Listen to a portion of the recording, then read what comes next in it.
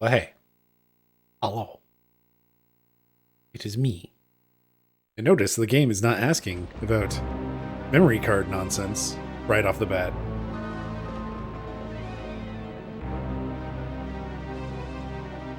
Oh boy. Oh boy, we can save. Theoretically, hopefully. I've created save data. I've checked this memory card. Will in fact remember that there is save data on it.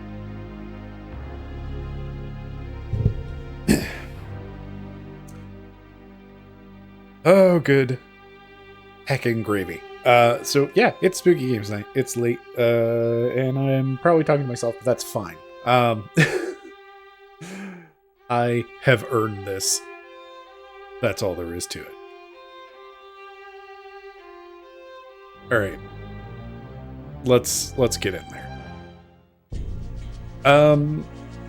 Okay, so we have the horrible question right at the start of the game. Oh, look at this. Look at this. What do you mean save slots? What do you mean they cycle and there's only 4 of them and the only indication that they are cycling is the number goes from 1 to 4. That's really bad UI actually. But anyway, hey, we're going to play on normal. Look at save slots. Save slots. Hot dog. Who would have thought of such a thing? Wild. Reinhardt wasn't very much fun to play as. We're going back to Carrie. I've dealt with enough nonsense to get this game going. We're going to play the character that is easier and has honestly more fun to play. In the mid-19th century, the province of Wallachia. In this time of peace and plenty, no one foresees the return of ancient horrors. But the old legends live, and soon the land will again be plunged into darkness. The people have returned to the path of wickedness, and the bonds that seal their evil ruler's spirit are weakening. Deep in his castle, he stirs from a century of enforced sleep. Count Dracula awakes. Carrie Fernandez, a young girl gifted with great magical powers. Sensing Dracula's return, she sets off alone to the Dark Castle. Now she must wield her inherited power in the fight against evil.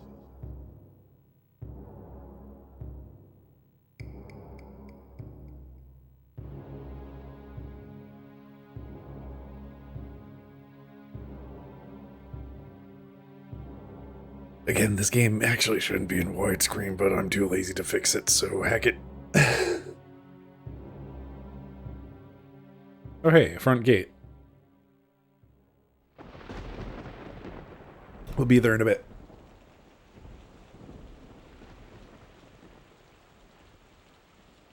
Whatever awaits, I have no regrets.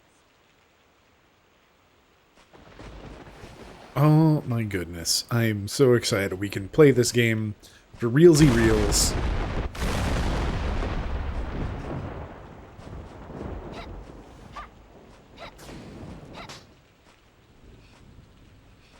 Picking up the stuff actually kind of matters a little bit.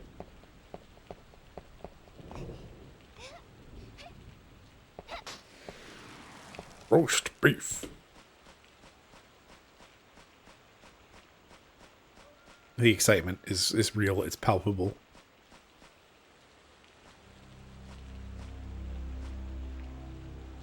You know, with the way the rain was falling like directly in front of that villager's eyes, it made it look like he was blinking.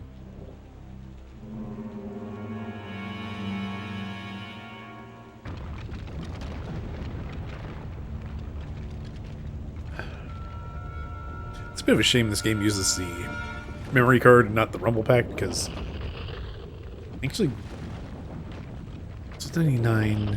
Rumble pack was Star Fox, which was 97. So yeah, I could have used the rumble pack if it had space to save.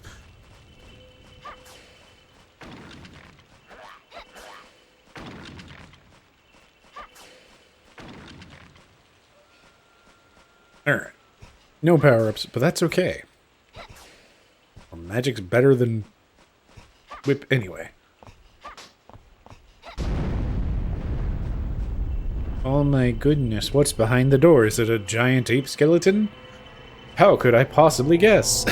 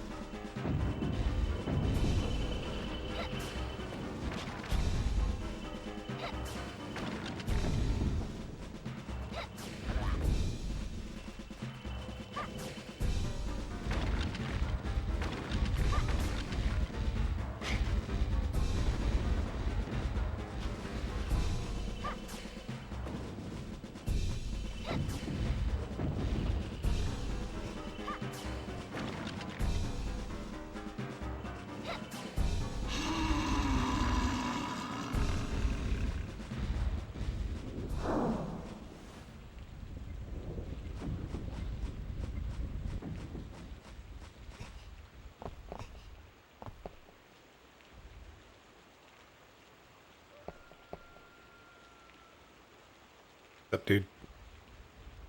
Bye. Okay, so we haven't reached a save point yet.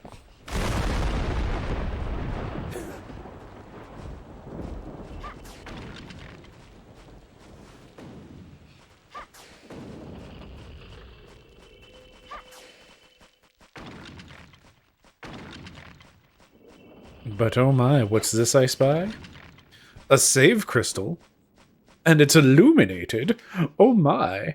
A white jewel. Will you save up to this point? Capitalized. Yes. So now, I do believe, if I were to die, say from falling or otherwise, I could load that save. And we wouldn't have to fight the skeleton again. And we don't have to do the entire level again. We can start from there.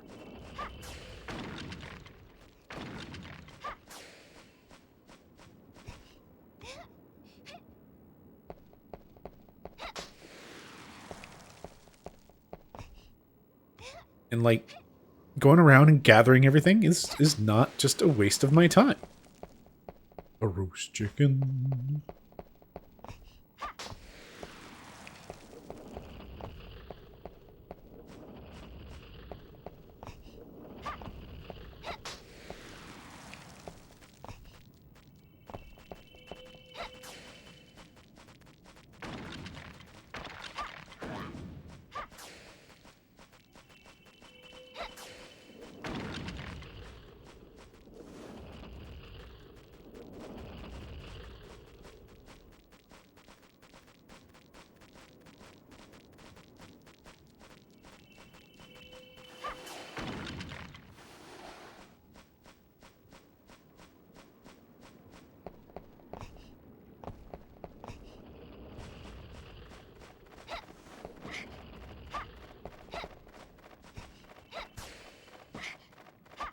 Dang bats, man.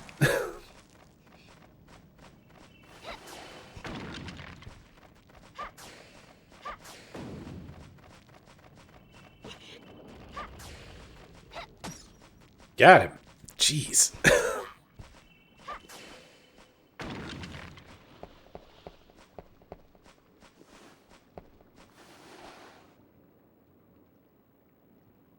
Yes, I shall operate the mechanism. Okay, so I am going to point out that it is a capitalized yes and no option for the saving, but lowercase for like the operate the mechanism dialogues.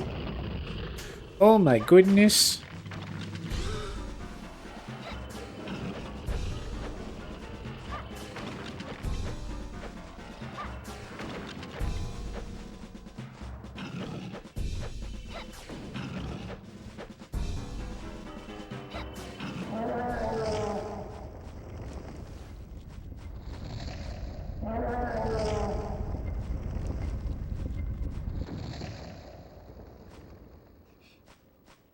power up. Delicious green magic.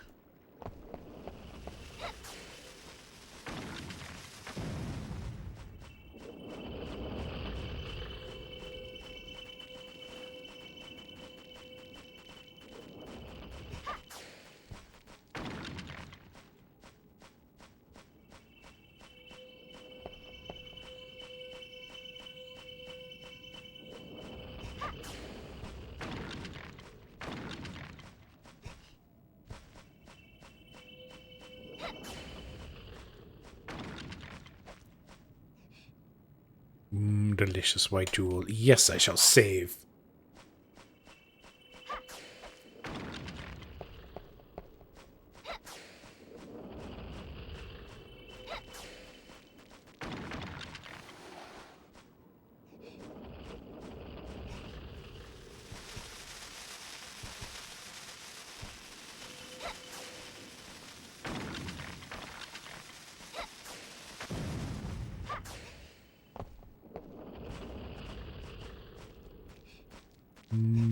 Delicious pillar chicken.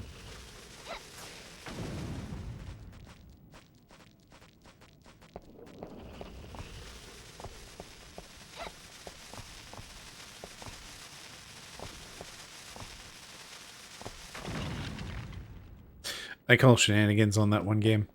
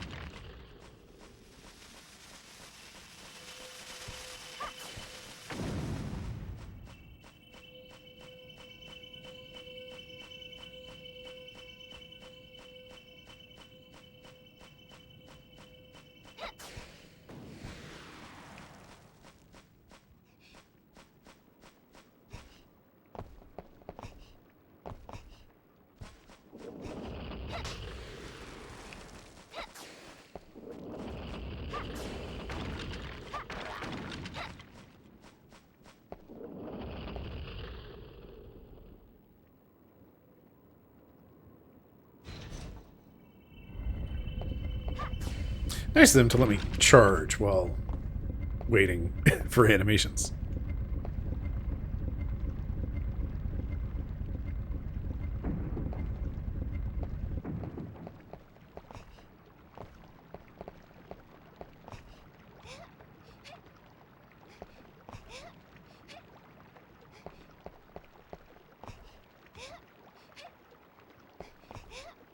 Parkour.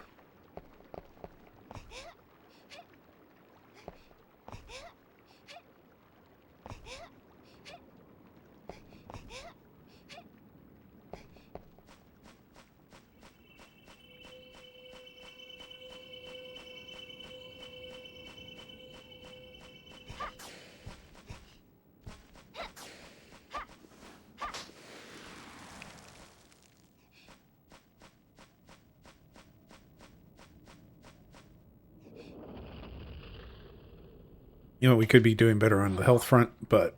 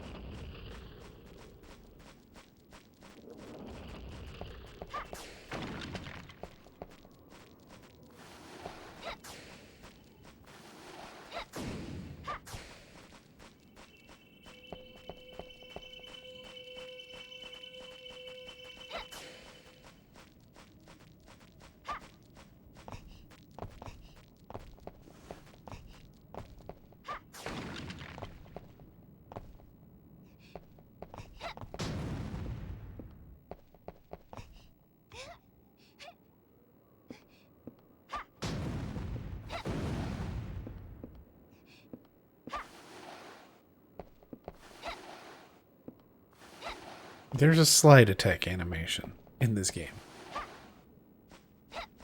It's kind of just doing the same thing as like the normal ground attack animation.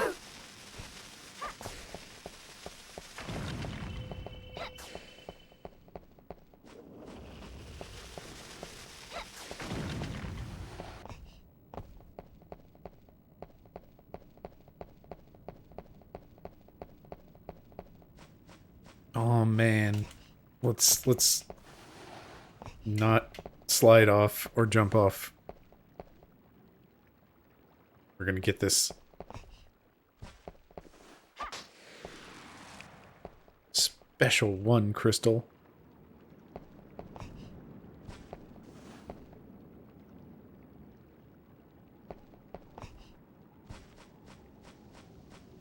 It actually matters because, you know, we can progress.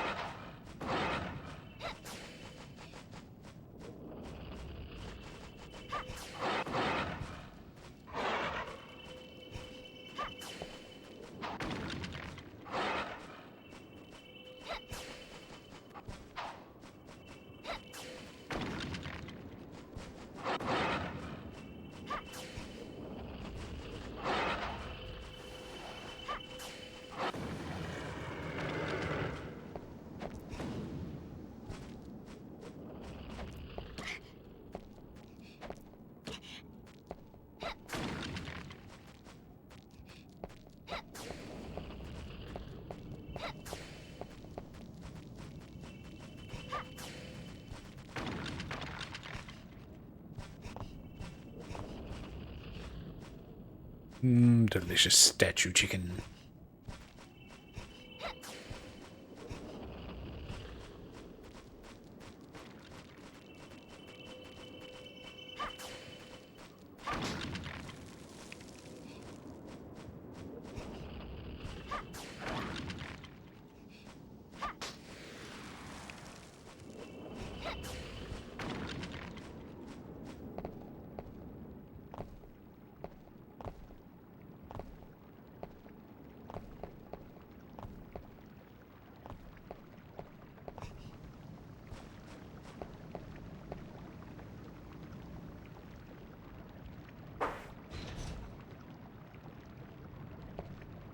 Alright. Now, to find out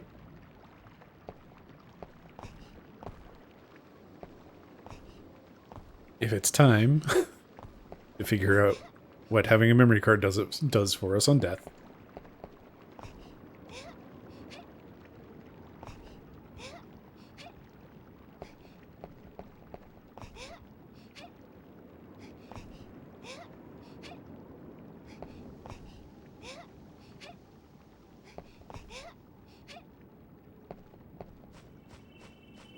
Why is the holy water still up here?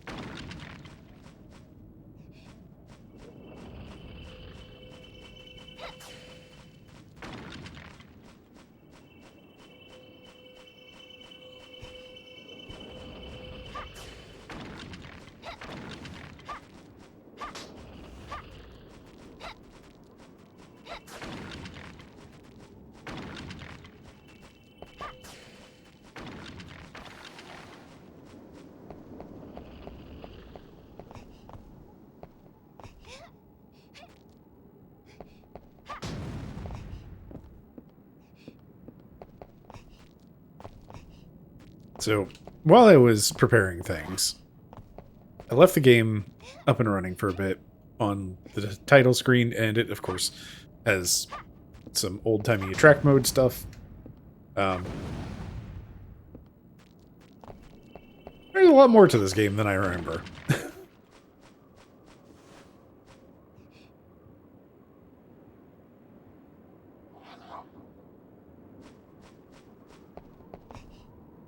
All sorts of enemies I don't remember seeing, all sorts of levels I don't remember seeing.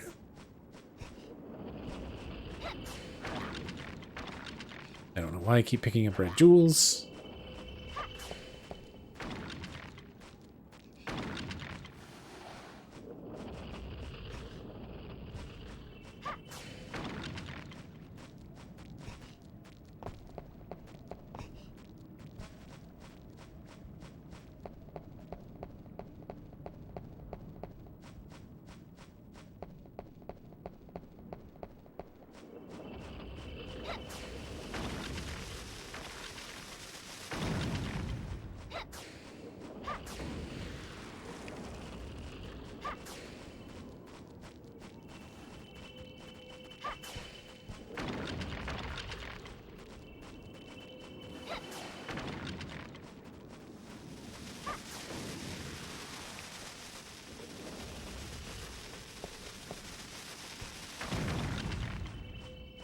Yeah, I came this way, didn't I?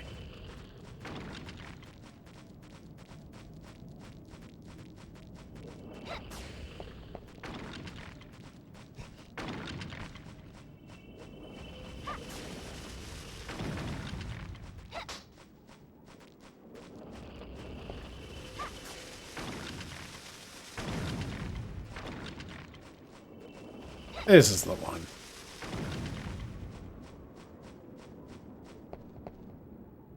The mechanism. Something open in the grate? Yes.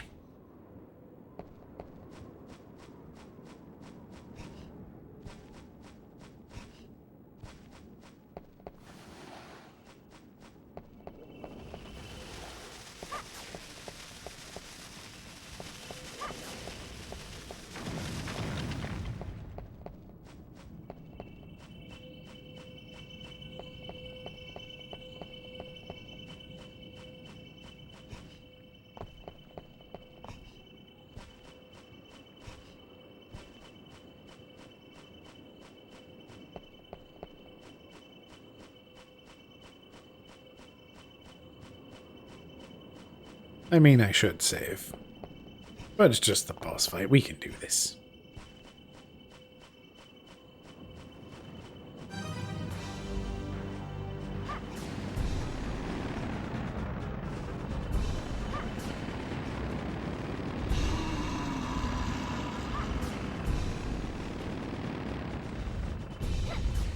Alright.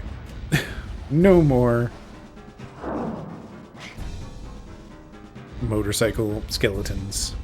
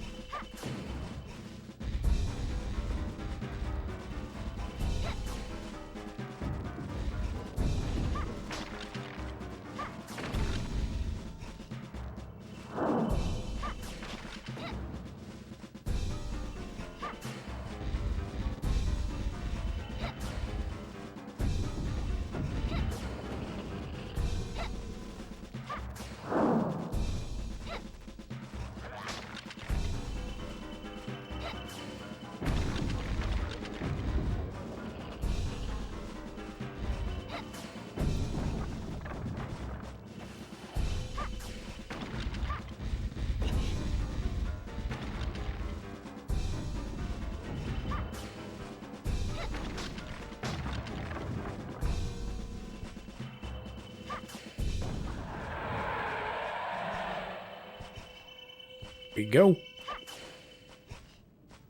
I guess I should have hung around his corpse in case he dropped anything, but... Well, hey, first level done. Didn't die, so we haven't tested anything. But...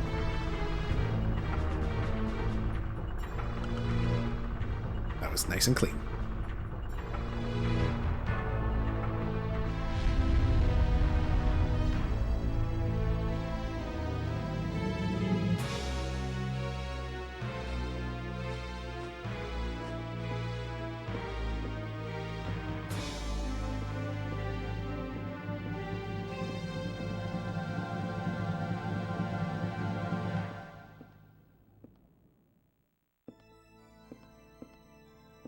Look at that illuminated white crystal.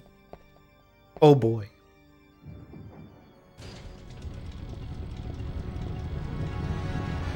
Oh my goodness. We're trapped.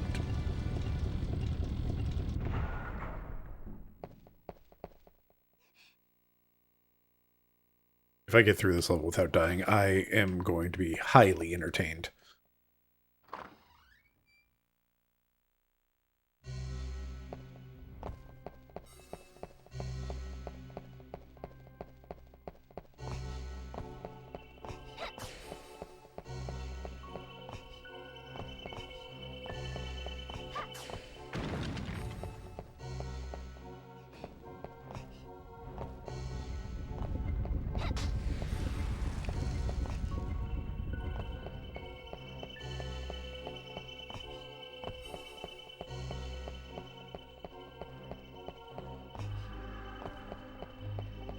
I really do think they might have found like the same sound font as what Kingsfield was using.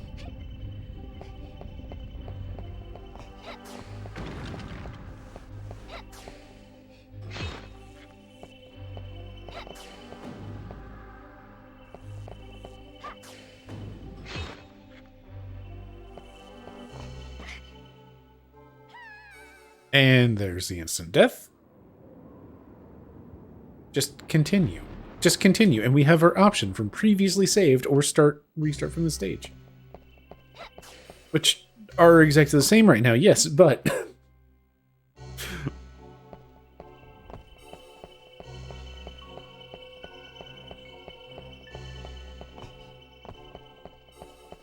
It does seem that either way we lose all of our power-ups. That's fine.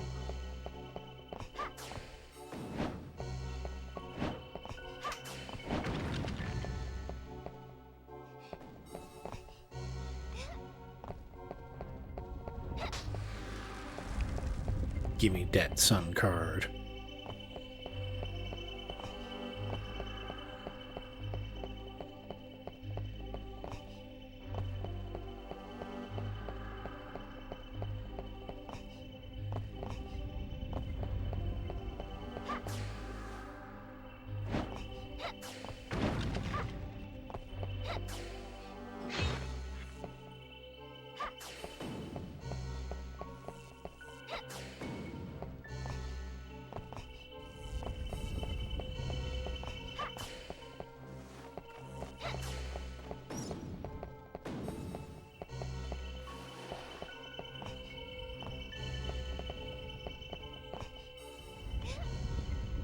I did not hold A long enough.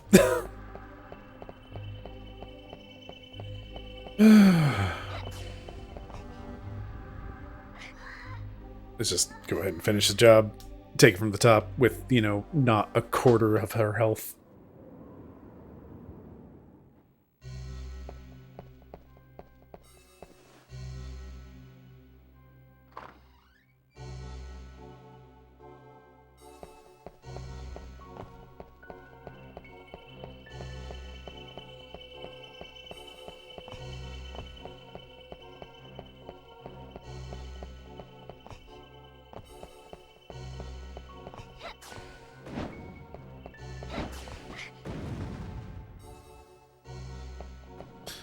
Give me that power up. Alright. Traded some health for a power up. That's fine.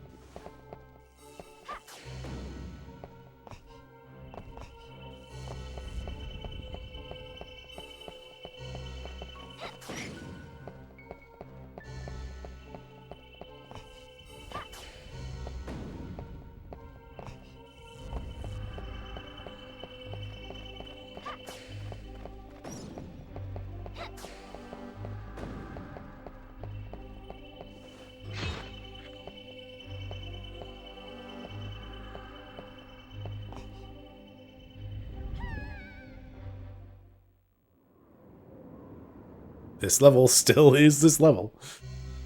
Oh boy. Love instant death falls. Love falls that go from no fall damage to way too much fall damage to instantly dead way too fast.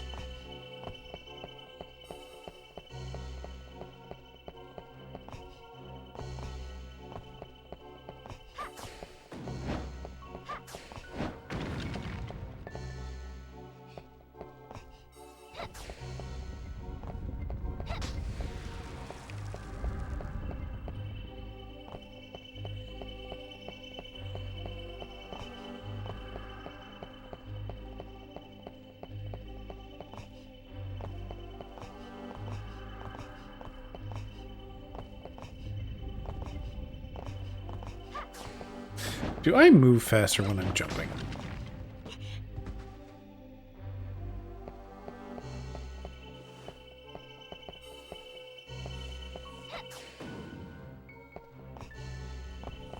Is the speed run just like constant jumping?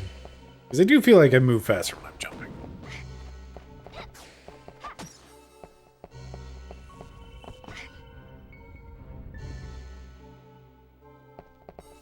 Huh. I don't know why that didn't do lethal fall damage, but okay. I will accept this blessing and carry on.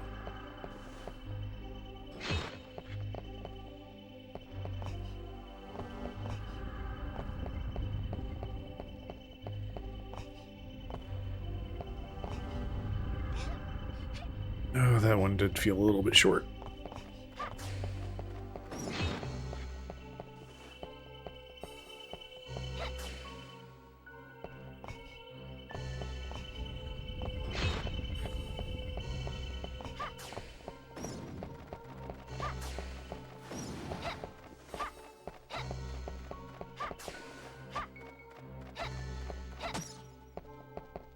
That's right, sucker. Get stuck outside the geometry.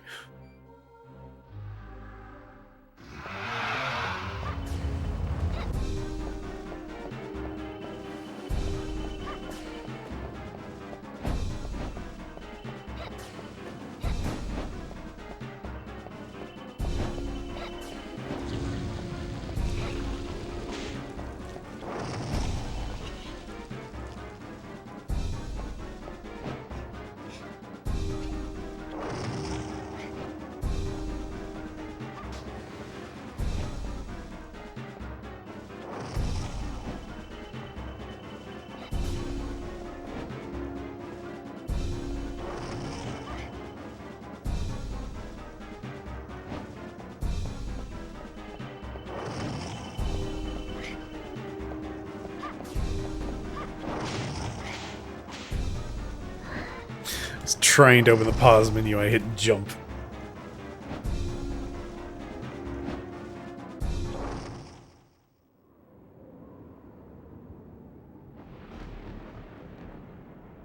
Heck.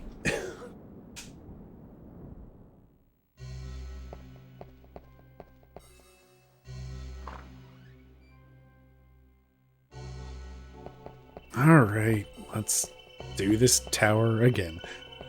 I'm beginning to remember, like, I think this level, like, might have colored so much of my experience with this game. Because, again, for a long, long time, I did not have a memory card to play this game with, or, you know, if I did have a memory card, it was, you know, full of other things. That was cool. Managed to fall through the geometry, climb up the wrong side of it, and then I'm okay with that. Saved ourselves fall damage.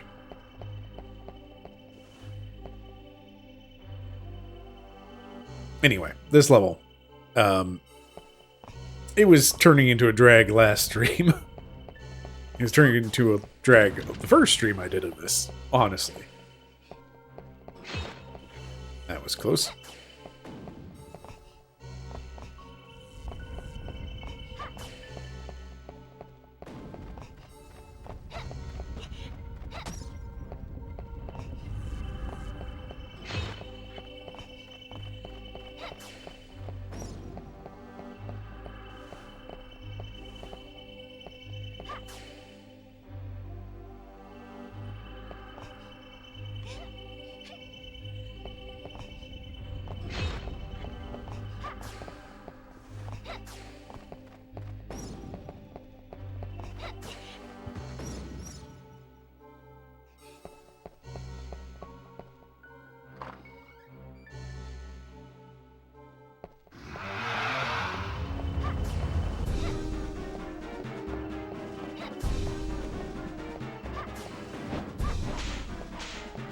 There we go.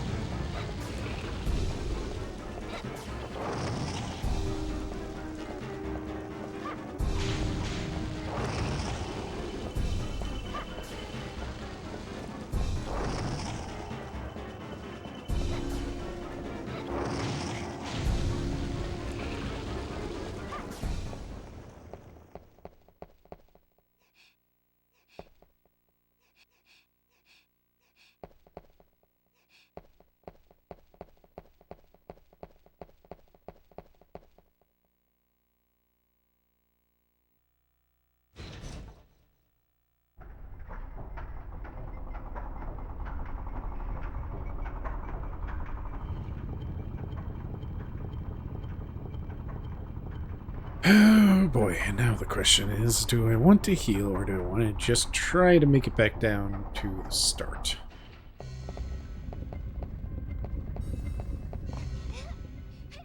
I think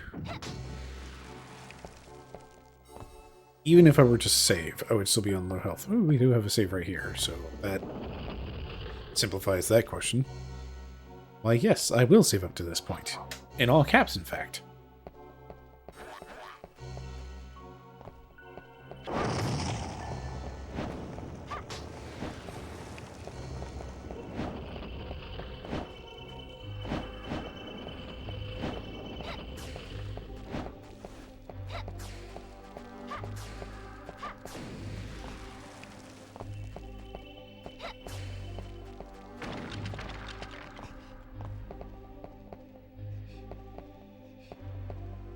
I'm going to leave my save up at the top because then I will be passing back through where that power-up is.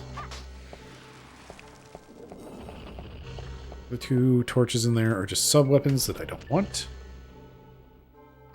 Let's use our left tower key, and here we go.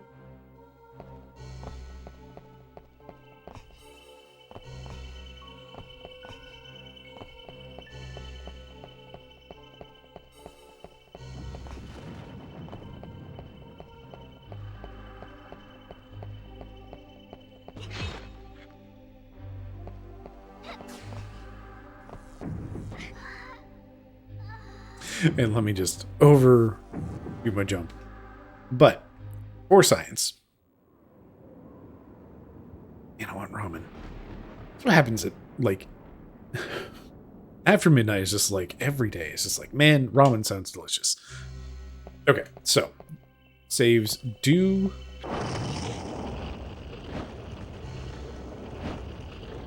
Hey, skeleton, please kill me. Saves do keep track of where our health was. Hey.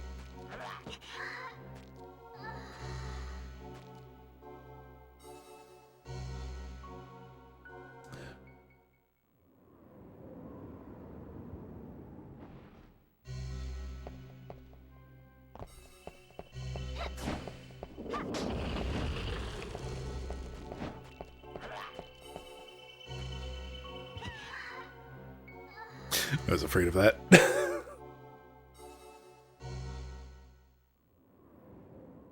Alright, let's take this at least a little bit seriously. Get our cash. Don't get hit by a skeleton.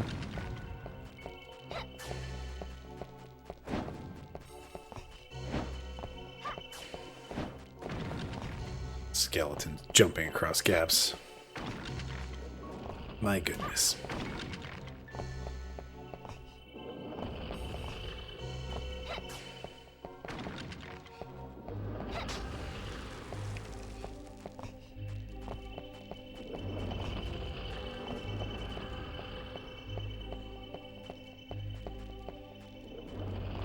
Alright, that torch is just across.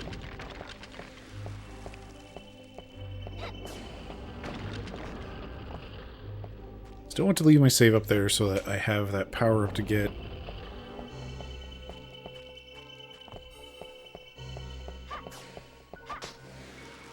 Grab our key and scram.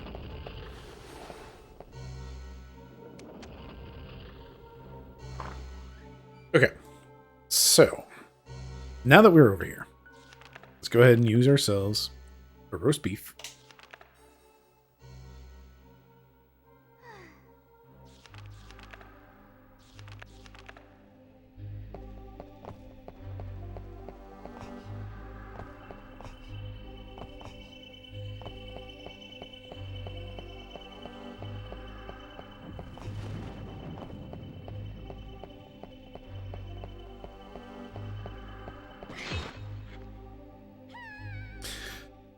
All for that again. Go back up here where we keep leaving our save so we can get that power up.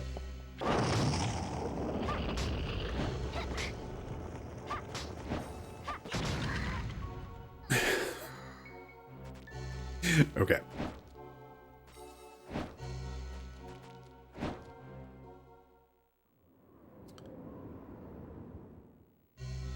It's like, it doesn't change the fact that there's still that power-up, and I'd really like to have that as an option.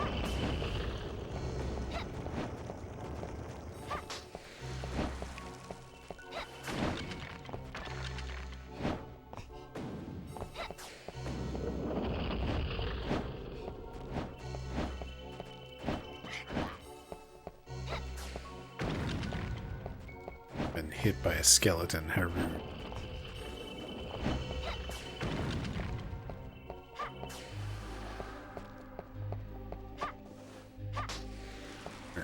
It's a moon card. It's a cross, don't need it. Our power up. Get our secret 500 money.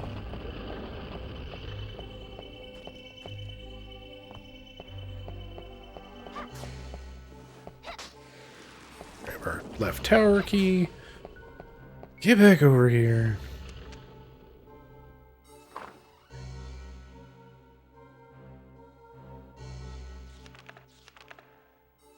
You know what? We're only going to use a chicken this time.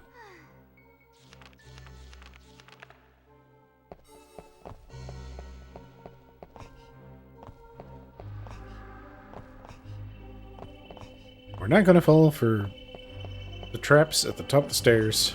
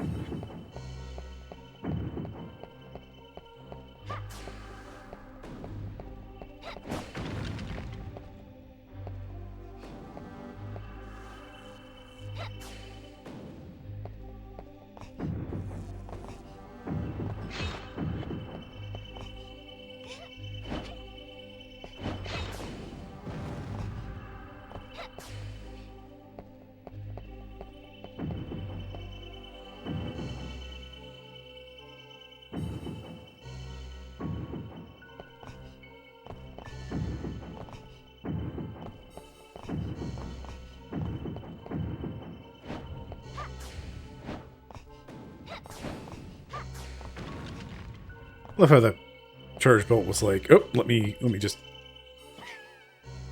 go over the fireball.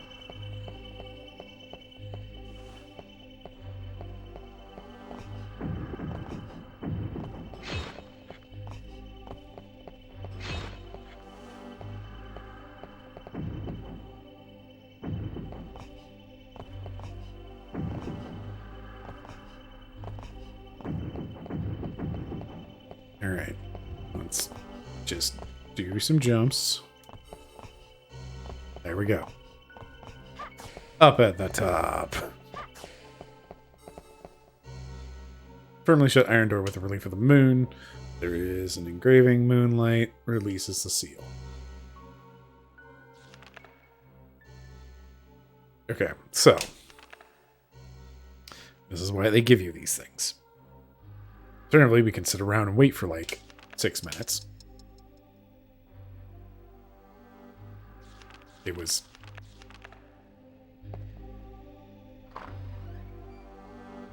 I thought it had just turned day. It was not day.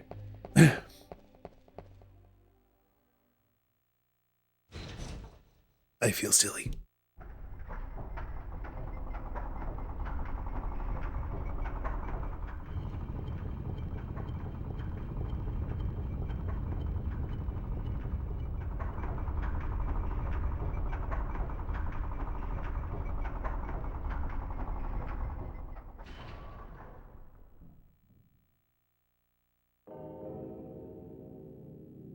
Bing bong.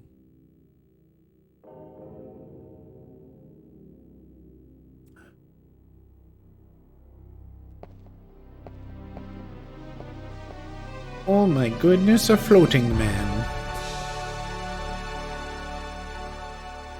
Right, this isn't voiced. Alright. Miserable. No, it is. Upstart weakling. All who oppose the Dark Lord must die. I see a save crystal.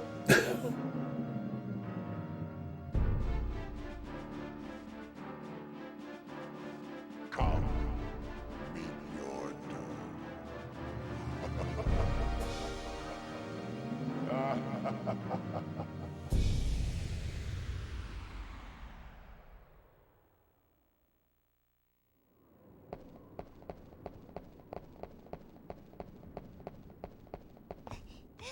Sweet, sweet save crystal. And a roast chicken too.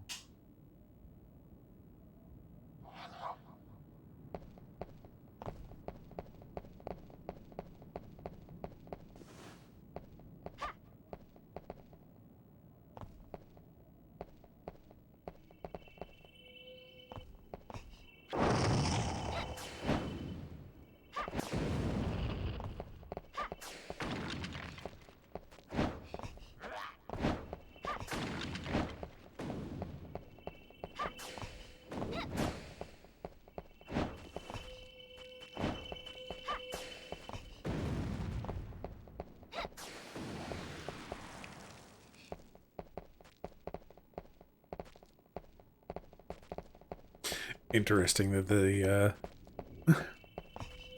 attempt to grab things isn't an animation cancel, but it does interrupt.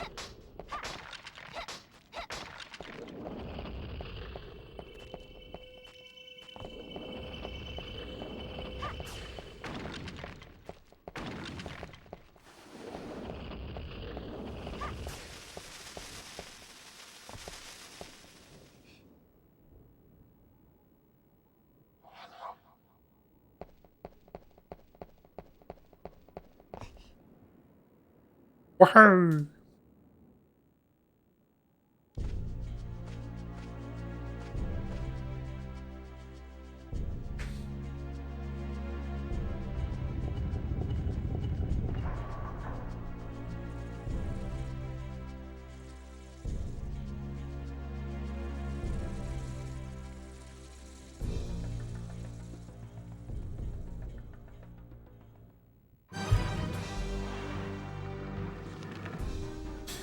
One second.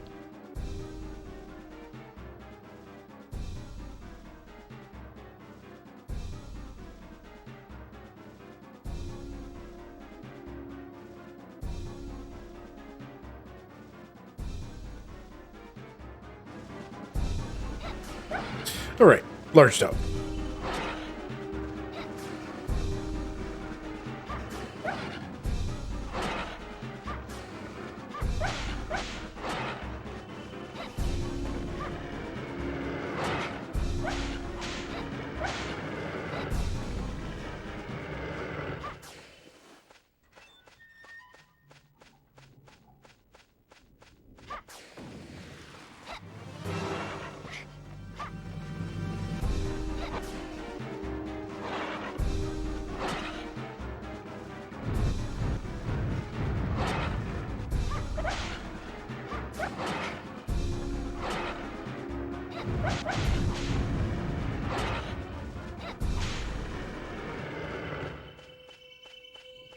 Rude.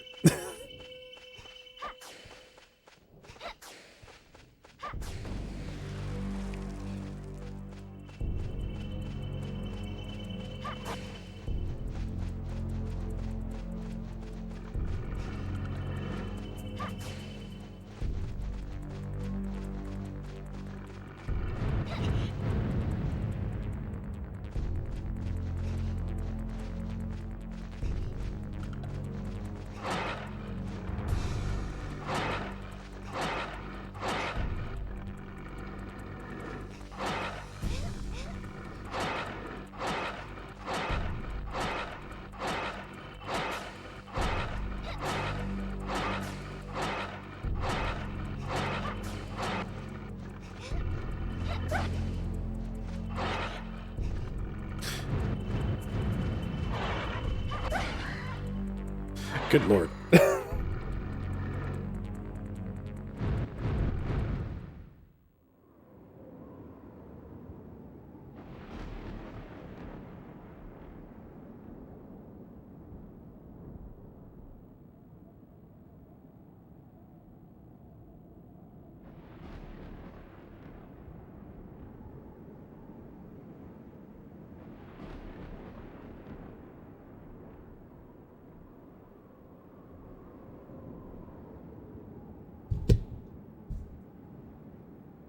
Alright, game. You have my full attention again. Oh my goodness, a doggo.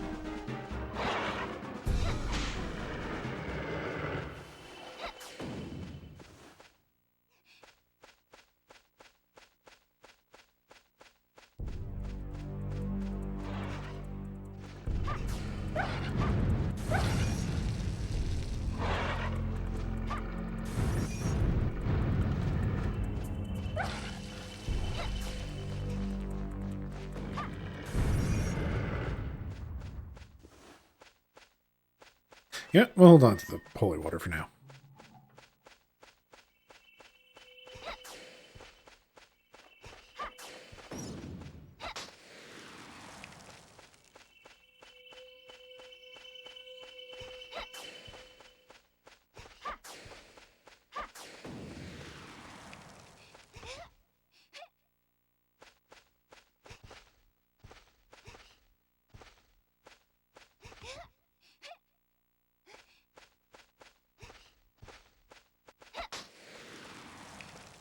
Oh boy.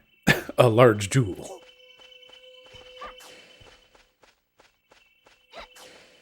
Okay.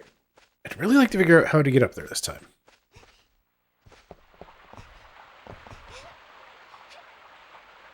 It's just up. Is that a daytime, nighttime thing? It is currently nighttime.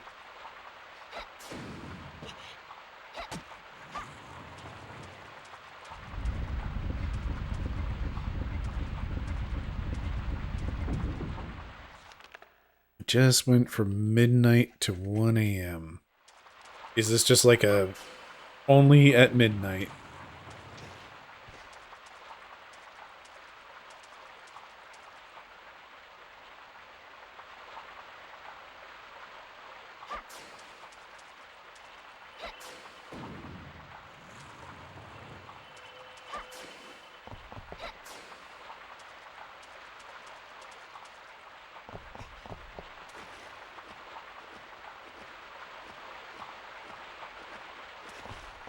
Yeah, we did take a lot of damage, but I think I am going to go ahead and take that save because it lies all in his manner. Yeah.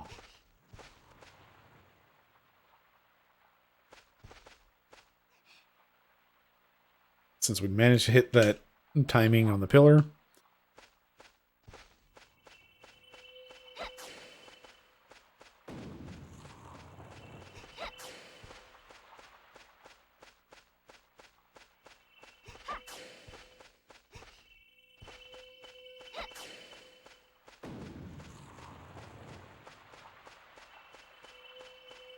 I don't remember if there was anything else out here.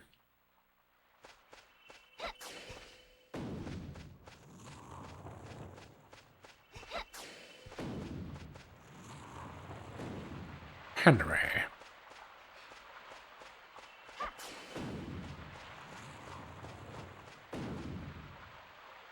Mary.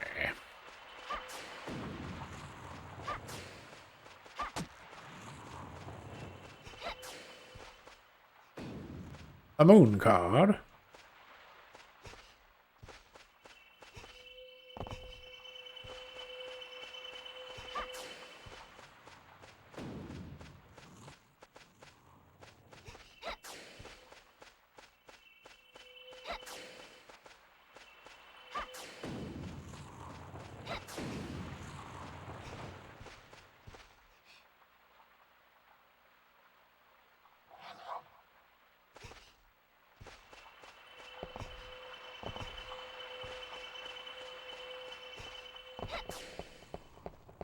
Here we go.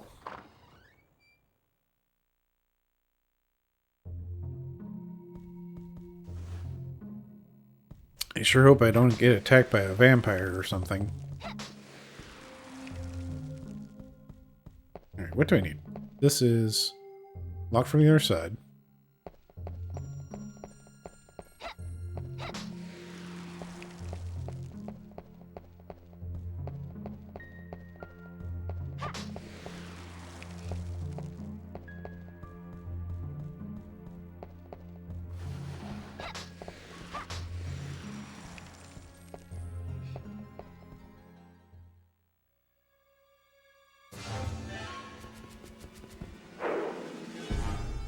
Oh my goodness.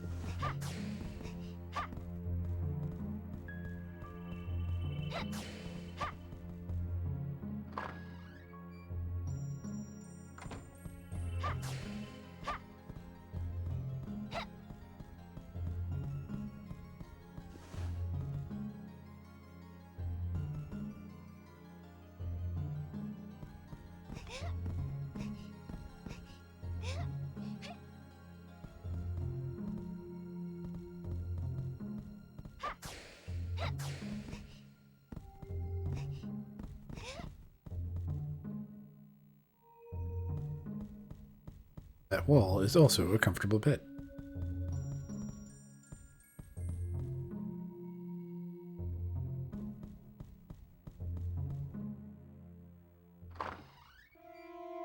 Oh my goodness, an old man. This is the one that's not voiced.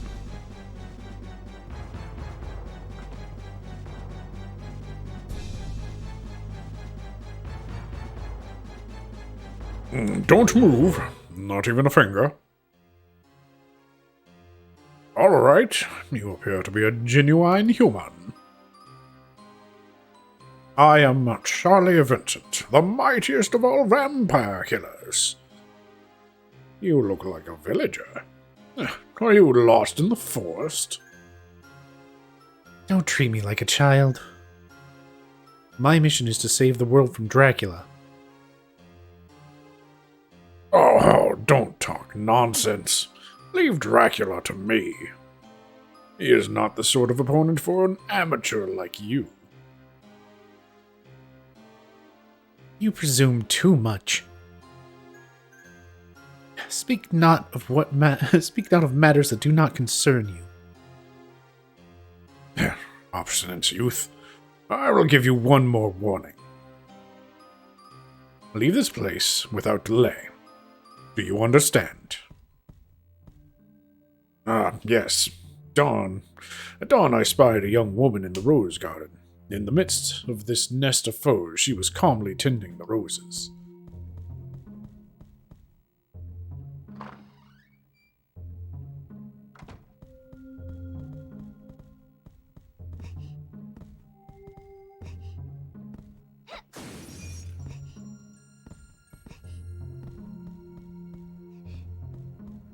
Sweet. About 500 gold in that table.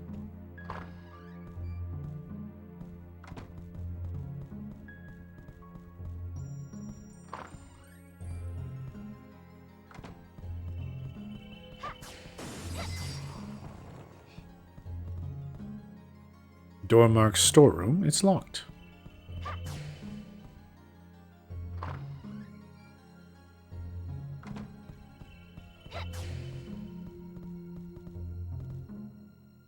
There's a painting. It shows a garden.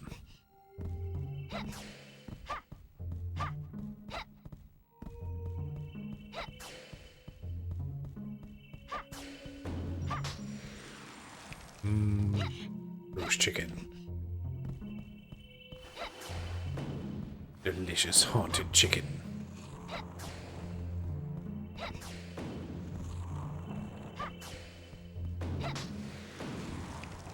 Oh, there's the storeroom key.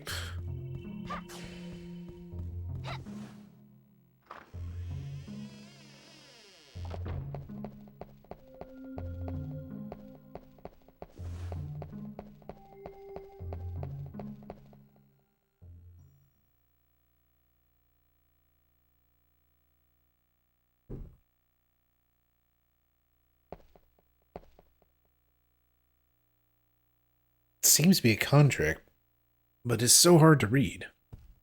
Oh, pray excuse me, but have you seen a scroll hereabout? Ah, that's it. Ah, I thank you dearly. This is important to my, business. Oh, forgive my rudeness. My name is, Reynon. I am what you would call a demon. Wait. I am not an enemy. My role is to provide useful items for adventurers to the Dark Castle.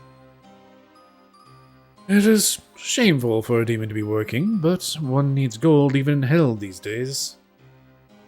Surely we were fated to meet.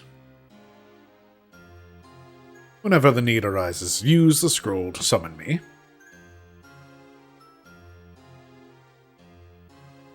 Oh dear me, is that the time? We have talked too long. Remember, summon me whenever you need.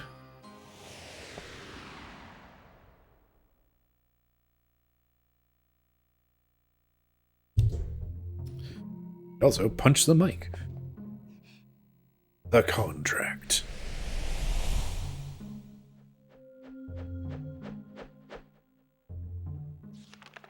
Oh, you require something? What do you require?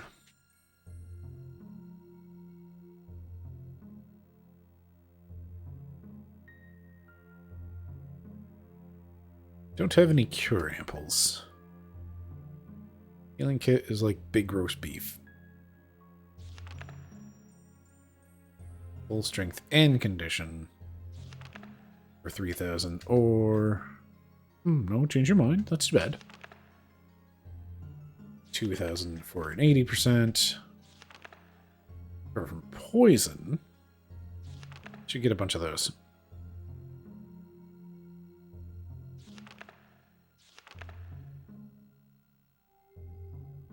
Okay, so it costs 1,500 for roast chicken. 2,000 for roast beef. That means it's 500 for the extra 30%. And then another 1,000 for the last 20%. So I think I'm just going to stock up on roast beefs. And here's Curse of Vampirism. Crystal cleanses the blood.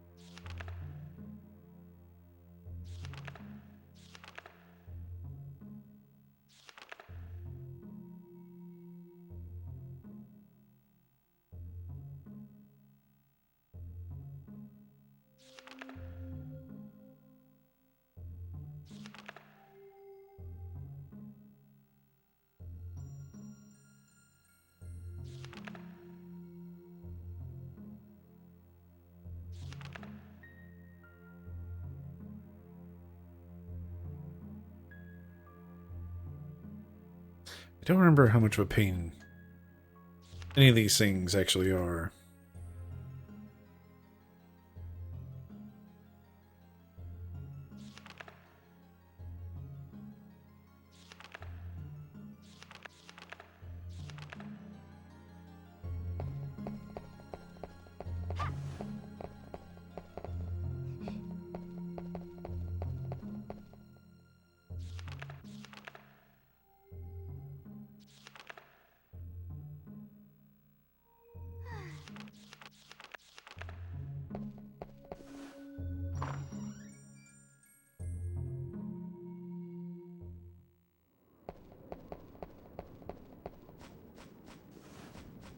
Hello, garden.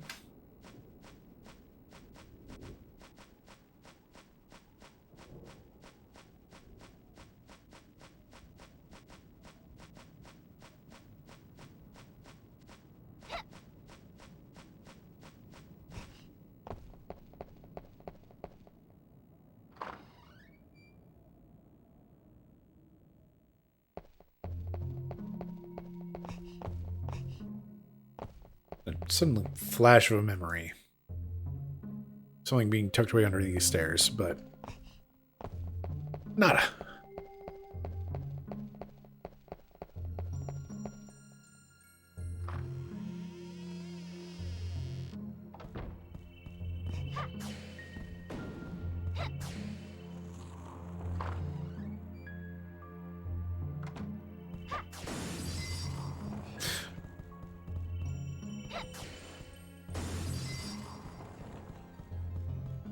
Alright, we now have said storeroom key. Ooh, hello. What a lovely storeroom.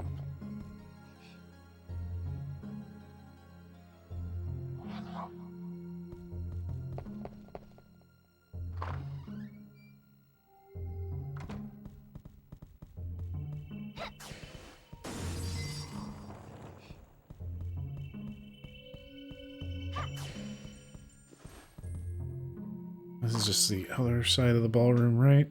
Yes.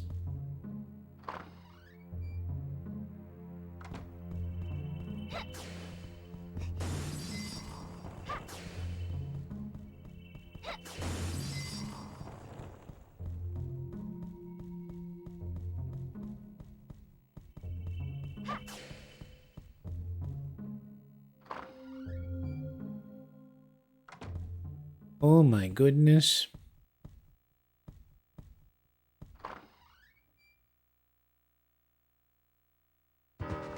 Ah, here, help! Oh, this place swarms with demons. You have entered the castle of hell. What's the matter? What has happened?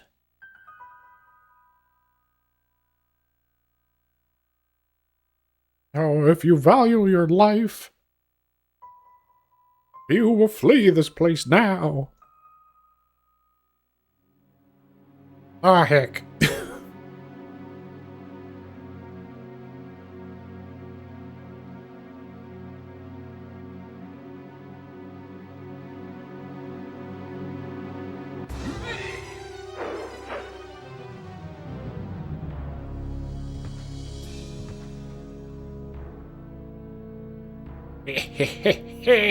You smell different from the usual adventurer. Come to me, I will taste your blood.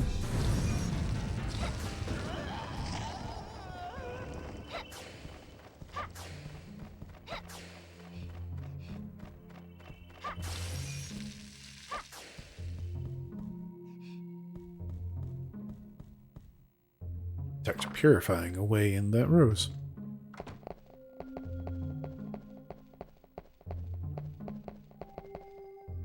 Door marked Archives. It is locked.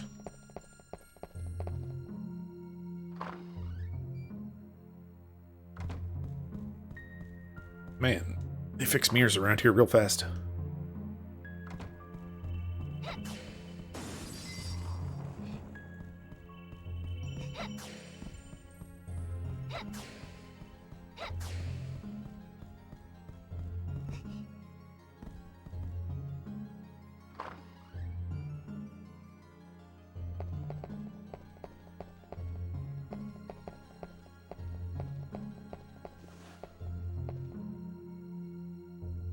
Okay, while we wait.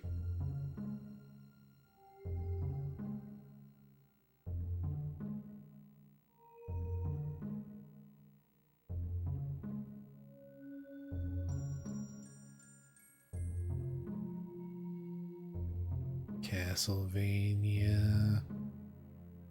For use.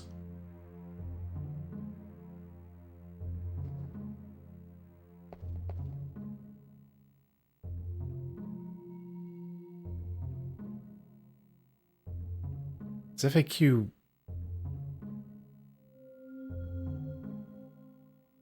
Okay, it's this person again. So somebody like went through all of the Castlevania games and wrote brand new FAQ guides.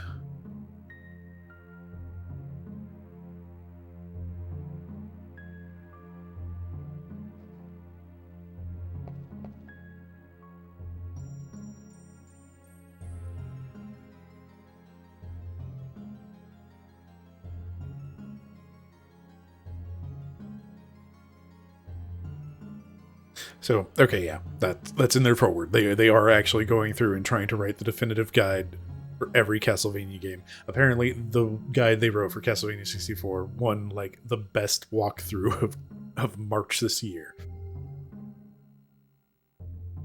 I imagine they are getting their information on their own, as well as going through all of the other existing guides. It could just be that somebody is having like a hyper fixation, but I've seen a few other guides. They seem to be fine.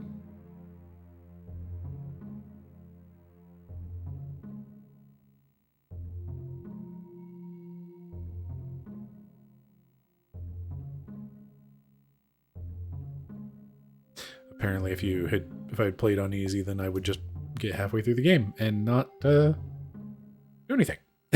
Like it just stops halfway through and is just like play on normal, dummy.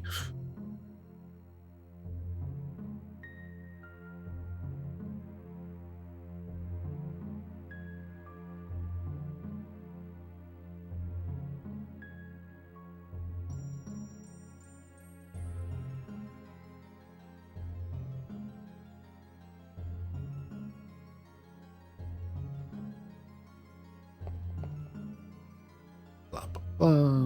Story and things. I probably should just control F. Boss encounter giant skeleton.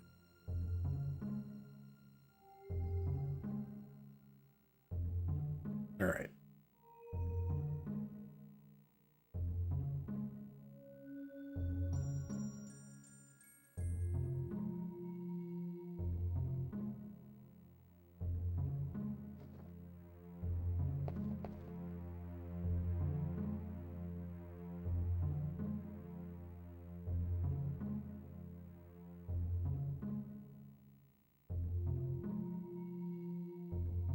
Okay, so yeah, that pillar up front was in fact midnight only.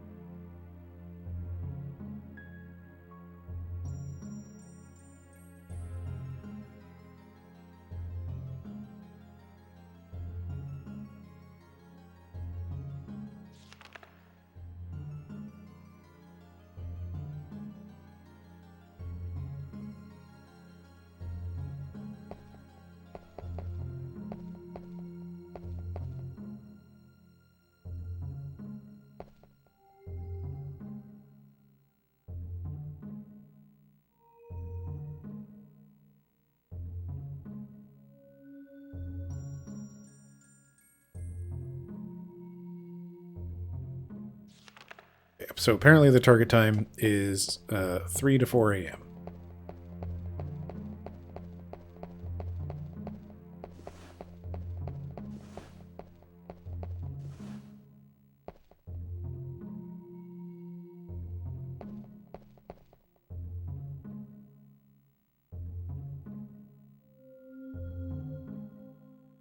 There we go.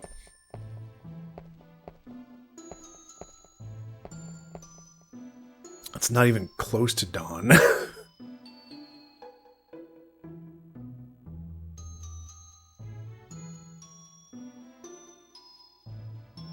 don't know, she's cute, maybe?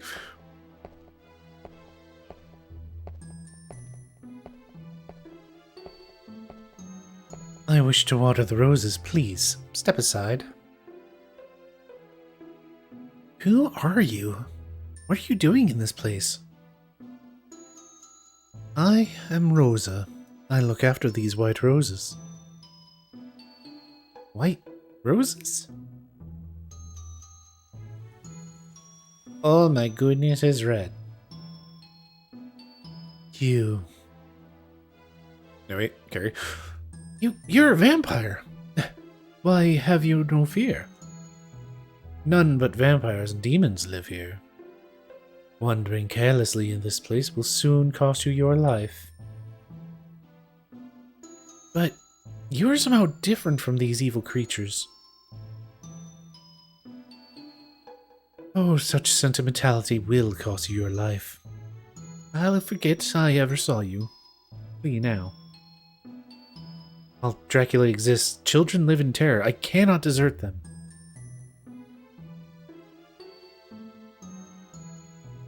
As you will. First you must go to the castle archives. The key to the archives. Ah, yes. Previous adventurer took it.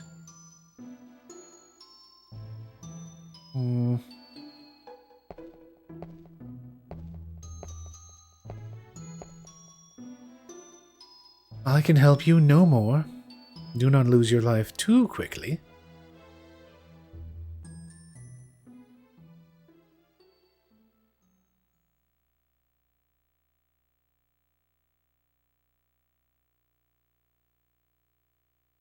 Neat. Not helpful, but neat.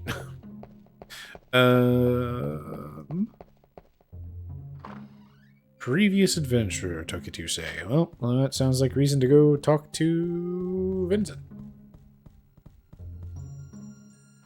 Vincent, were you in this room? Vincent? Oh, Vincent? Where are you, dear boy?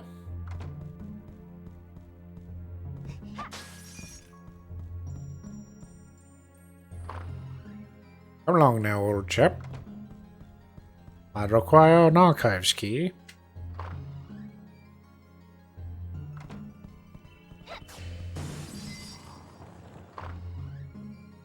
It's my storeroom. Let's go ahead and do a save.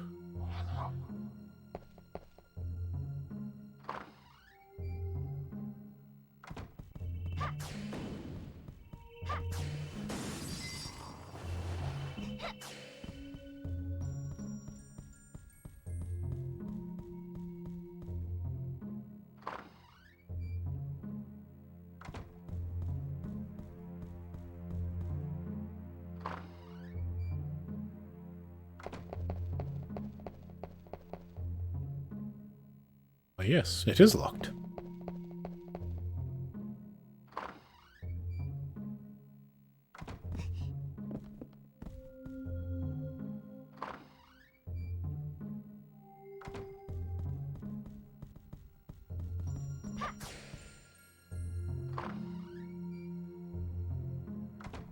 Vincent? Not in here. Hello, ghost.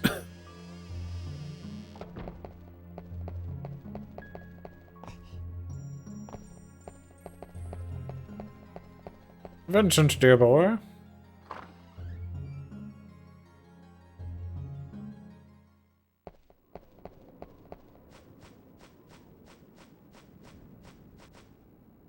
Sign saying door to the maze. It is locked.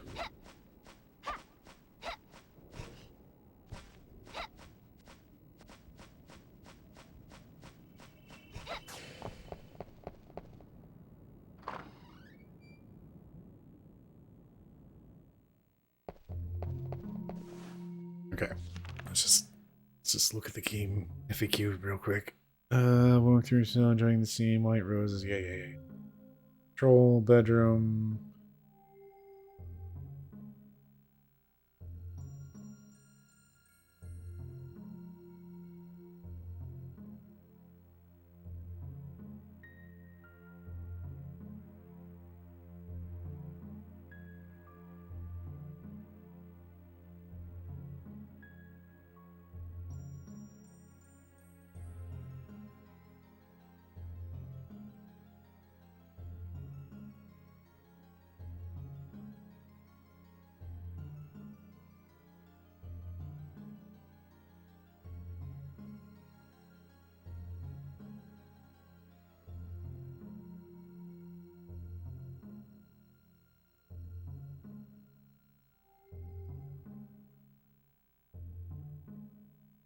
Okay, so yes, I am supposed to talk to Vincent again. But, Vincent?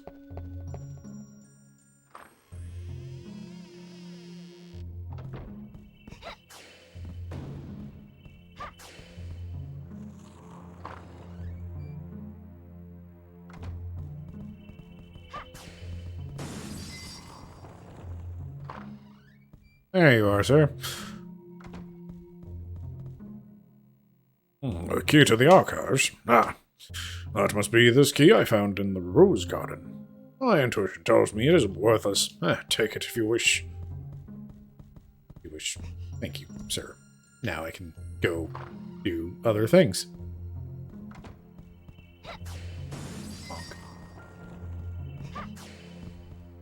It is nice that they give you these,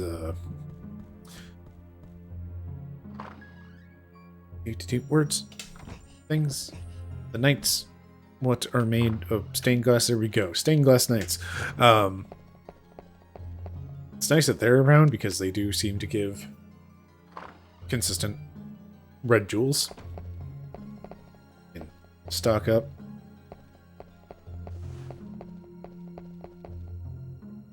Many books, but none appear useful. A lot of books still.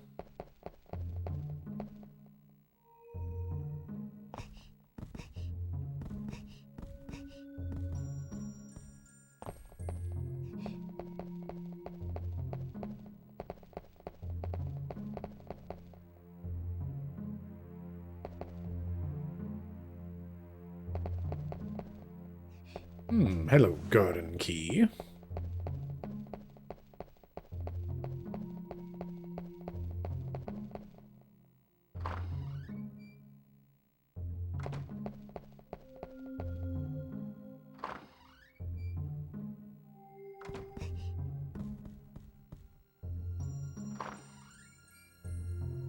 So if I'd seen that scene before, I could have just talked to Vincent twice and gotten my key.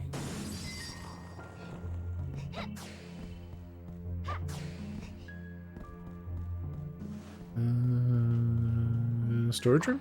Yes. White jewel, my beloved. I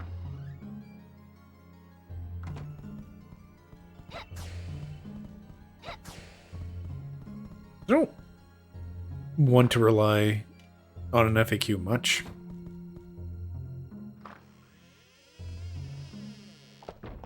I just remembered I had tried like being at the garden at dawn and around dawn and just like apparently had missed the 3 to 4 a.m. window.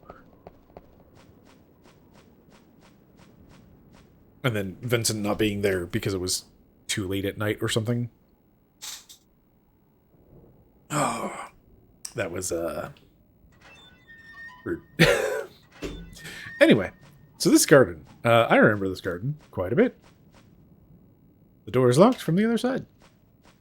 Not to say that I remember, like, the maze at all, or, like, how to solve it. I just remember, door is unmovable, seems to be no keyhole.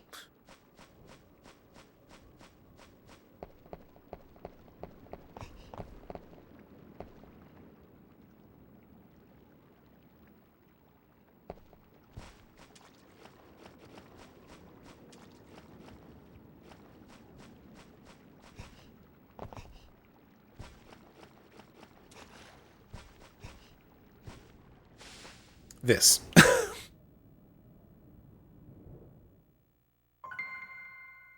Who's there?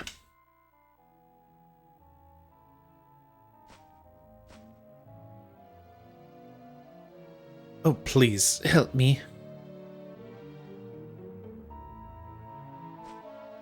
What's the little child doing here? I'm Carrie, you're safe now. My name is Malice. Malice, why are you here alone in this terrible place? They burned the village. My home. My mother and father, too. Oh, that's awful. They took all the children to the castle. The devil in the black cloak was looking for a certain child, and then my head hurts. I can't remember. Are you alright? You're tired. That's enough. There we go. Hey, remember those dog statues at the front?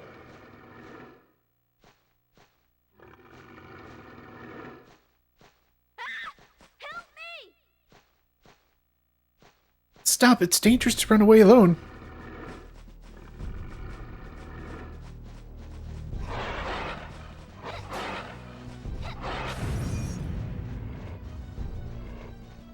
I am attached to this dog. Oh my goodness.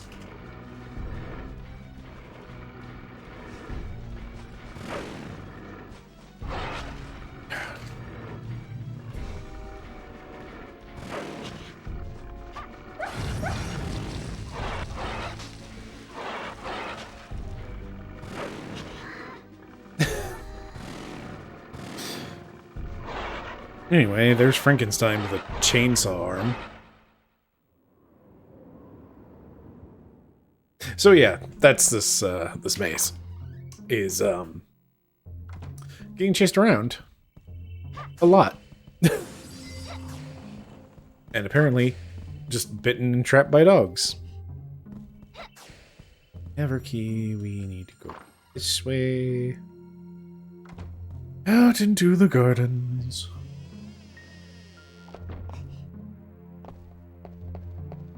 Anyway, this room, or this maze, has always been just kind of a real rough patch of this game as far as I remember.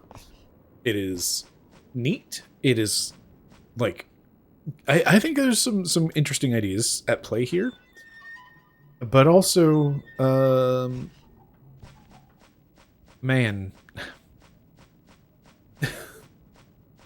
it kind of sucks with the dogs who can just bite you and then you're just trapped.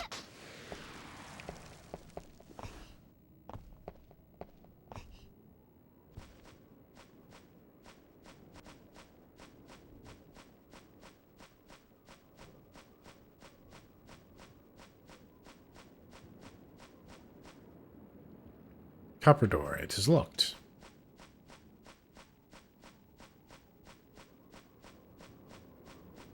See how much of the lay of the land we can get before having to unleash Freddy with a chainsaw. Look to the other side.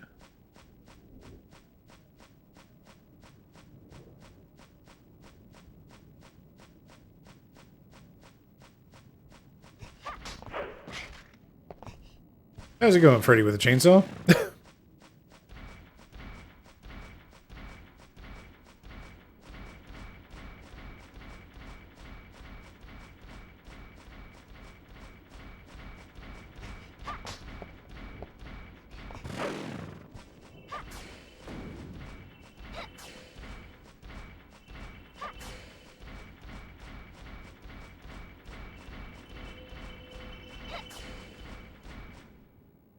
Door's locked from the other side.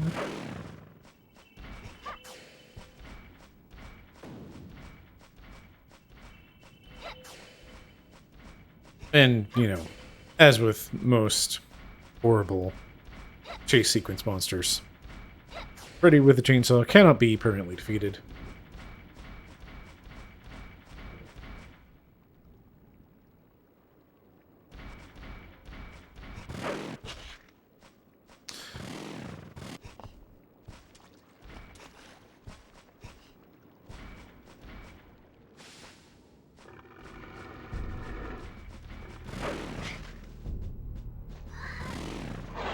Let me just...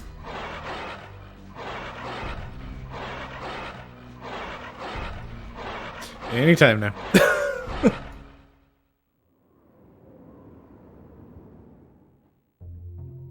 Alright, so... Not really anything of actual interest out there in the maze that we can explore. All we can do is find Freddy a little bit early and get ourselves killed faster. So let's not do that.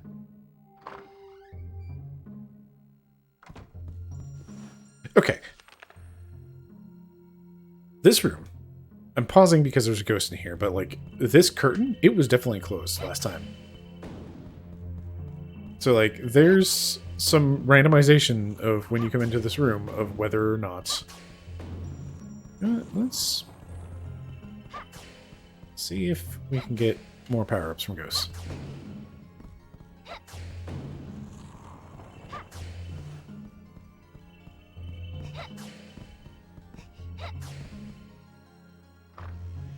Some randomization of like which curtains are closed, and that's a cool thing. Again, there's like a lot of like interesting little bits in this game. And like there's clearly a ton of love and effort put into it. What with like how detailed, like there's just like a lot of animations. And like a lot more than you would expect from, you know, a game that is actually bad. That's not to say that, you know, you can't have a lot of animations and also have a better game. I would point to Bubsy, except Bubsy's fine.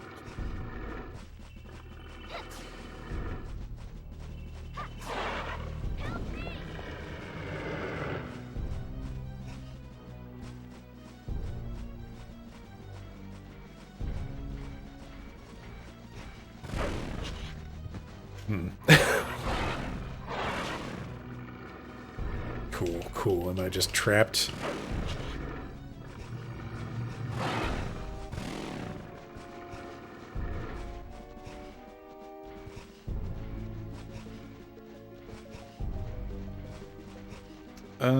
These were all dead ends, so I don't really know where I'm supposed to be going.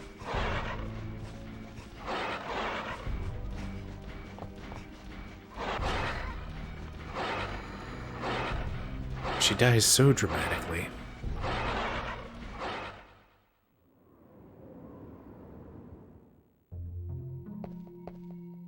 I do wish the save point were a little bit closer to this god-awful maze that I... Oh, like, this is most of what I remember about this game, is this maze. Because this is just, like...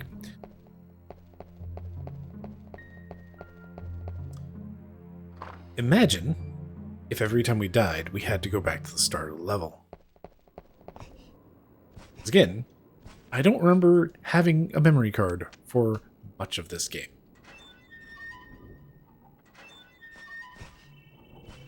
So that would mean you'd have to go, you'd have to wait for Vincent. Okay, so this door that you just went through, Malice, is unmovable, seems to be no keyhole. So do we try following you? Is that the play?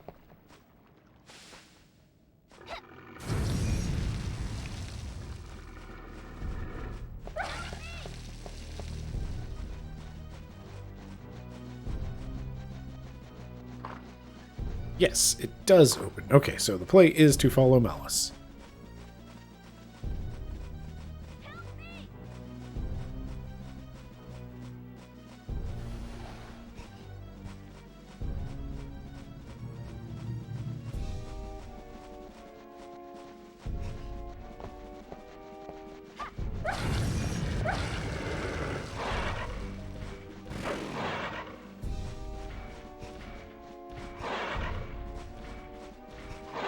Note that while I can in fact stun the dogs briefly, they cannot be killed. Malice went the other way.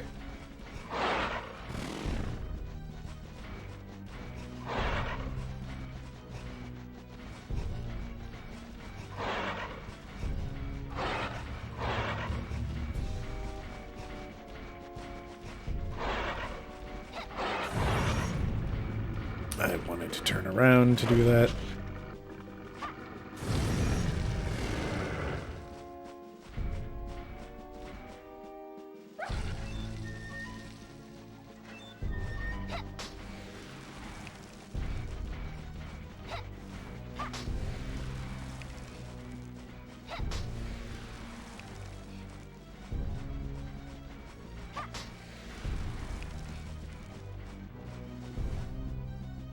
An old stone pillar.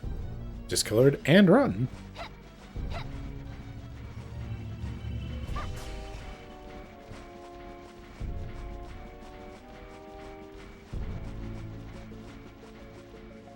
Okay.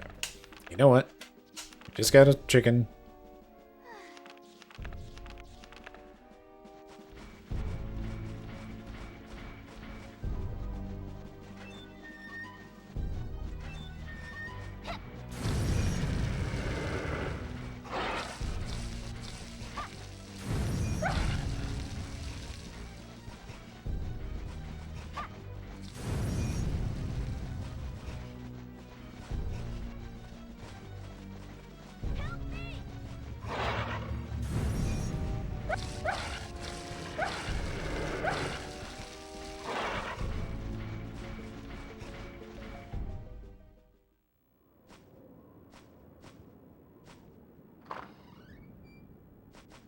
Yes, let's calmly walk through that door.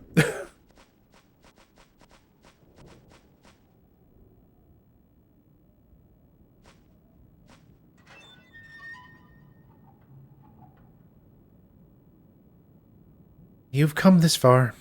Once you're through the forest, you're safe. Watch out for the demons in the forest.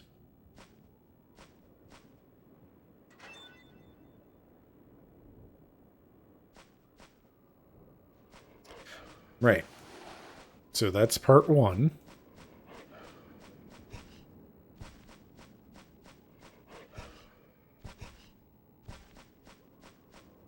I feel like there's a part two of this.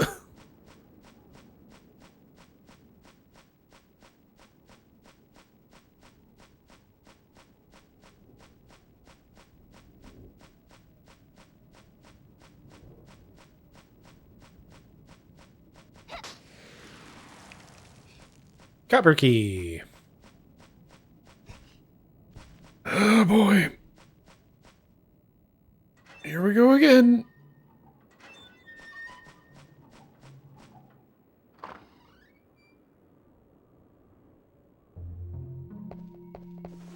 Oh, but we do get to save.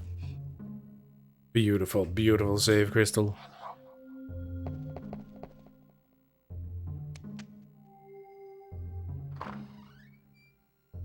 Okay, so here's the story. Basically, before stream, I decided to do like one final check to make sure that my 16-page off-brand memory card thing for the N64 actually worked. And when I turned on the game, it said no. No, actually, there's an abnormality. You can wipe the thing and start again, which I'd done previously when I tracked down this memory card for the first time, finally, and plugged it in and made sure that, hey, I can in fact do things with it. So, howdy, Matt. Welcome.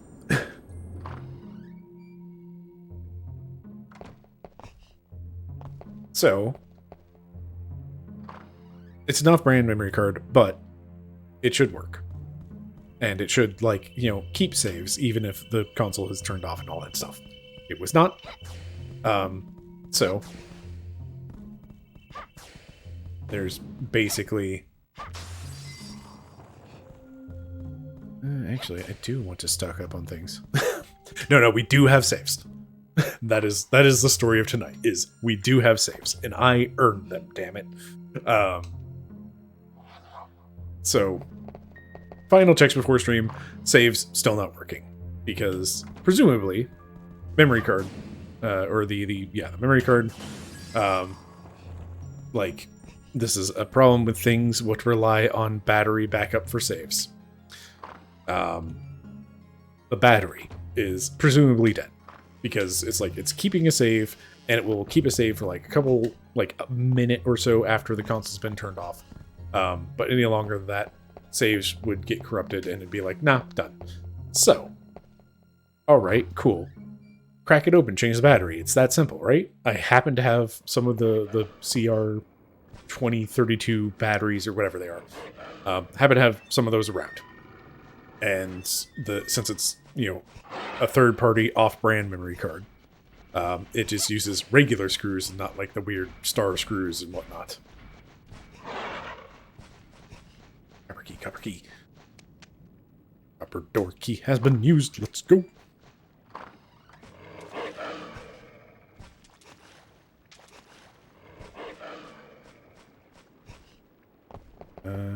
Is that a save crystal? That's a save crystal. Yeah. Let's see if I can read the brand off of mine real quick. I cannot. It's like some super no-name brand, but it's like a 16-page memory card, third-party, whatnot. But presumably, just pop it open, change the battery and whatnot. Problem is, the battery has been soldered in slightly. Like there's like the little metal bracket that the battery fits into, but it has been soldered in top and bottom to the little cartridge board thing. So, okay, fine. I can pop that open and fix it, right? I can break that soldering. And eventually I do. But in doing so, it required enough force that I tore a little ribbon cable. Because since it's a 16-page memory card thing, just flip that camera around. It's got a tiny LCD on it. So, hello, Mr. Skeleton. Everyone's face is in agony and pain. I mean, it's a skull. So, I tore the ribbon cable just a little bit, like from where it's actually connecting to like the contacts for the board itself. Or like the basically where it connects into the screen. So, check my memory card. It's saving, but the screen's not on.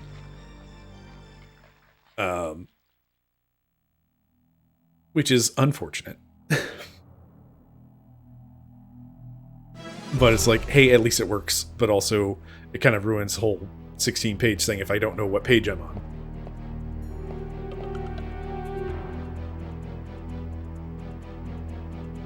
Oh, very rude to interrupt someone who's enjoying his meal. I shall I think different, like the main dish has arrived. Meow. Oh my goodness. He's a vampire. I will kill you here.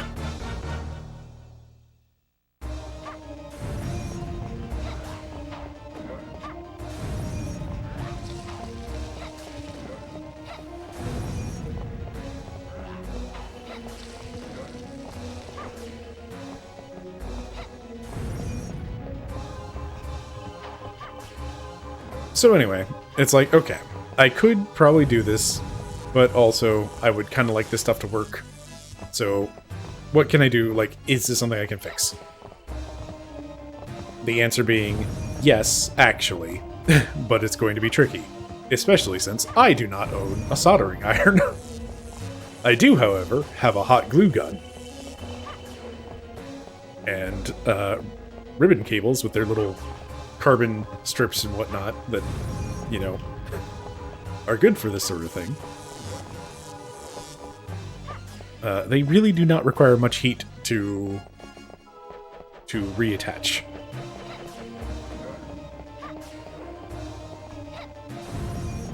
This music kind of rocks.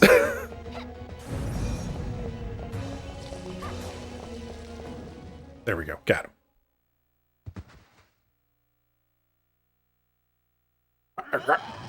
Cannot be! I, a vampire, defeated by a human. I die. Oh my goodness.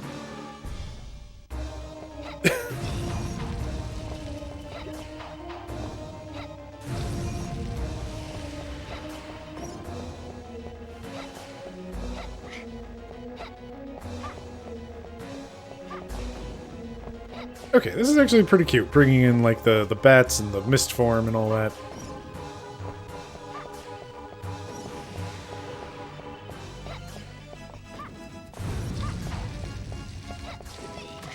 Nope.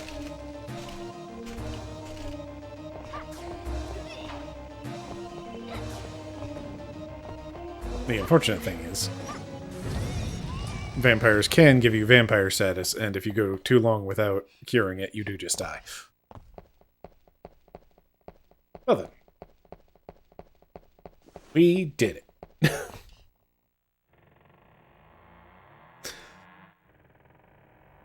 So anyway, with the power of some foil wrapped around a hot glue gun, I managed to reattach that ribbon cable. So I now have a working 16-page memory card with a freshly changed battery, which is not soldered in anymore, but, you know, it's hanging in there. I do have some mild concerns about it shaking. Ew. That was rude. Is that just instant death, or is there something down there? It just looks like it's instant death.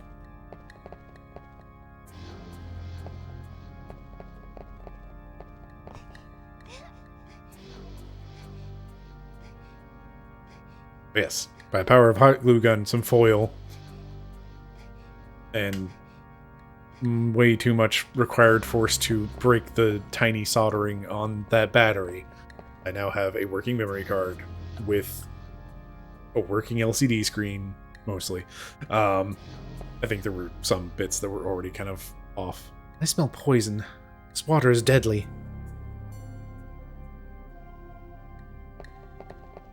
So, I have saves, and I earned them.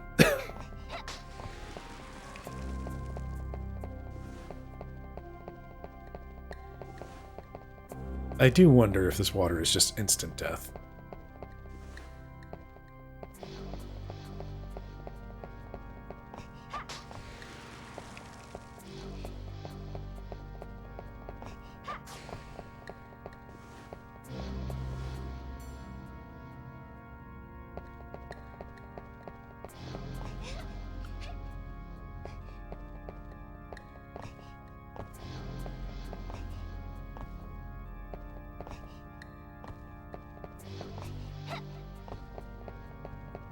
Oh good, I did all of this just for a cure ampule.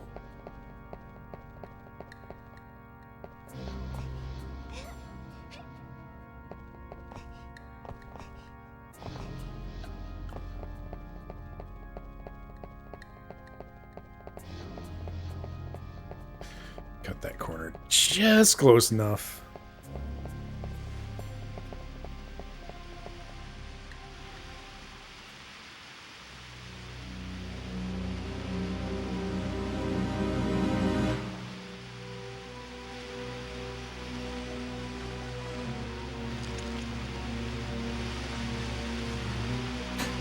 Oh my goodness. Men who are also fish.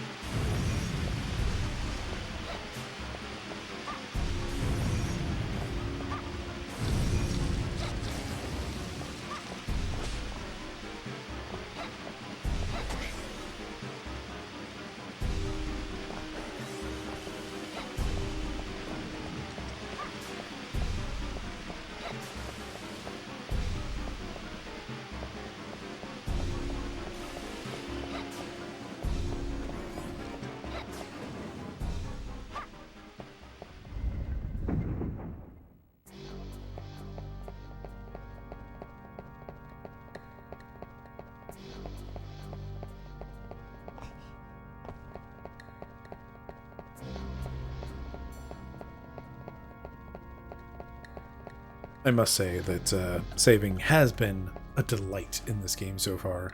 I did also test, like, pulling memory card out, like, creating the save, pulling memory card out, carrying it around in my pocket, around while I was getting ready to stream. And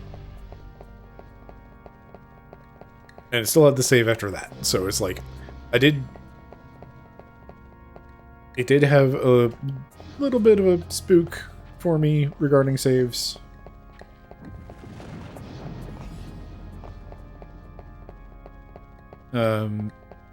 Basically, when I plugged in and saw the screen wasn't working, went to go fix that.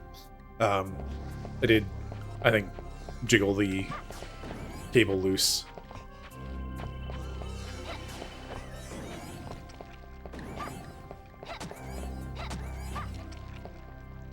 I say cable, I meant battery. Anyway, cracking it open, yeah, the battery came loose, and I had to, you know, restore the memory card again. Nope.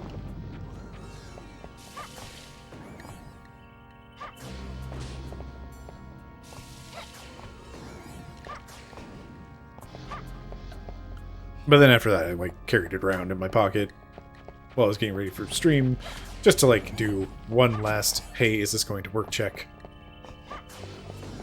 Save was still on it after walking around the house a few times. So I think everything's fine and good. My memory card is real and actually works. Goodbye, Blizzardman.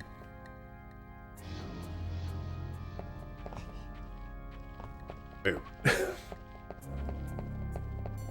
And overall, I'm very proud of myself for, you know, managing to do a soldering with, you know, not the proper equipment.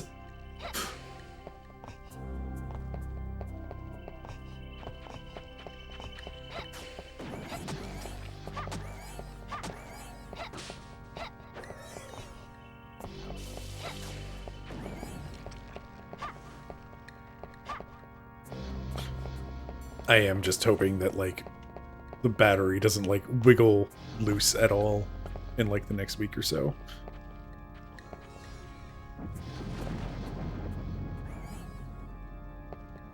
Can I? Yes.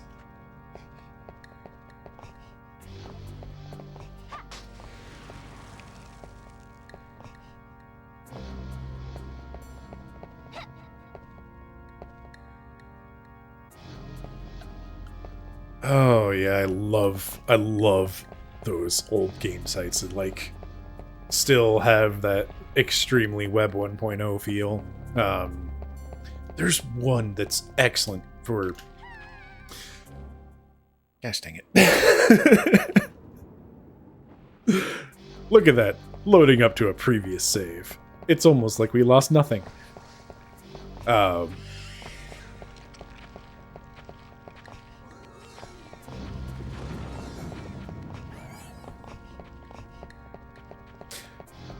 I think I have links enabled currently, so you should be able to post it. If Automod yells at you, then don't worry about it. There's one, I'm trying to remember what it is, that's super great for RPGs. I think it might just be like RPG Shrine or something.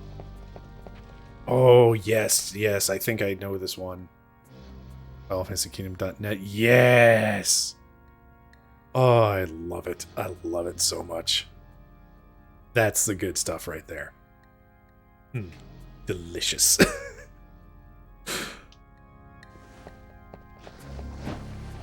Aha! A use for the crawl slide function. That sure sounds like death traps.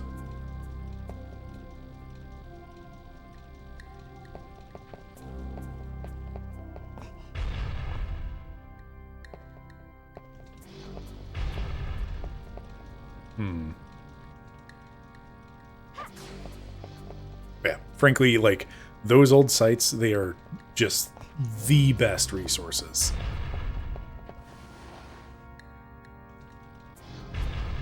For any sort of old game. Like, I will, whenever possible, I will go look up a game FAQ over any other sort of walkthrough. Because gimme that ye old text file 80 character fixed with way too much effort put into ASCII art. Gimme that stuff. Those are always just like such great, excellent, powerful resources.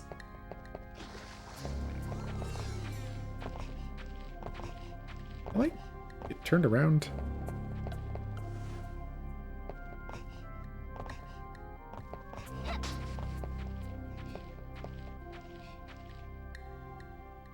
I don't feel like I've actually gone very far, but we might as well save.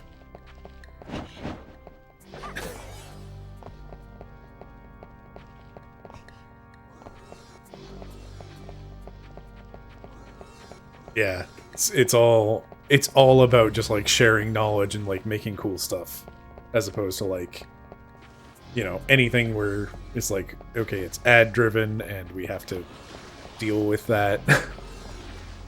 Like, once money gets involved, things just start sucking. That's really the unfortunate truth.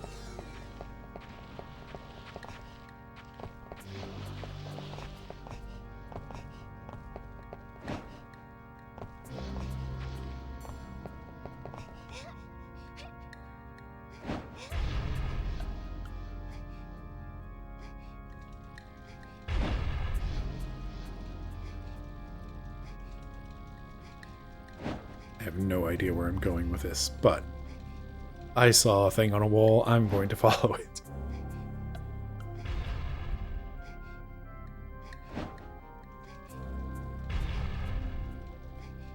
Oh, sweet, sweet old donation links.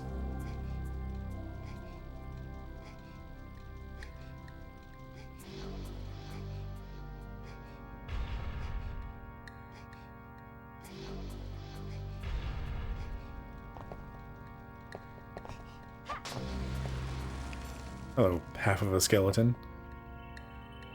Look at this skeleton tech. Like, this is just rad.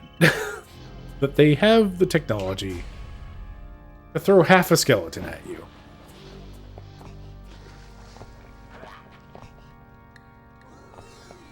Alright, let's get back down here. We're gonna...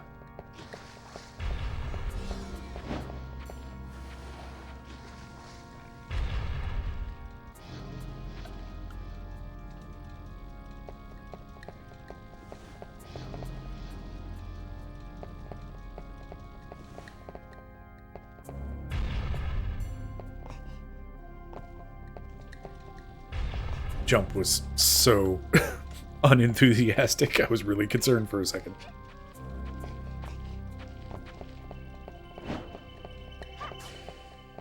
Come on, camera. Come on, camera.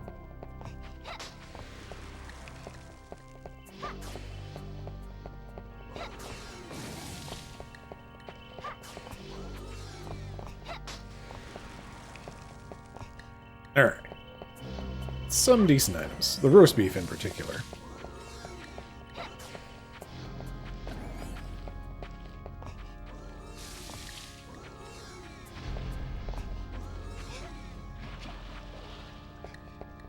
Should really look into, like, how old sites do their donation buttons. It's like, do they actually have some fancy money processing of any sort, or is it just, like, PayPal? Because it sure would be nice if, you know, you could have a donation link without having PayPal there to take, you know, half, or, you know, however much of their, way too much of a cut they take on the top of everything. Alright, let's resave since we've got our roast beef.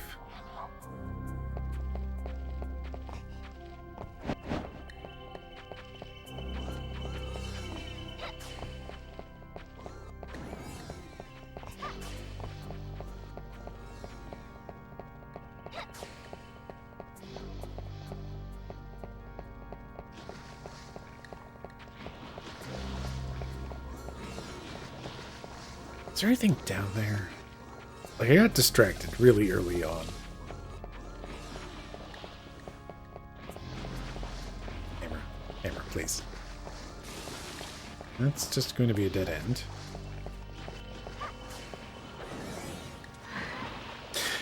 Well, we have answered the question of, is the water instant death? Yes.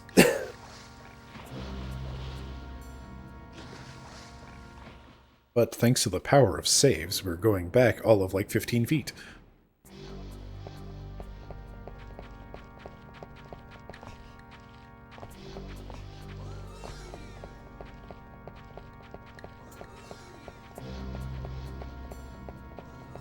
think it really is just like the worst part of capitalism things, is just like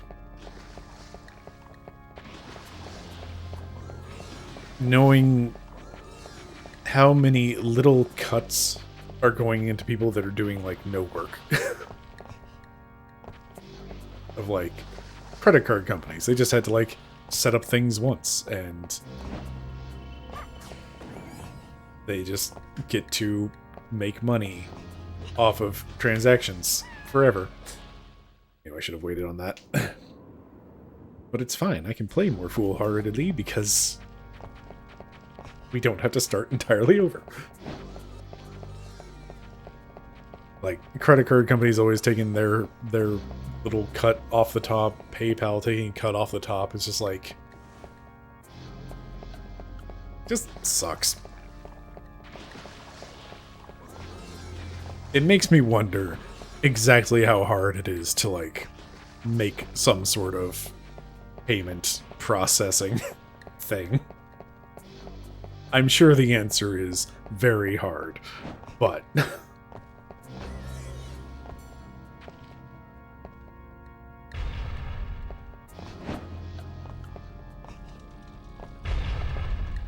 door is closed.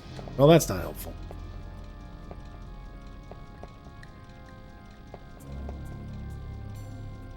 Howdy, Kurt. Welcome, welcome.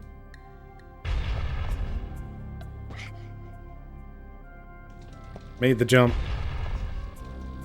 Kurt, I am happy to report that we do actually, for realsy reals, have saves. And it's glorious.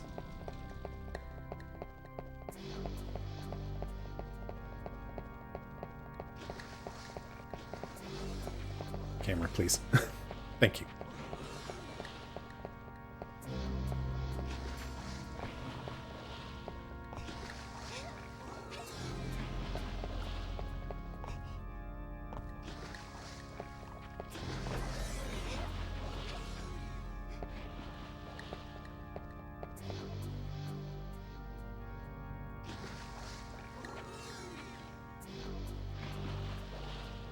Okay.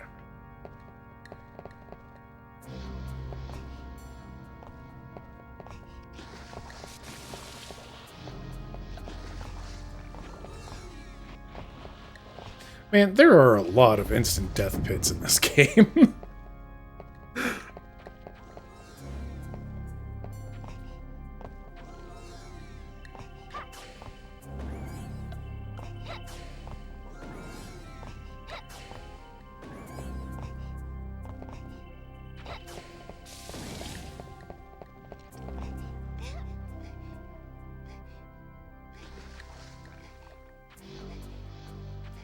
God, it's so nice, like, with saves. So, like, we were passing by all the save points along the way, you know, when I didn't have a memory card plugged in. But, like, in the tower level, there are saves, like, immediately after the boss.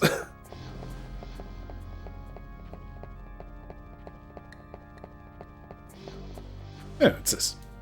The contract. I don't think I actually have anything I want to buy from him right now. I think I can only hold up to 9? No, I can buy more.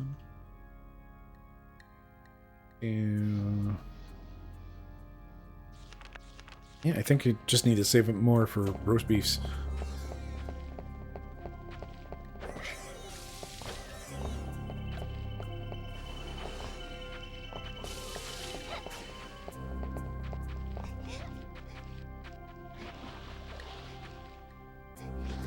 I was really concerned he was going to attack me in that jump.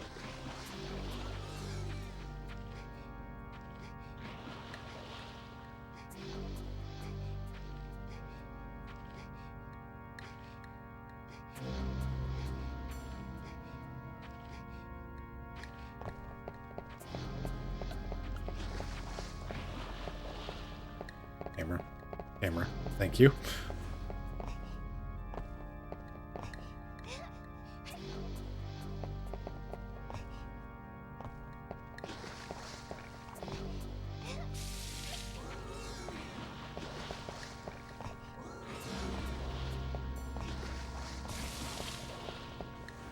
You know,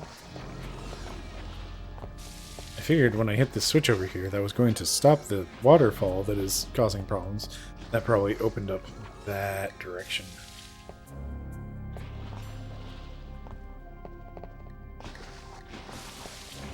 Camera.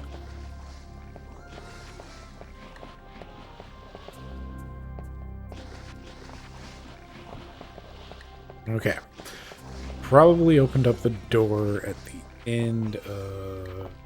At the end of this?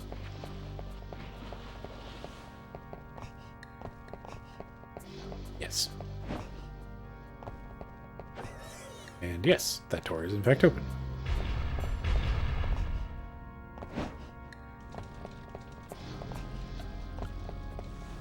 Waiting for the inevitable floor falling trap.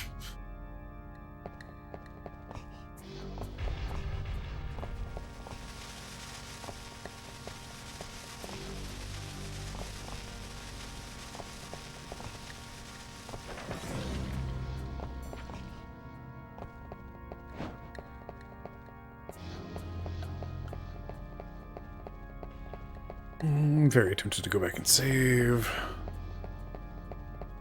You can press on. Spin the camera. Doesn't betray me. This should be fine.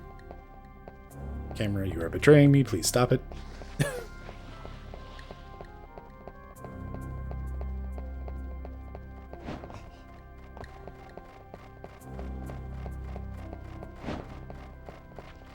How close is it to sun up?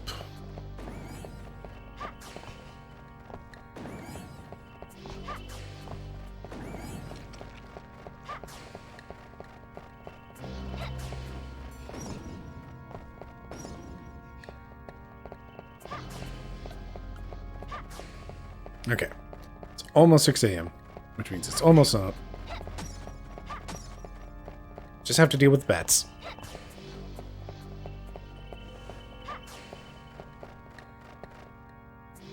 Description reads, Day door.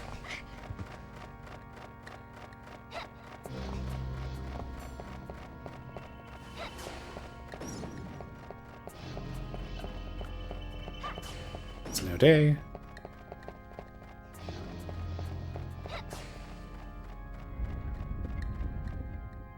Yes, that was the end of the level. Haha. Saved all of our items. Got her full health. Excellent, excellent. Oh, she has such tremendous power. Only a child of true Fernandez. A shame to slay her. Oh, ho, ho, ho. Who are you? Oh, I was right. I'm Actrice. People would call me a witch. Our mission is to restore our ruler, Count Dracula, to life. What are you saying? The power you possess would greatly help us revive the Count. I give you time to consider your choices. Lend us your power in the great work, or rot in hell for eternity. Think it over carefully. We will meet again.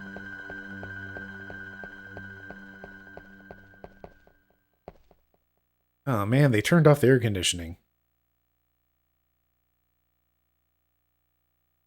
To restore him to his full power? Oh good, they turned it back on.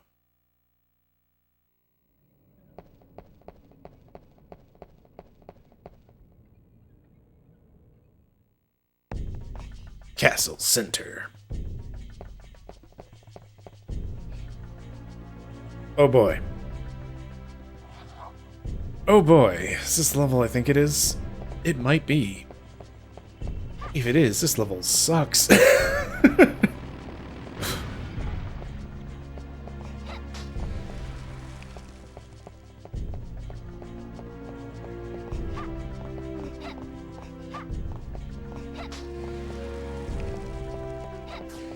Okay, I should explain. If this is the level I think it is, it involves carrying heavy explosives that will explode if you jump too many times, if you get hit, if you attack. A door marked torture chamber, it's locked. I think also if you just run too much.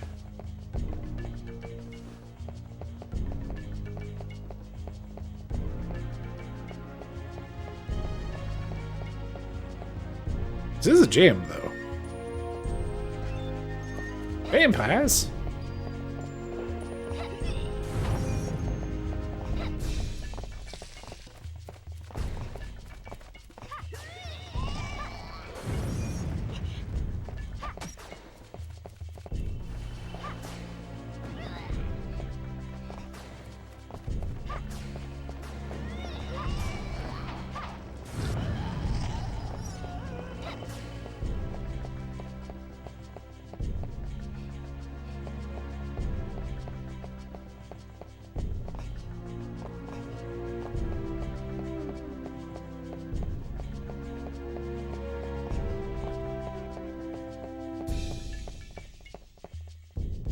Oh, this does open. I'm honestly kind of surprised.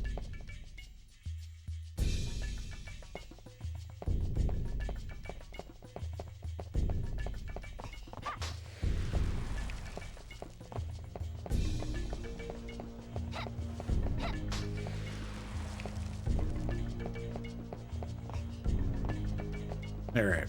We've got an elevator, which I think is extremely required. Nothing is happening. The magic is not working.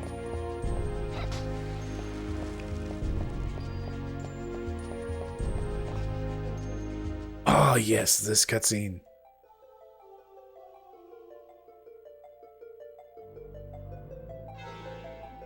Oh my goodness.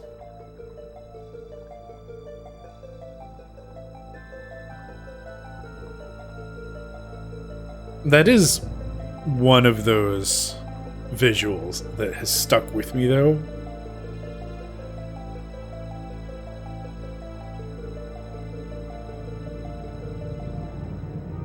Oh, right. These guys.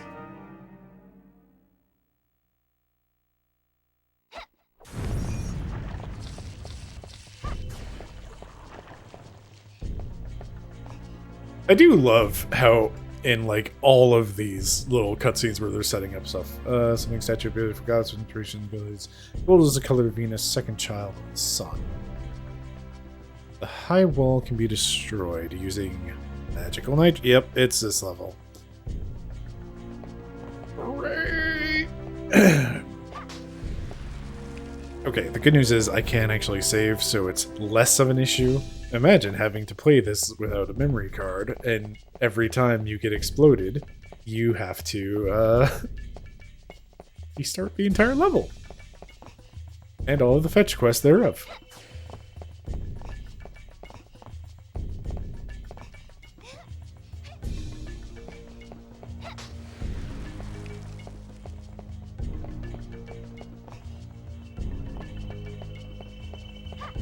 Like every one of these, like, oh no, an enemy cutscenes that they've been setting up, like every time they put me at exact holy water throwing distance. It's kind of great.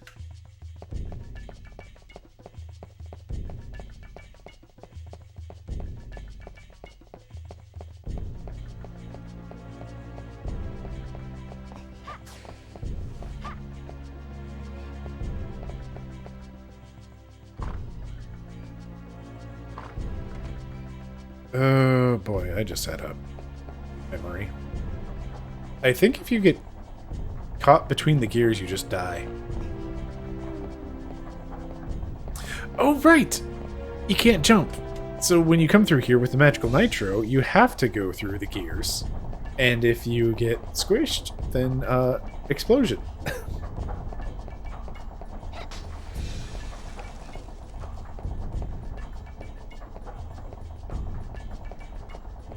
God, I forgot. Like, this is such a gauntlet that they make you go through.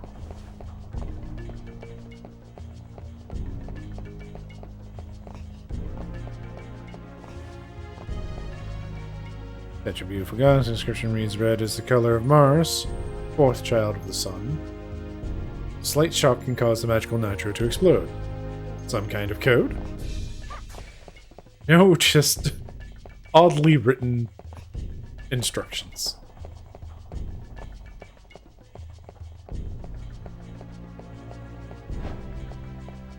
Man, sure would be a shame if you got hit by a fire-breathing lizardman while carrying magical nitro.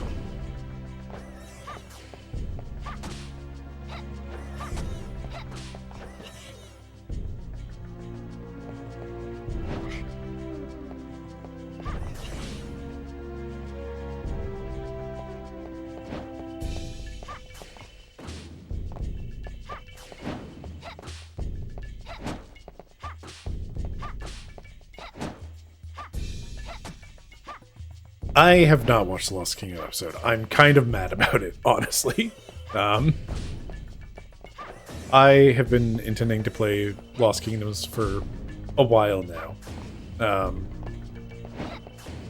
I bought myself a used copy before game prices went completely stupid. And I really just want to kill this one lizardman, but man, he is shields up McGee.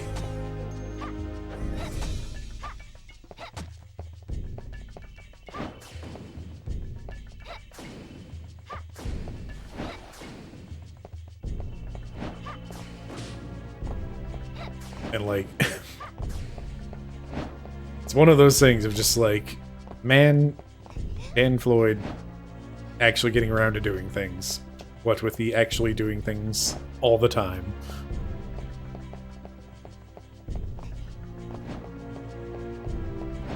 Ultimately, it comes down to just like, I'm mad about it because I wanted to get to it before Dan did.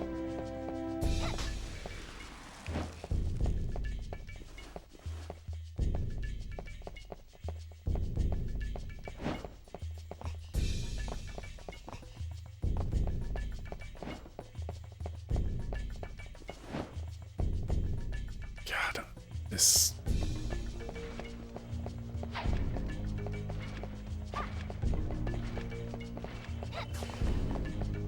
Hello, X-Armor.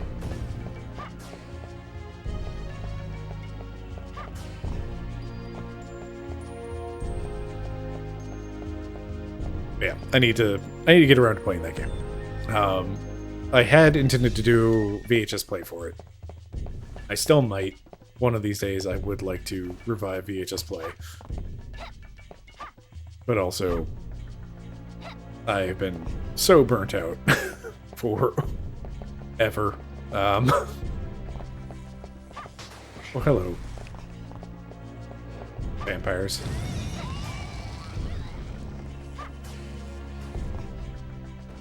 I can't carry any more of this item. Which item is that? The Curie Ampule? Yes.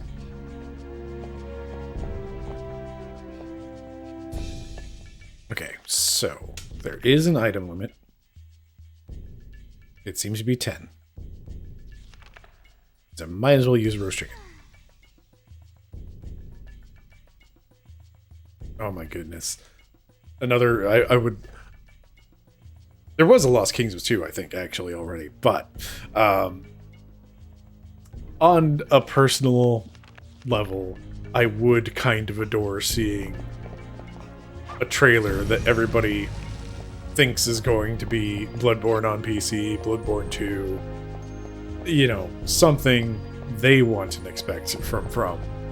But turns out is Lost Kingdoms revisited, or Kingsfield, I forget what number they're actually up to. Cater to me, damn it, From. Stop catering to everyone else. Cater to me.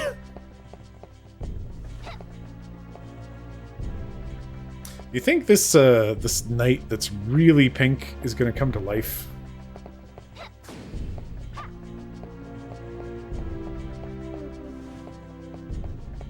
Oh, the flashbacks. The contract.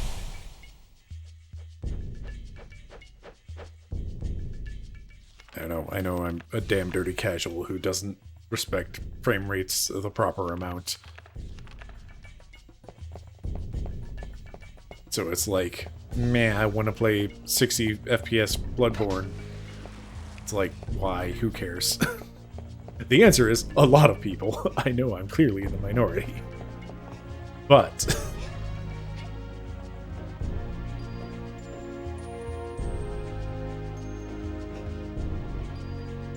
I don't know. I'm sitting over here with my N64 games and their frames constantly lowering because too much is going on or there's an exploding skeleton running around again.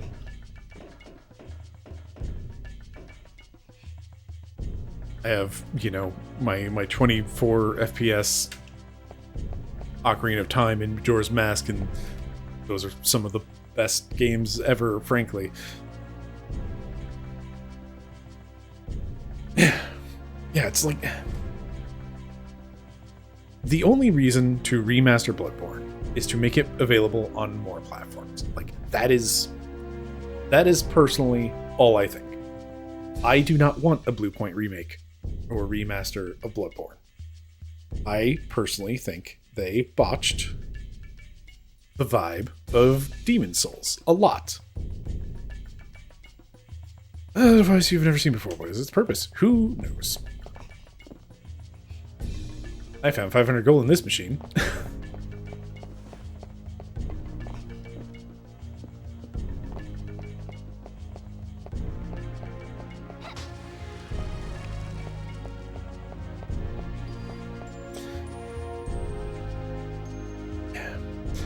Like,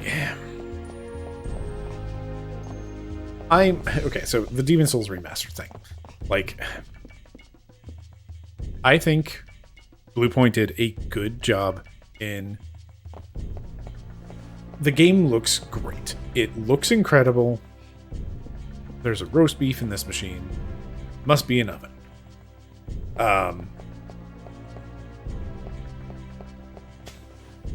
But also, like, the vibe's off. Just the entire way through. The vibe's just off.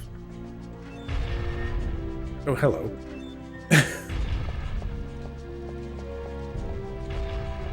God, are these damage or are they instant death?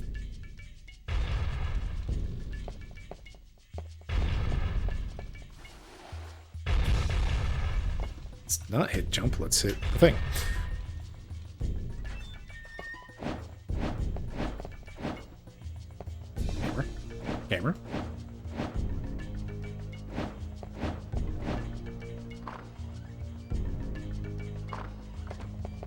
Ah, yes, blessed save point.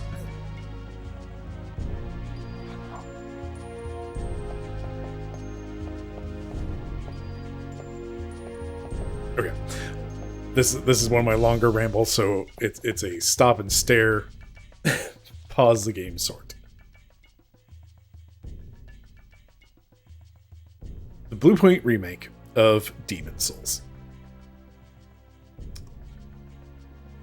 Shadow of the Colossus is very good. You should play it again. It is one of those that, watching over somebody's shoulder, I did not get that game at all, and then I played it and it was like, oh, I'm an idiot. When it comes, okay, so Demon Souls has like such a specific vibe, and like when Blue Point went at it, I think there was pressure from Sony to make it more like Bloodborne.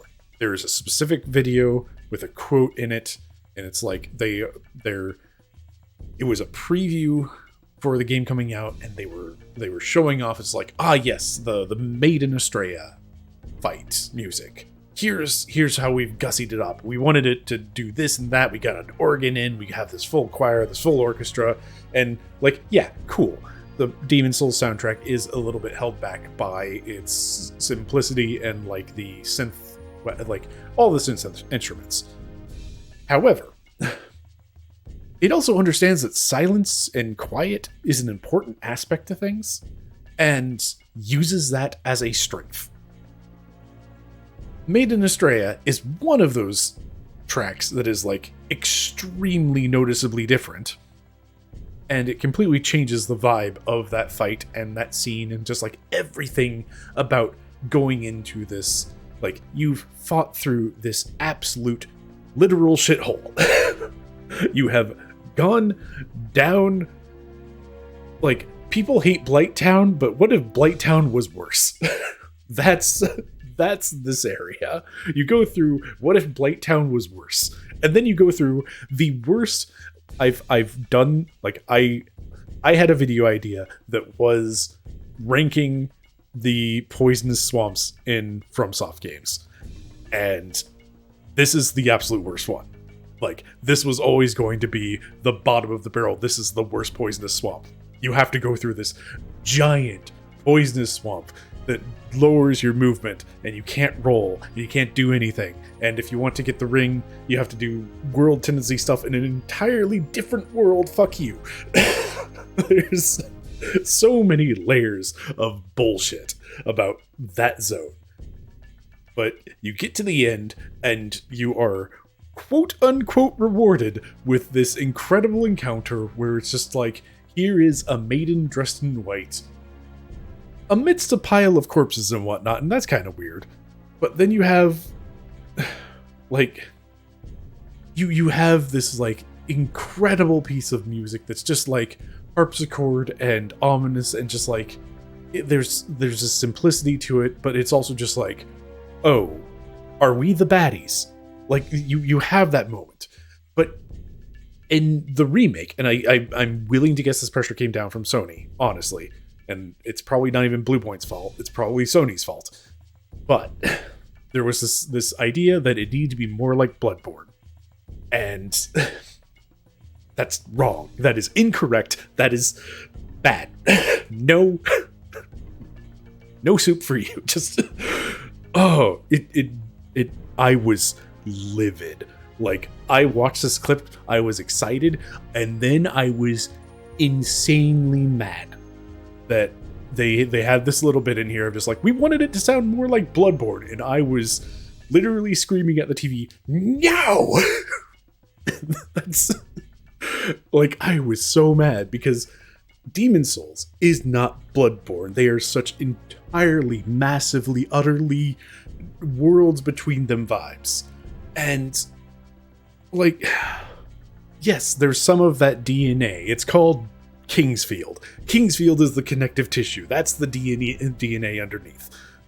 But, like, it just, oh man, I was so mad. I still played it. I still had a good time. I'm still very happy that it exists because it is much more accessible than the PS3 version, and all of those reasons, I will absolutely say that, hey, if you want to play Demon's Souls, you should absolutely play the PS5 Bluepoint version because, you know, it's approachable, you can get it, and it's like, it's on a modern console. And that's important. But the vibe's off. Just, the vibes are in shambles. I have half written a video essay so many times over the years that is just like talking about the music, because it's not just Made in Estrella. Like, that track is the most prominently displayed one, but also the Maiden in Black music. Like,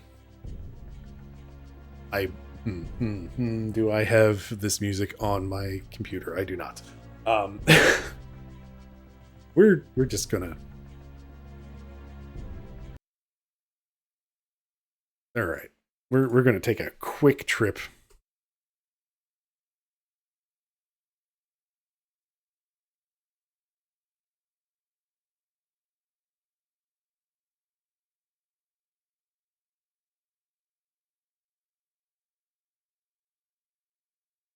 I have no idea how loud this is going to be. I apologize.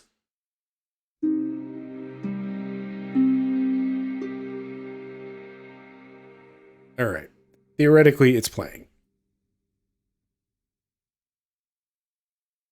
And I don't have my volume up, so I can't hear this. So I hope it's playing. But just like, listen to how much silence there is in this music.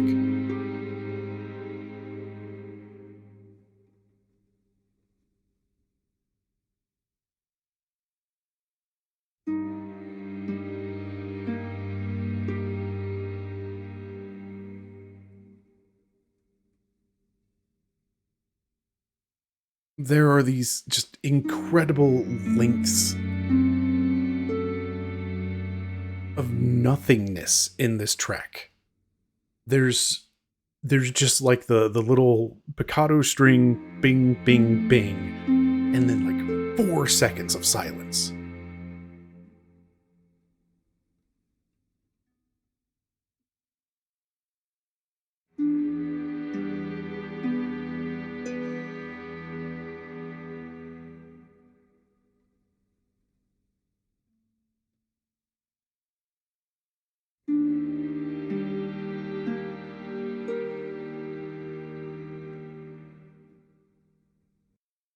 And now, presumably, this is the same track. Oh god, what have I done? Let's cancel out of that. Try that again. Why go to YouTube? Why are you doing this? What is your malfunction?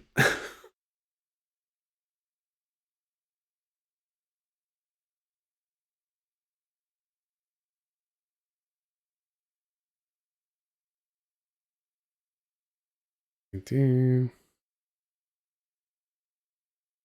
we go. God, I hope this is the right track, because I think they also changed some of the tracks around.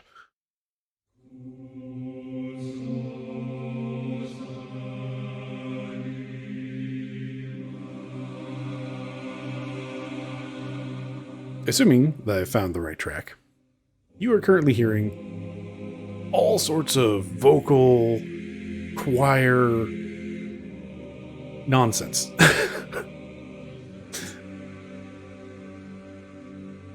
Like, there's all this orchestral stuff, there's all this choir, there's like a whole like men's choir section. And as far, if I remember correctly, this track goes on like 30 seconds. So maybe at this point we are now into the plink plink plink. But it's like, it's plink plink plink with choir backing. And it's this whole cathedral feel. It has this just, it's just so much noise. It's so much noise.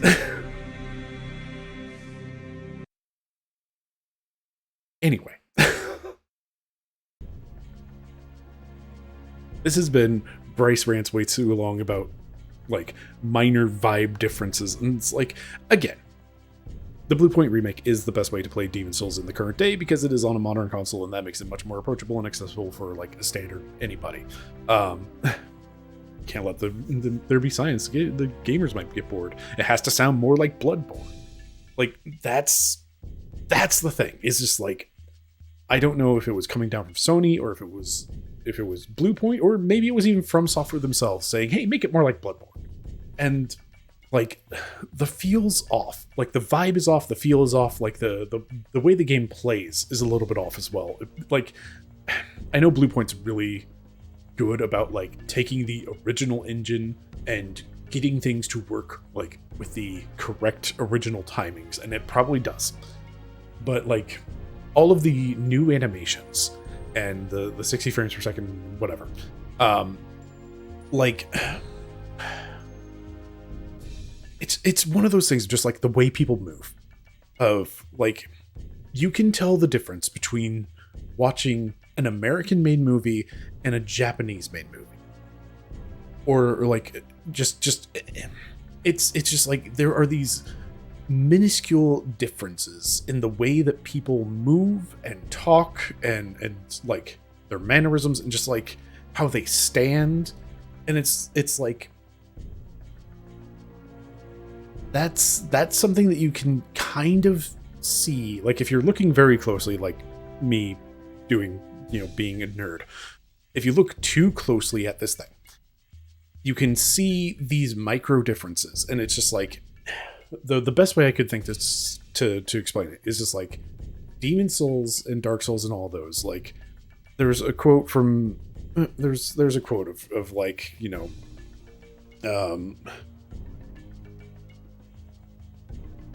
I want to say Miyazaki, and it's like, now that I'm saying that out loud, it doesn't sound right, but I'm pretty sure it's Miyazaki. Anyway, it's like they discuss how they were inspired by when they read fantasy, like Western fantasy, as a kid. So it's dark Western fantasy as told through a Japanese lens originally, and then the remake is an American, like, I think Bluepoint's in Texas, so it's like a Western retelling of a Japanese interpretation of dark Western fantasy. And it's just like, you know, it's the Google translated back and forth too many times thing, to where it's like, yeah, the words are all the same. The words are the same. The meaning's the same, but it's off. Anyway. Oh, God. Not gonna take the magical nitro just yet. Oh my God, it's Star Wars.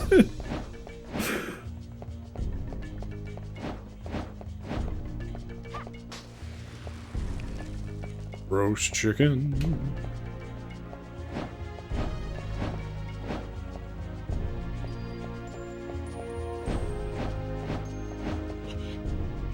I deserve it.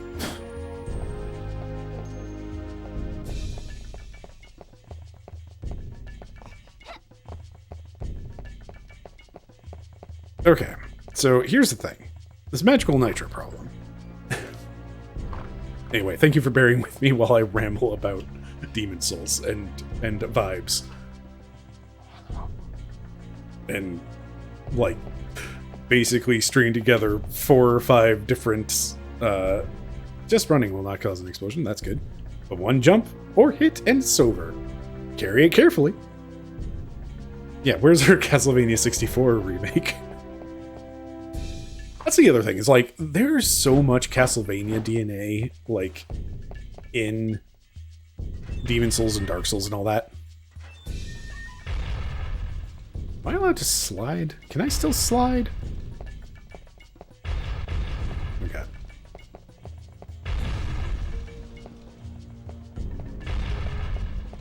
That was closer than I would like it to be.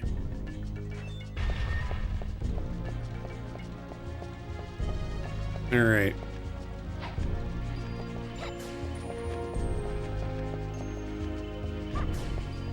I bet you want to remake Ghost Chicken.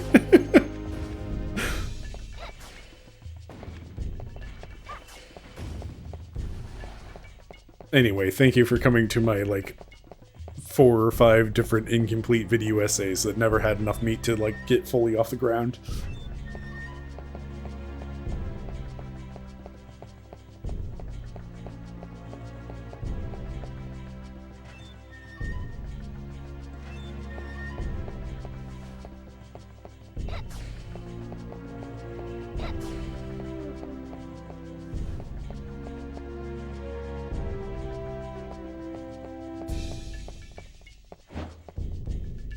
Hazardous material disposal.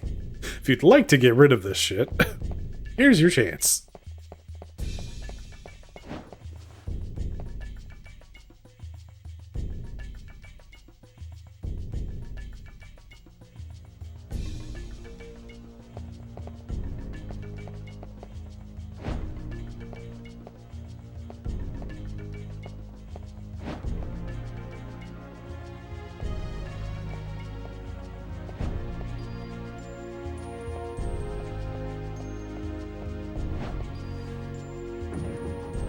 Oh, good.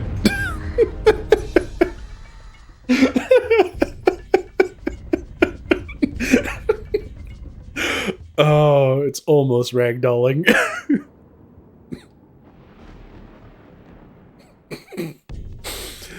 Oh, beautiful. Just running won't do it, but one jump hit or fall. Don't get caught by a really rude mechanic.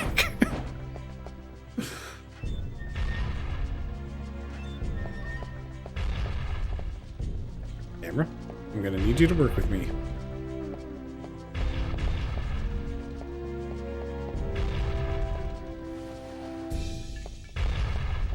Alright. We can in fact slide.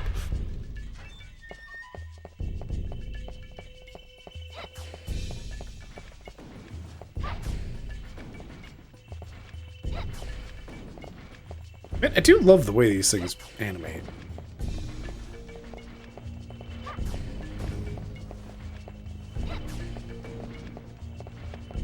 Like, that's some proper possessed armor movement.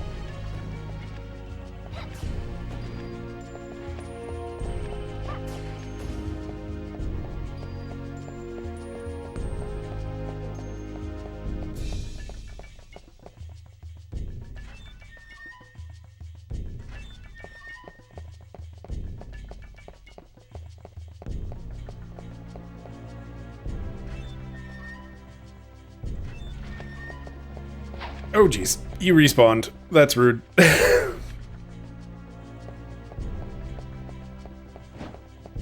Okay, so I think there's a, like, this is the safer route, is to go down this way. We'll take tiny ledges. We can handle tiny ledges.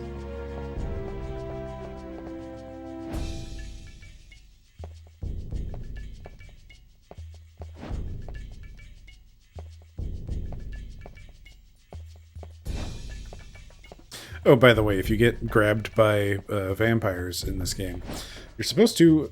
Dang it. I mean, I guess that would also work. But you're supposed to wiggle the control stick to escape grabs. I wonder where Dark Souls got that idea. I mean, Castlevania 64 is certainly not the first game ever to do that, I'm certain. But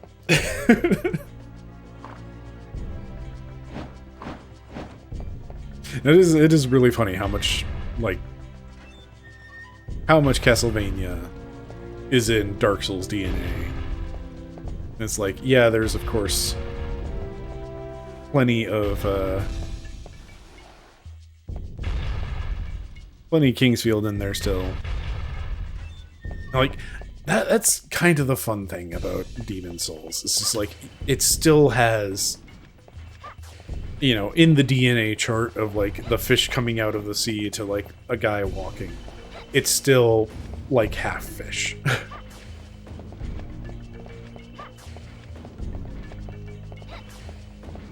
Are you walking with your sword? Is that what's going on there? Okay, note to self. There's an armor directly to our left in this next room.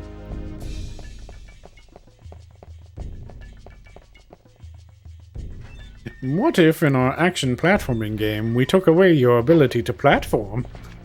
Yes.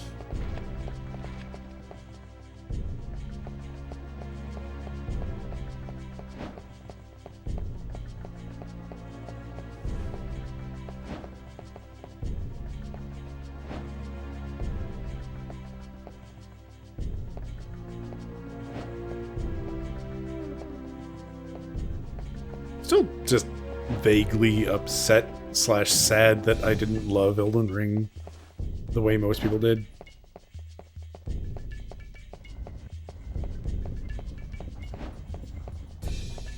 It's like, it started off. I was loving every moment and second of it.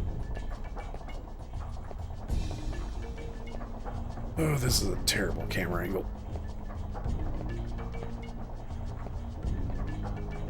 It's like, I was having a great time with it. But then the game just kind of kept going and kept going and kept going and kept going.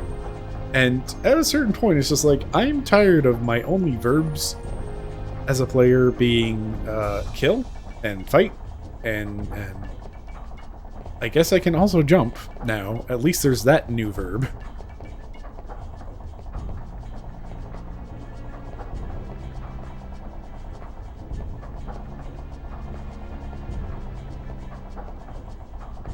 Alright, how...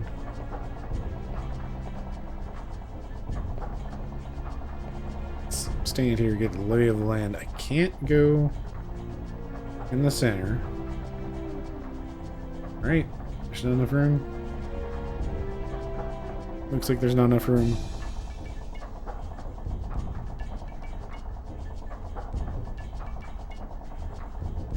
Yeah, a lot of the last few bosses really did just upset me in a way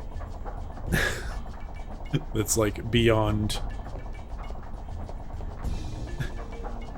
It went beyond allowable rage limits, I guess. Okay. Looks like I can hide in that corner next. The worst part of this is I don't remember if the gear, like, if even just touching the gears will cause me to explode.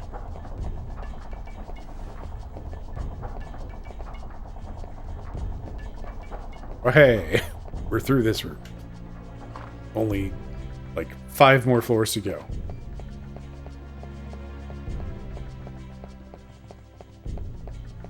Yeah, I know, like, pausing because Nitro. I know I had a lot of issues with,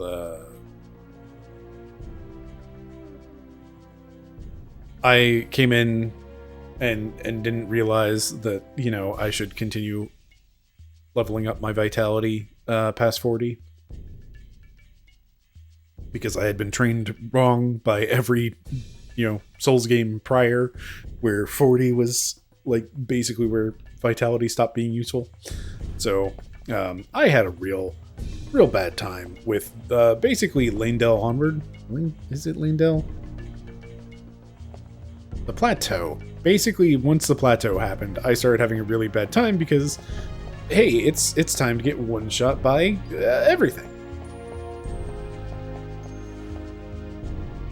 Nothing is happening. The magic, it is not working.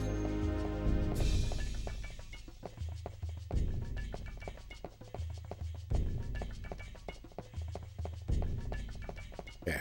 No falling. No jumping.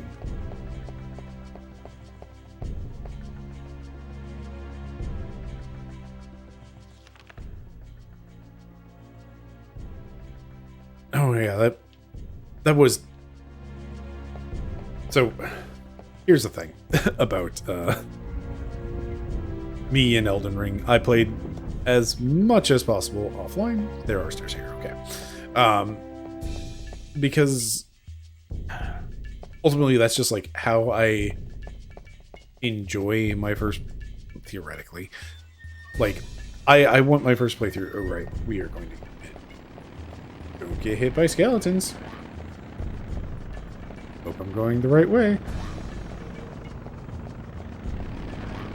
Nope. This was a locked door.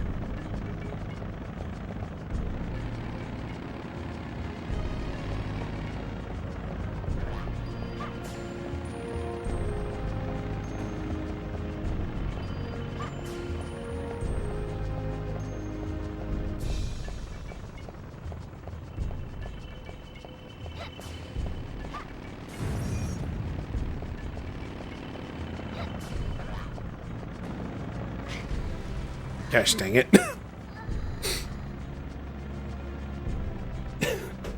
Yeah, if you were...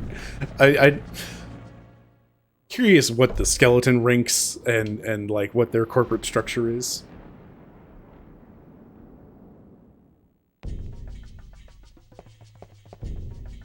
Kind of tempted to just not take the nitro, go back down to the first floor and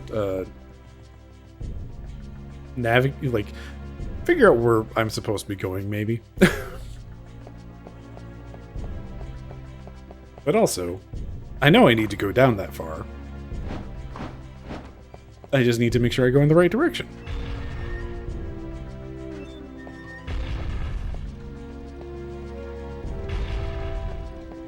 Yeah, do you think it's like a 5-year situation? It is actually pretty funny, at least. With a memory card, it's funny when you explode. Without one, it's horrible.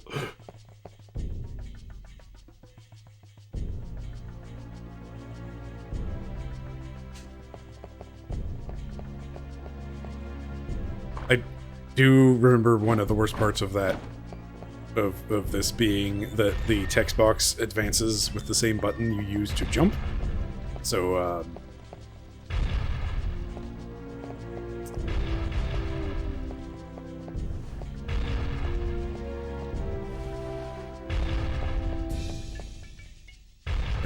I'm certain there were times that without a memory card, restarting the stage, getting up there, being impatient, tapping a few too many times, accidentally jumping immediately after picking up the nitro and exploding. Absolutely positive that happened.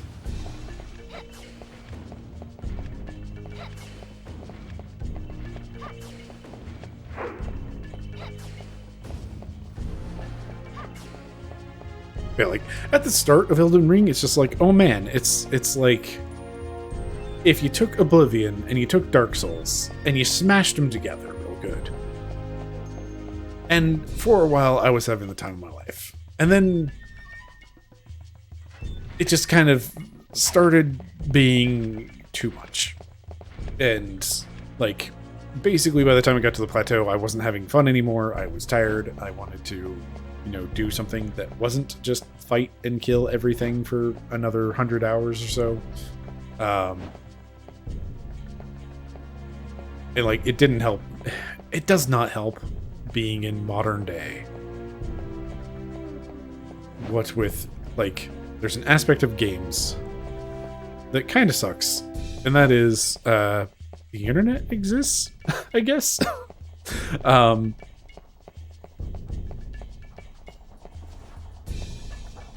Like,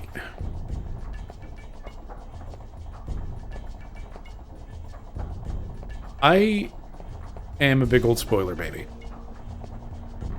And when I get excited about something, I go radio silence on it.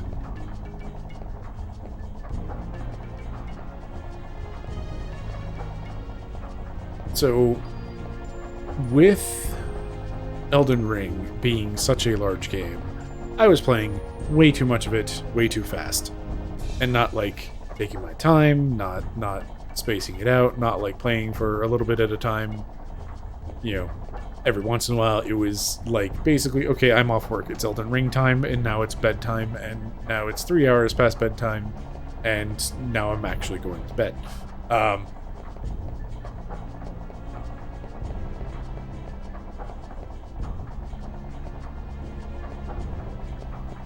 And like, I kind of feel like this happened with Tears of the Kingdom as well. It's just like, I want to get through it and see all of the things so that I can, like, nobody can spoil me on anything. Did I even go in this door ever? What's in here?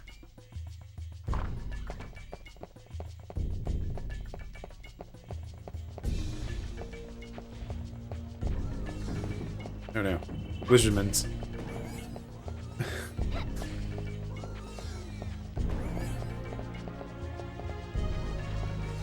Can door? Why can't I open the door?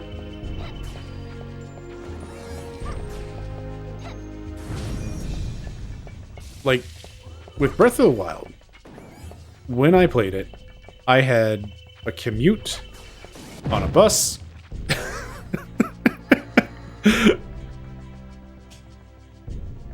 Note to self, don't go, I haven't been in this door when you're carrying high explosives. That one's on me.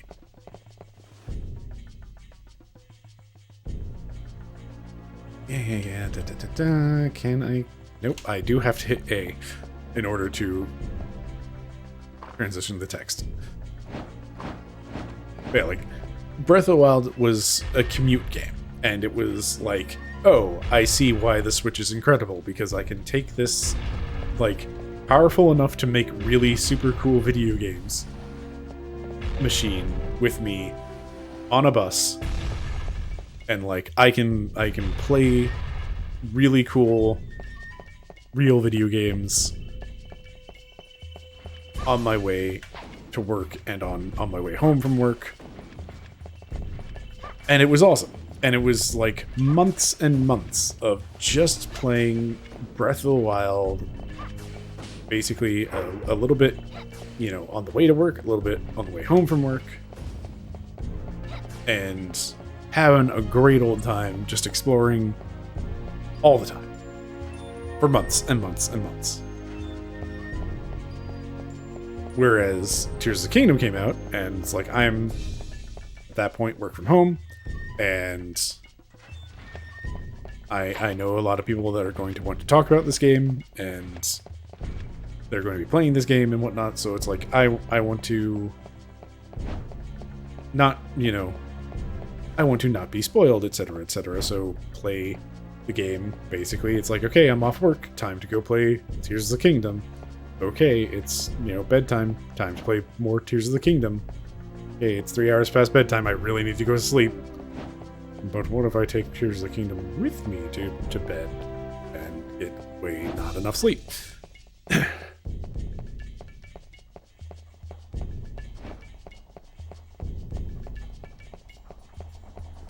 It's like, I do think Tears of the Kingdom was the stronger game overall, but like, just the world in which I played it in was so drastically different. And it's like, I really love Tears of the Kingdom. But also, I think more fondly to just my little hour-long explore 'em up sessions to and fro for work.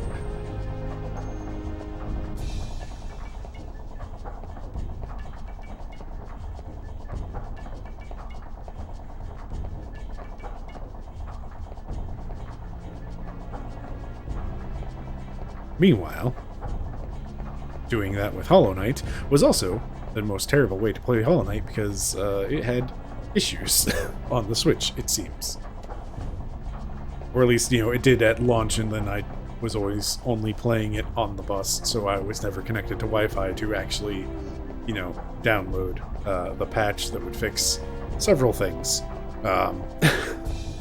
etc., etc.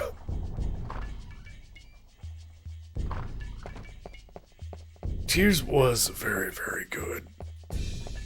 And I think, like, it definitely has, like, the stronger story stuff, I think.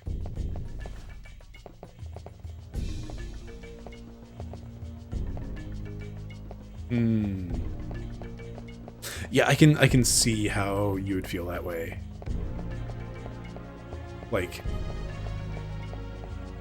I feel like having played Breath of the Wild, you know, at Switch launch, and then, like, not touching it again. Like, I always kind of meant to go back to it to, like, find all the Koroks and, like, see if I can dig up, wherever the Hylian shield was.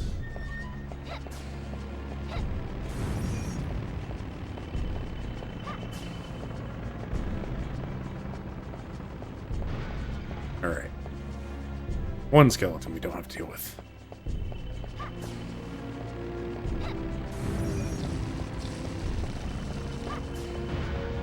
It's like, I always wanted to go back to it, and I just never did, because, you know, it's a big game, it's a big commitment. And yeah, there's kind of too much overlap. And, like, not having come back to, like, what was it, 5 years? By me almost jumping to attack that torch. Is that a save point? It's a save point. I don't know if I should save, though, because I'm honestly not sure if I can... Oh, wait, this is... Did I get turned around? Okay, there's no skeletons down here. We don't have to worry. But yeah, having like that 5-year break and like having that time to forget a lot of the things, but like still have those vague memories, it worked really well with a lot of things that Tears of the Kingdom was doing.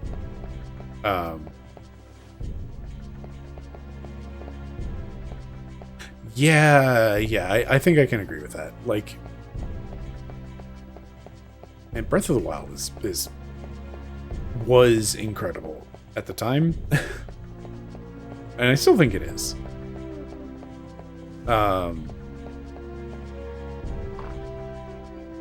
Hooray! It's the destination.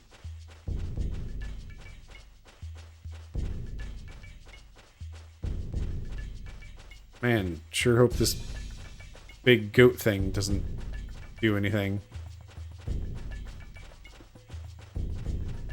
Be a shame if that happened.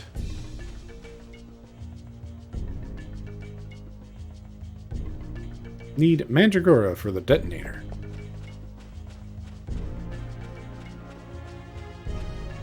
Hooray! I did it. Oh, hello, pile of money.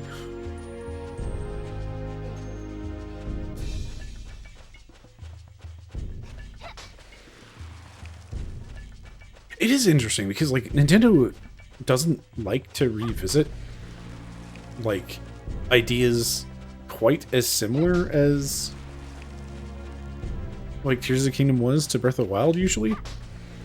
But, like, I think what they were bringing into the table with all of their builder stuff, like, changed enough of the game.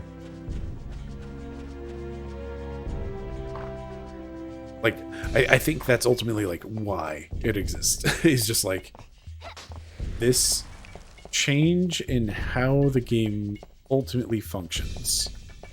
Zadora came through, right? Yeah. We're gonna go back over here and save real quick.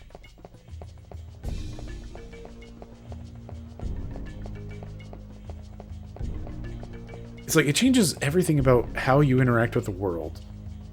But at the same time, like, it doesn't, you know, they do change up a lot of the world in a lot of ways, but, like, at the same time, it is still the same previous Zelda world that you were running around in previously. And it's like, yes, there are changes, but also...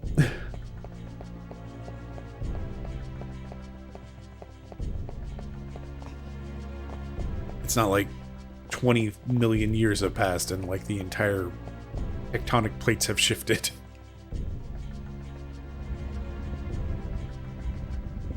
So yeah, it's like if you're like going directly from game to game, or like, you know, I'm curious how many years of break. Like what is the exact number of years that you need to have had a break between the two games for it to feel as good as it did to me? If that makes any amount of sense.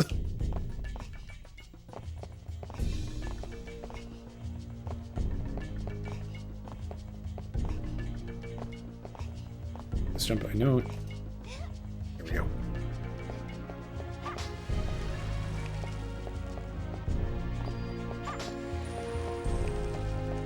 Ah, blue magic.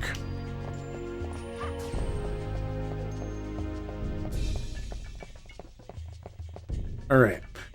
Now about that one door.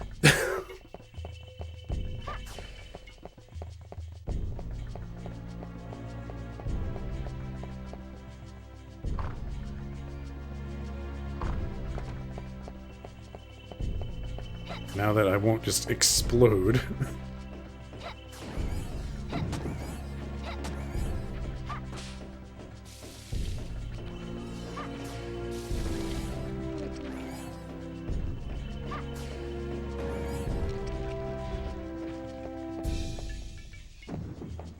Can't carry any more of whatever item you have.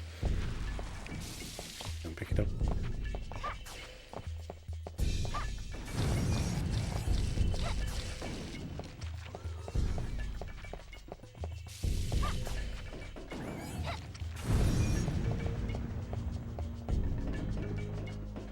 Okay, so they are just popping out of these doors. Let's get her scram on.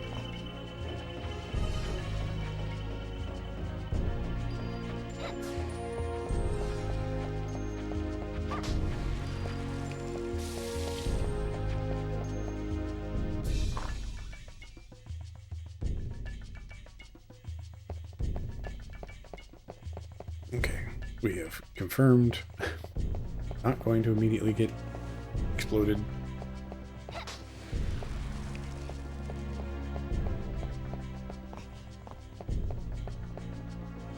Oh, sweet, sweet save crystal.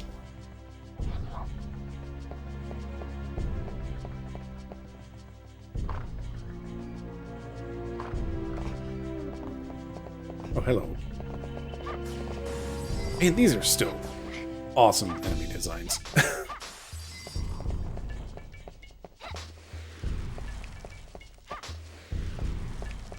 Would you like some red crystals?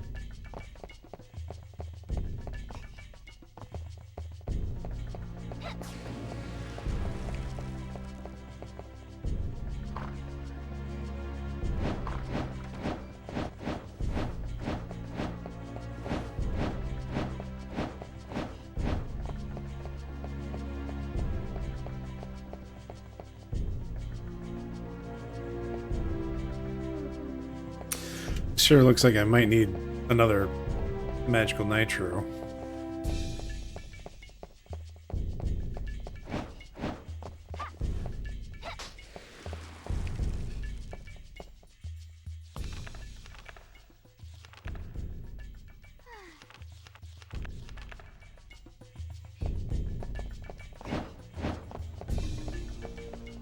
I think I do need another magical nitro here.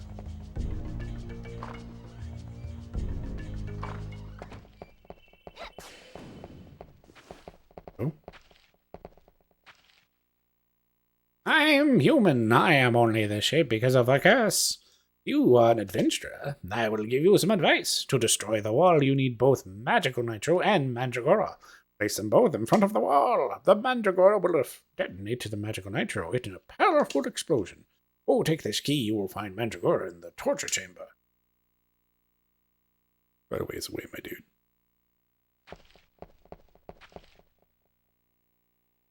How's it going? Put the magical nitro and mandragora beside the wall to blow it up. You need both of them.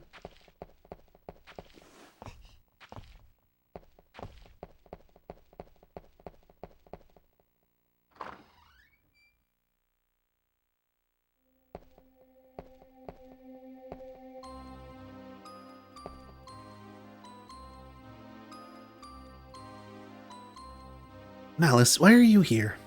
I thought you had escaped. Oh, this place? Escape? Say, are you going to fight Dracula? Aren't you afraid? Malice? Have you come to avenge my family? To rescue my friends? I swear it. I will avenge your parents and destroy Dracula.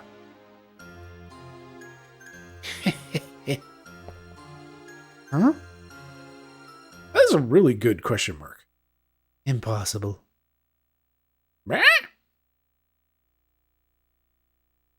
Why?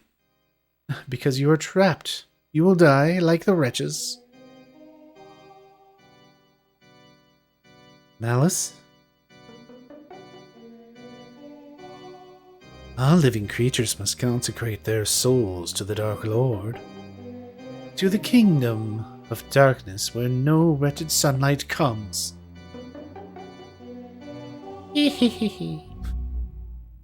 Malice, what have you been saying? This. Oh boy, more magical nitro.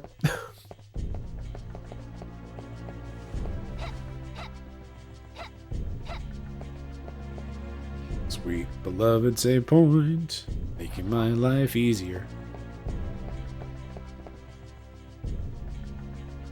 Alright. Magical Nitro Carrie Part 2.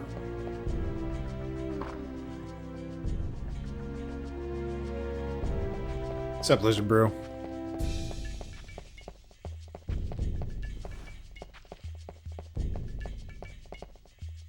Door nailed shut. There seems no way to open it. You know, it seems to me we don't really need this mandragora. We could have just, you know, taken the magical nitro, stood really far away, and thrown it. It explodes when I jump.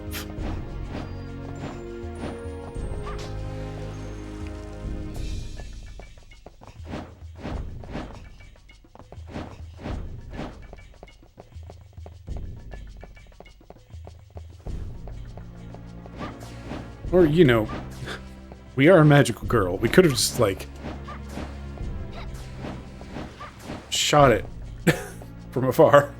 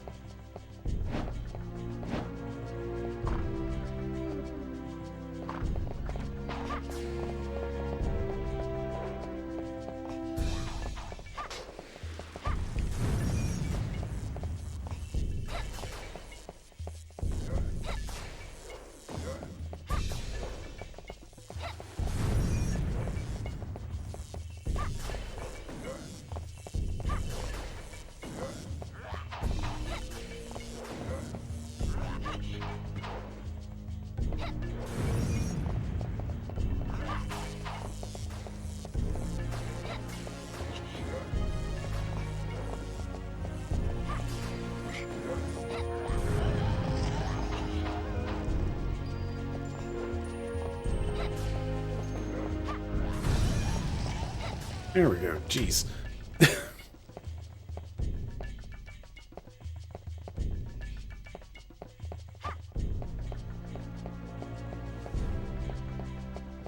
Okay, so Mandragora back down to the first floor.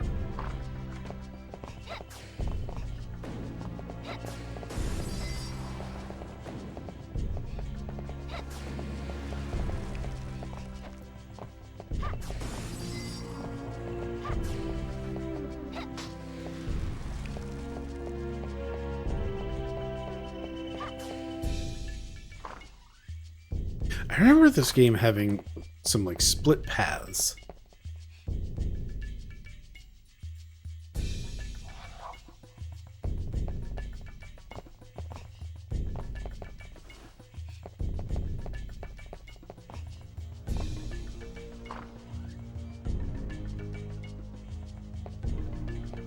I am beginning to wonder, is like, can I go back to the main menu and copy my save? I think I can.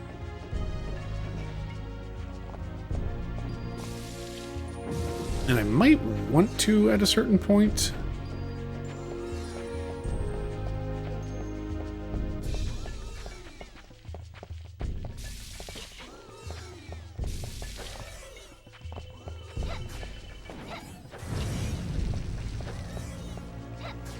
I'll read that in a second here, Kurt.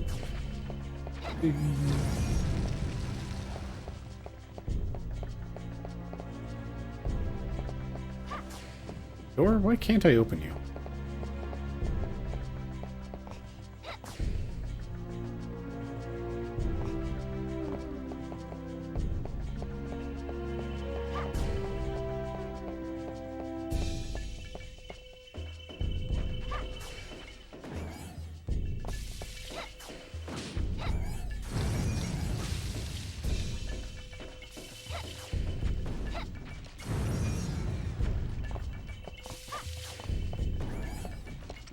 Not infinite.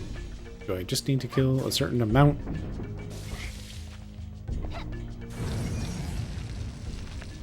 Did get poisoned there. Let's fix that. And also I can read exact.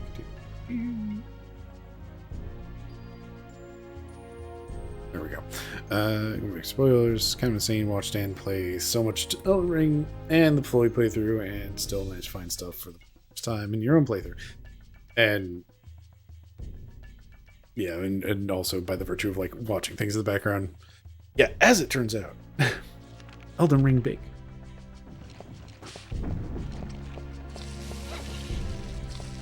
Stop poisoning me.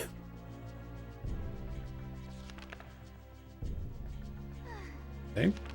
Not actually use that when I went into the menu last time.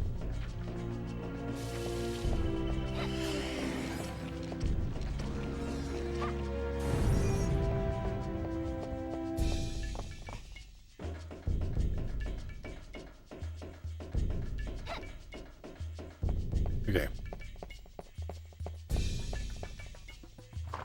Yep, it was a kill all the enemies in the room. That is not entirely clear on this.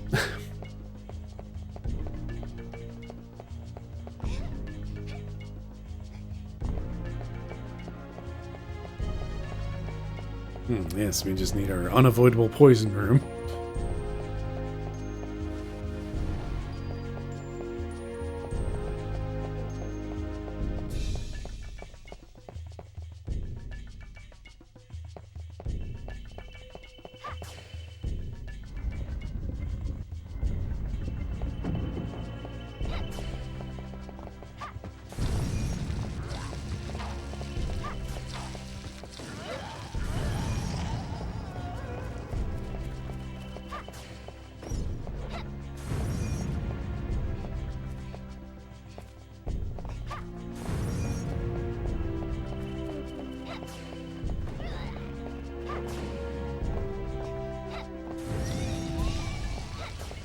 There we go. The money, I don't want the cross. Yes. Good, good.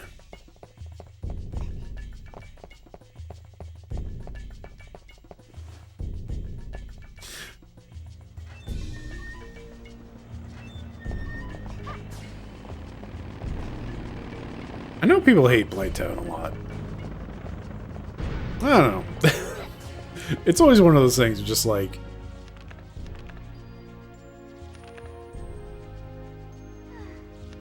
Yeah, Blighttown kind of sucked, but... There's always that Demon Soul Swamp just down there being the actually worst.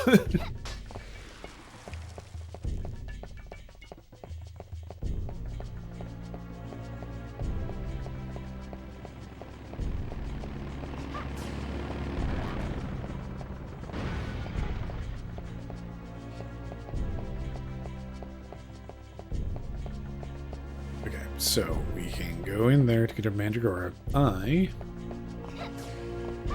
Over here and save.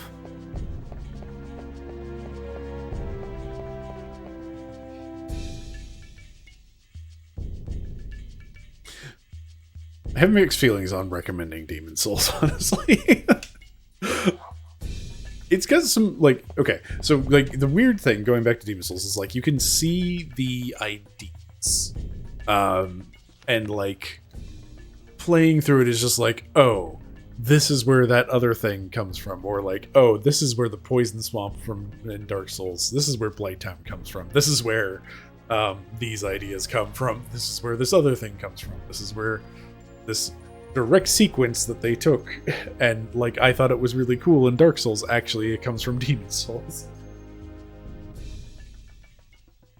Like, if you want to play it for yourself, yes you should. And again, the PS5 remake, it's the best way to play it currently in the current day, because you can experience all the online stuff without having to do any sort of weird hacky workarounds. Okay, I'm gonna quit out the main menu real quick, and I'm gonna try to copy my save.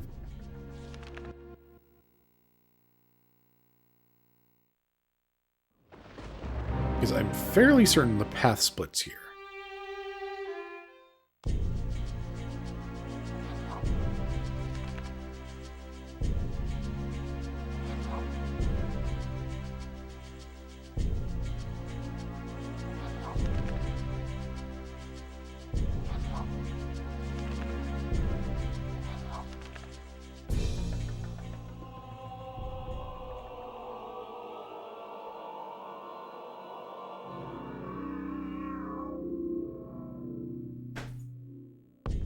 But also, like, if you don't... If for whatever reason you don't actually care too much about playing it for yourself, and you just kind of want to, like, see what's up with it, and, like, what the vibe is, then the accelerated playthrough of the original that's... Like, Dan Jones was in town for a weekend, and he and Dan Floyd played through in, like, 3 days. Went through the entirety of Demon Souls. That playthrough is excellent, and it shows you, like, a lot of what's really cool about the game. And...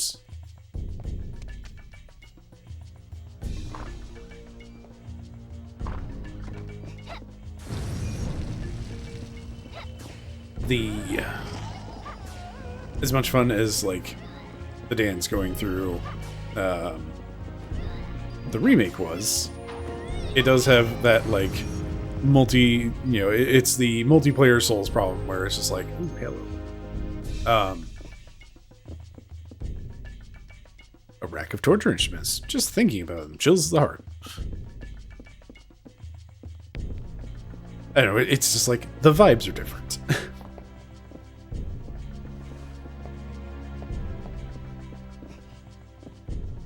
I should put that playthrough on again. Mandragora. Obtained Mandragora. Hooray. No special instructions, no... Hello, all the door ghosts.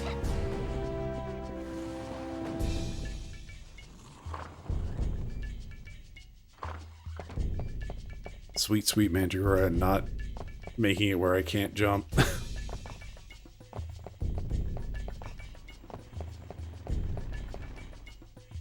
Okay, so we have the easy answer of go over there and explode the wall. I just realized that is a vampire in a maid outfit. Let's see if we can get another look at that. There she is.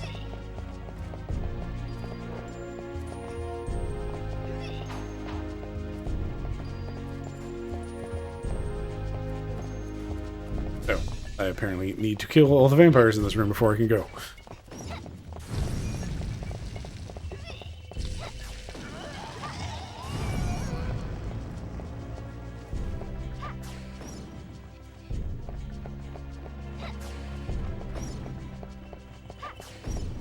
There you are.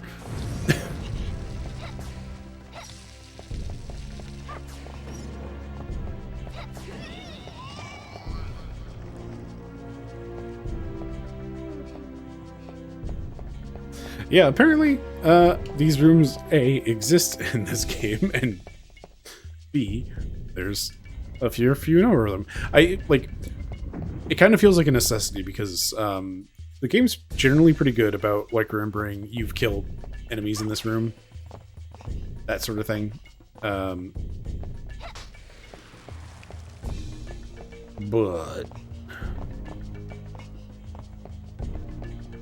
what with the...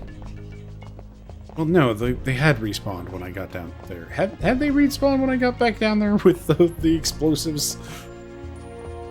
Gosh dang it.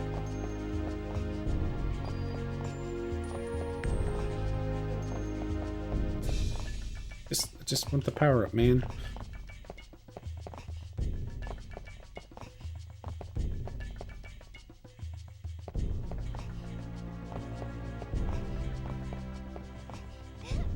There we go. Okay, it's gone. Heck.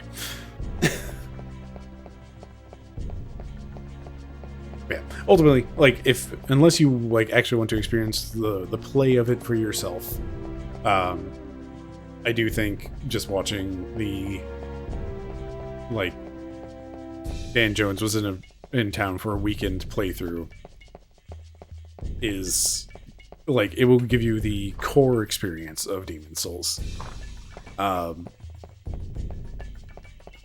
without having to actually play it for yourself, because unfortunately it's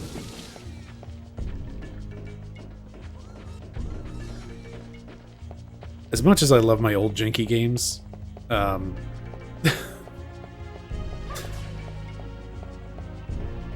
there's some jank.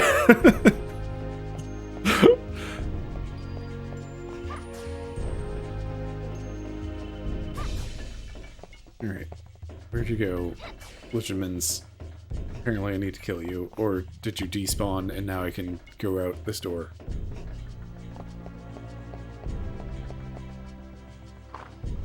Yep, you despawned, now I can leave. Thank you for despawning.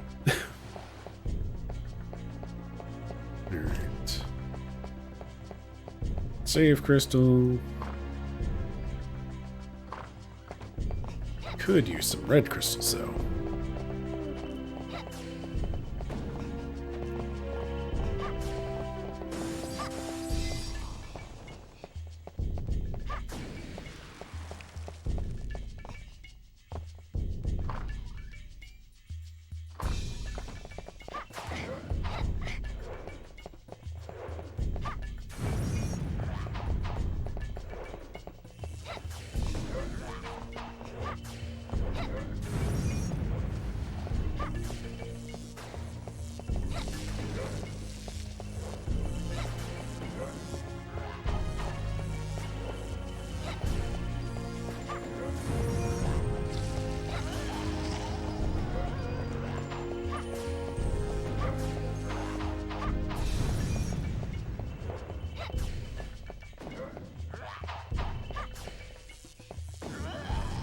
Power up, gimme, gimme, gimme.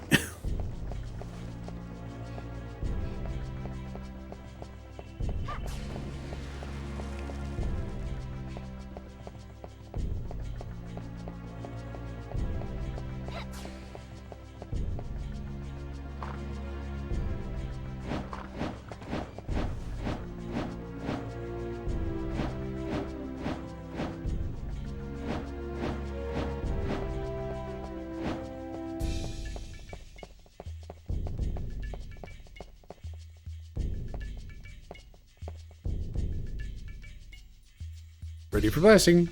Get the hell away.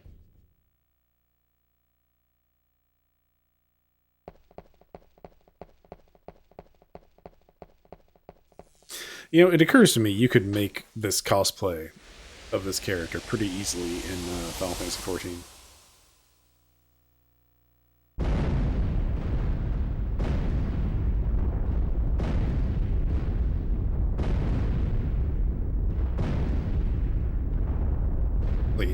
make her a dancer.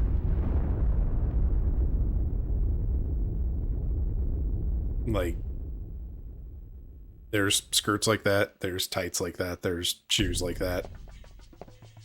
It's like the hardest thing is kind of the robe up top, but like, I think I've got a couple pieces in mind that I think would work for it.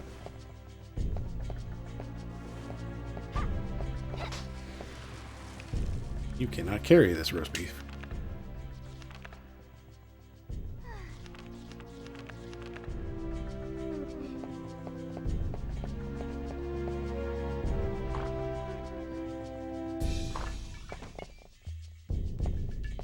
It's an ominous empty space to nothingness.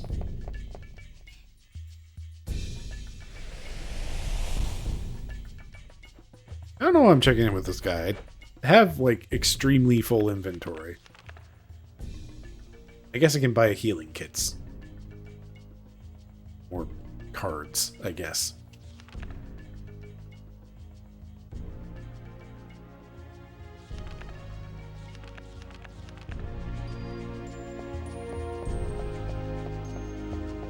Okay, so we've got ominous, end-of-level looking space. Door nailed shut. Right, that's the door on the other side.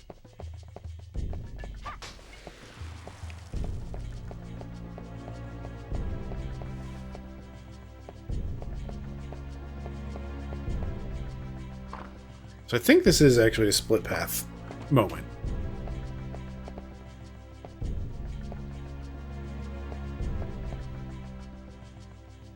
Maybe? Maybe not. Welcome to the library.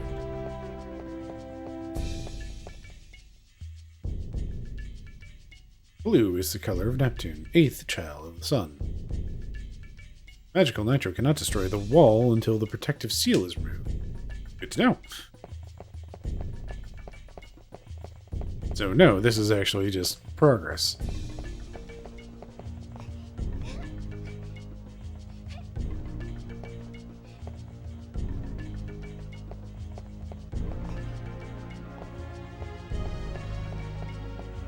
I think I can make that jump. Or I could just make this one instead.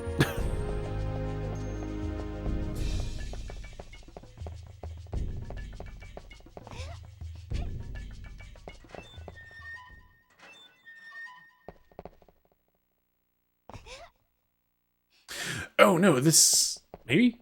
Maybe. Are you actually progress, or are you... simple, but elegant-esque?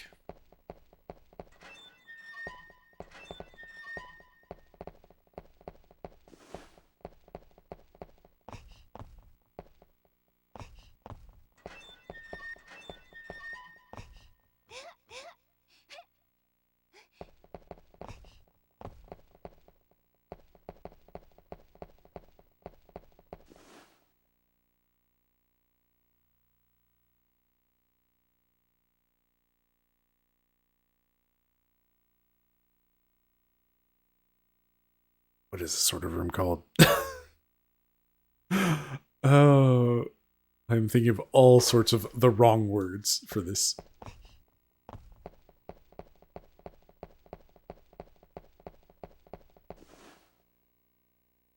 Three statues, each made of different material.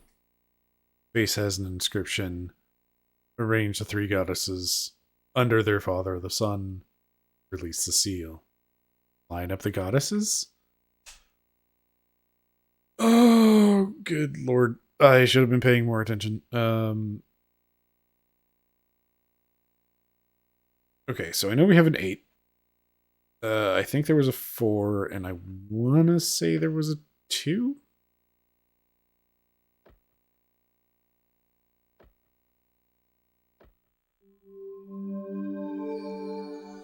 Flashing screen warning, maybe?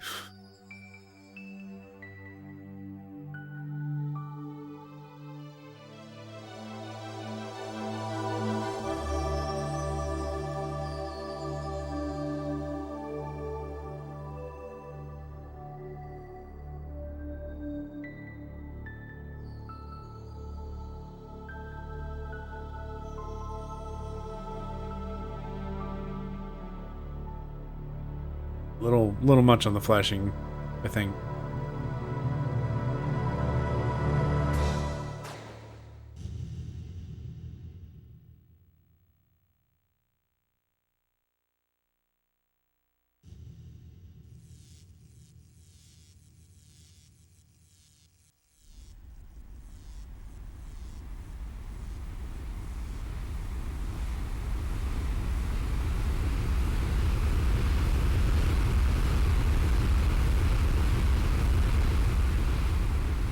I've just realized how late it is.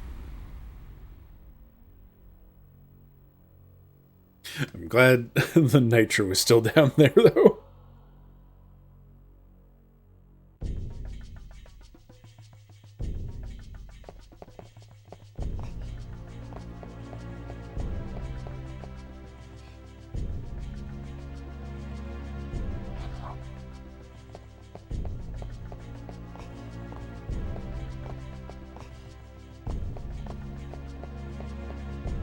Man, I'm glad my brain latches onto numbers like it does, because that would have sucked. Having to go back and find all those statues.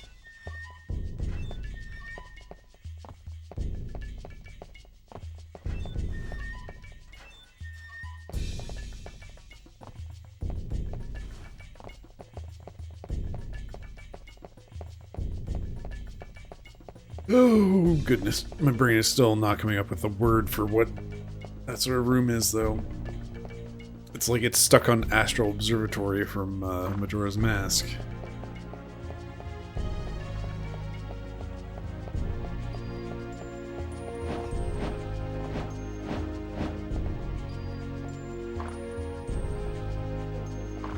Vampires?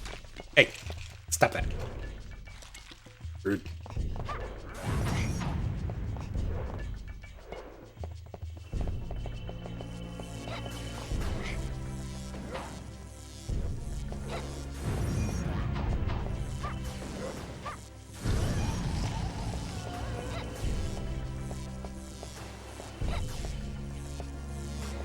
Trying to think of like what media was popular around this time.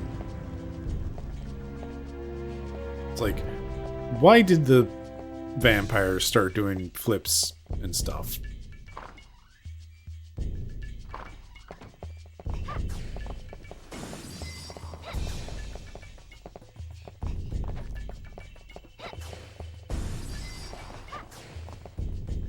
It's like, I know this is Castlevania 1999, which puts it right in the realm of The Matrix coming out. But also, it would have been in development for like a year or so beforehand, right? At least a year. I'm curious how long it took to develop this game. And also the team size. But, you know.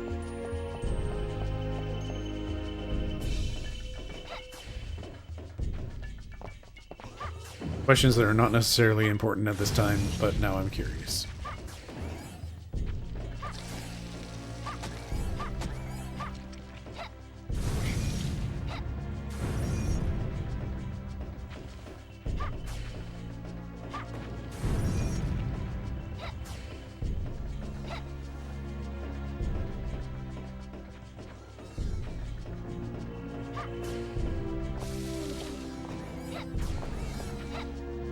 It's like, was there anything that might have influenced the design of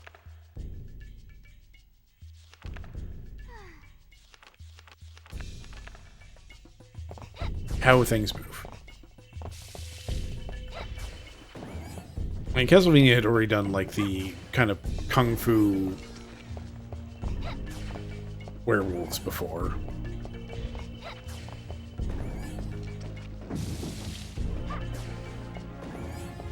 So, like, vampires doing, you know, all the weird flipping and stuff. It's not entirely out of the question of them just coming up on the, you know, them just noodling on it. But I'm also trying to think of, like, was there anything in, like, let's say 96 to 98? Was there anything in there that might have influenced the way their vampires move.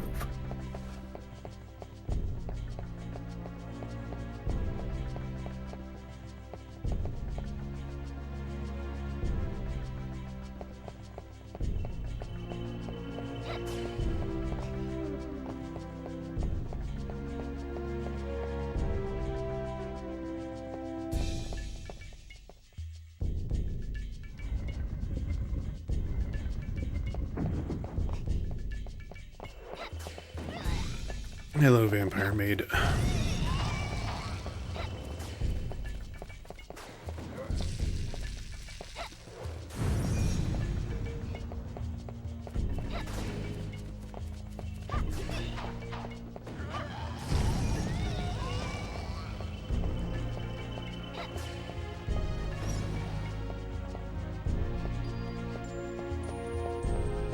little bit hard about that. There's also... Oh, man. Yes, got it.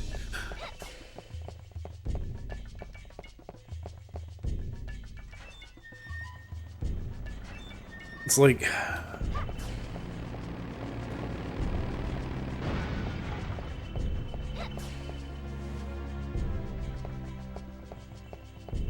I don't remember when any of the other things came out, but like it's stuff that's like after. They do have like in oh gosh, which one was it? Aria of Sorrow. I know there's like maids who will bow to you and then start doing like karate moves. But that would have been like early 2000s. Sweet, sweet save, Crystal.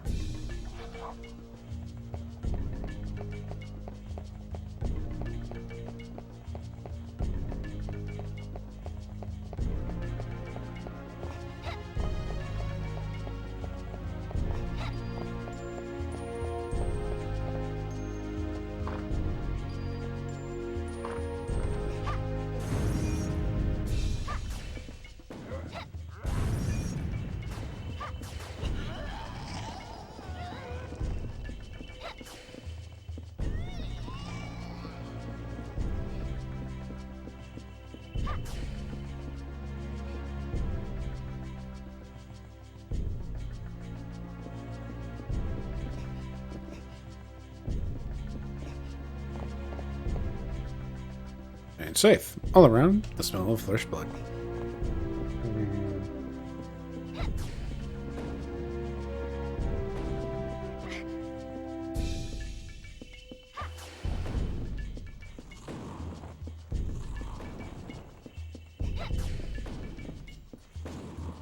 It's a lot of ghosts.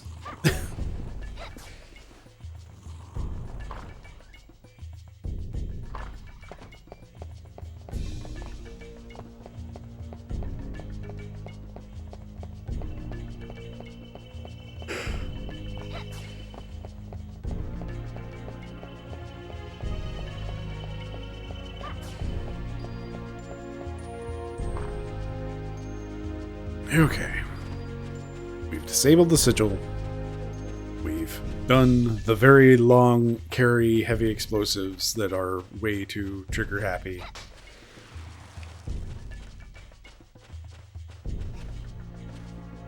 We've solved their riddles 3. Finally, it is time for me to break some more torches.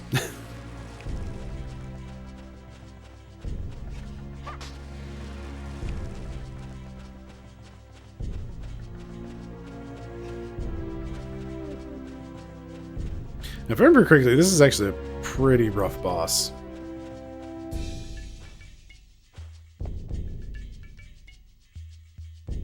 Ready for blasting.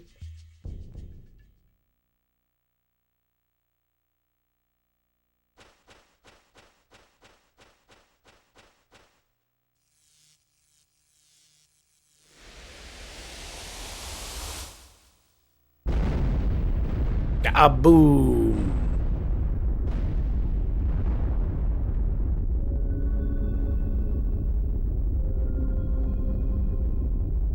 hello, weird crystal.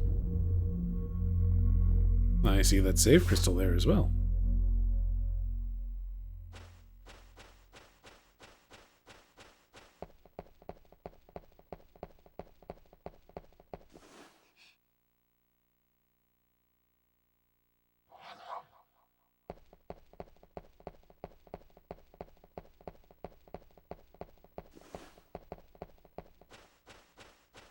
Can't help but notice there's also a contract.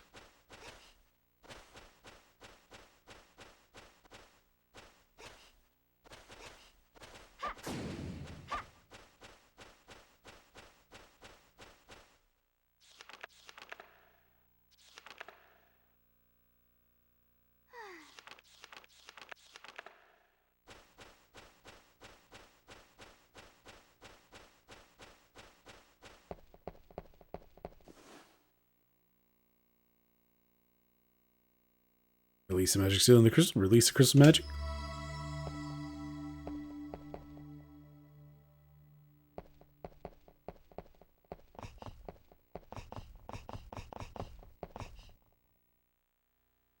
There we go.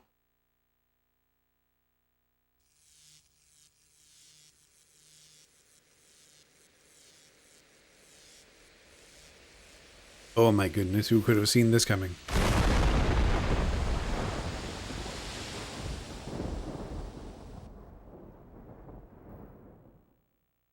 Excuse me, do you have an eye in the back of your throat?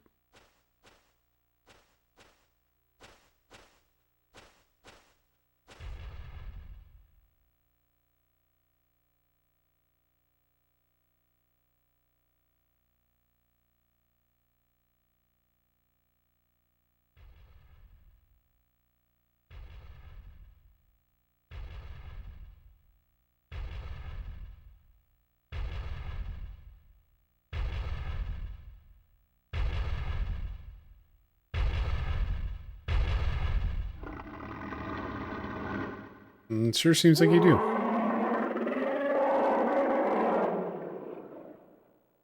gotta say, this thing's a bit more intimidating when you recognize it as...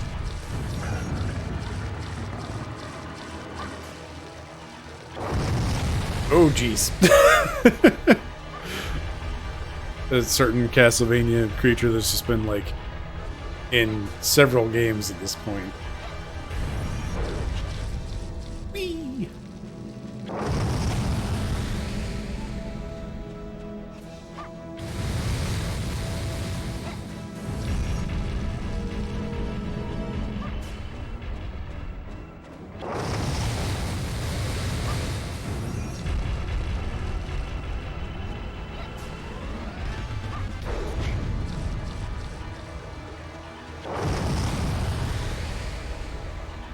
Oh, that is, in fact, like 80% of my health.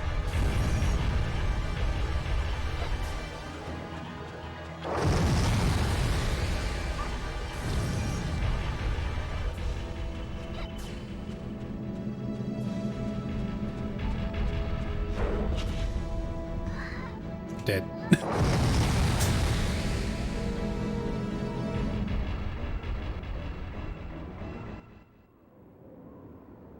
Alright, I guess I should actually take this seriously and heal and all that stuff. But it's fine. We're right here.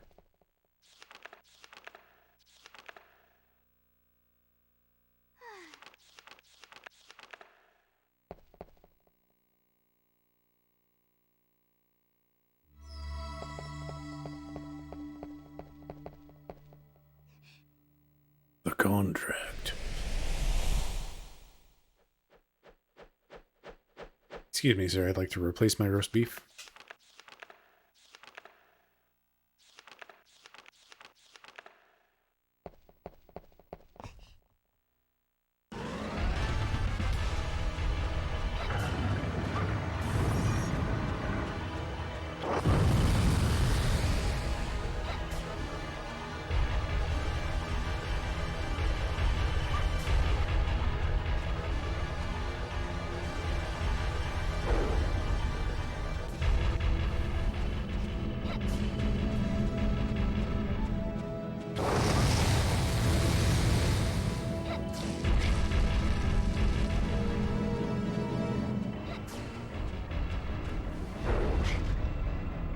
Nope.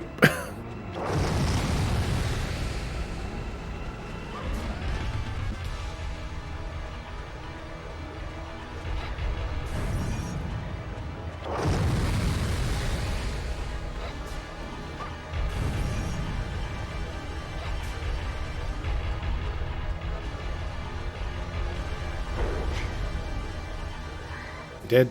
I'm dead. Why did that hurt so much more this time around?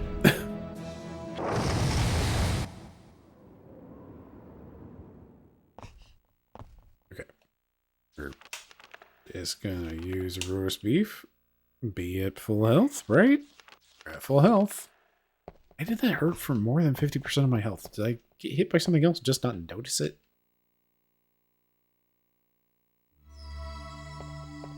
Man, imagine playing this game without saves and having to, you know, fight this boss, and if you screw it up,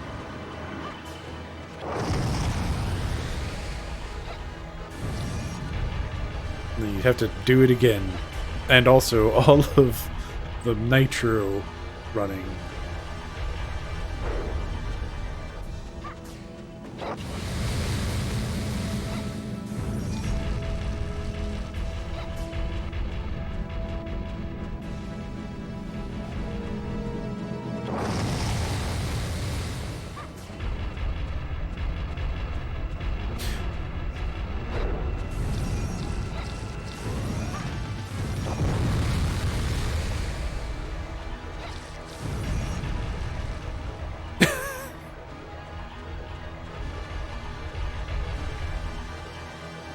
It is kind of fun that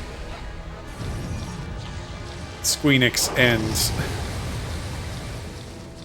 Konami both arrived at the concept of a behemoth independently.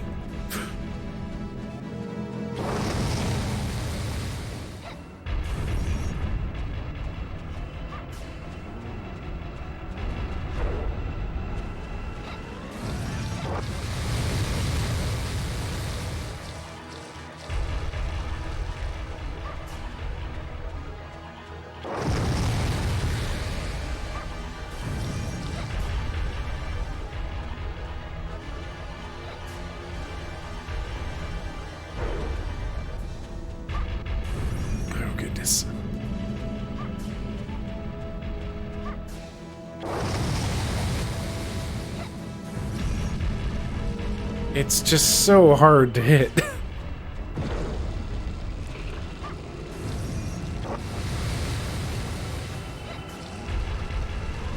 Who needs a face, am I right? Just Pooh Bearing it out. I was about to say, that hit for less hard than when he charges into me, and then the second half of the damage hit.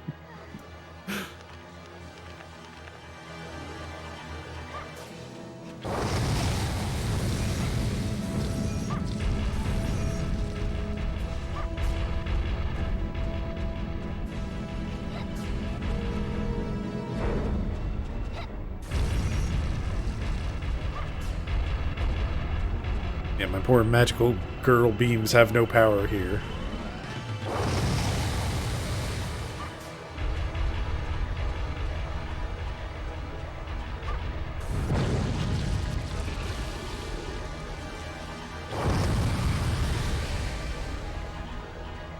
It's fine. I don't need to be alive.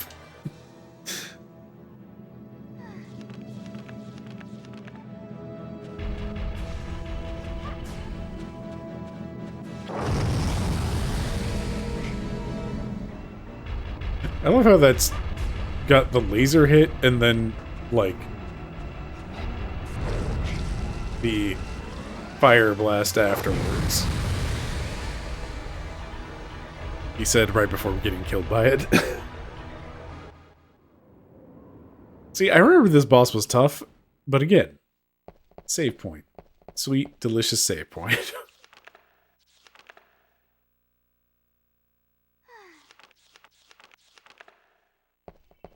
It is also kind of rude that they have this,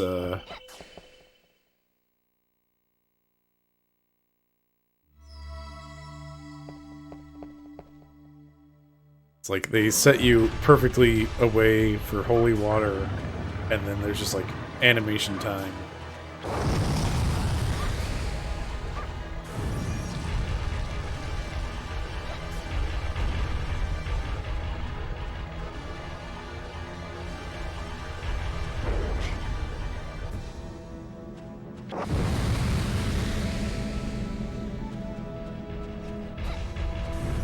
I do kind of miss old games that are just not afraid to like pull the camera out and like, yeah, there's nothing back there.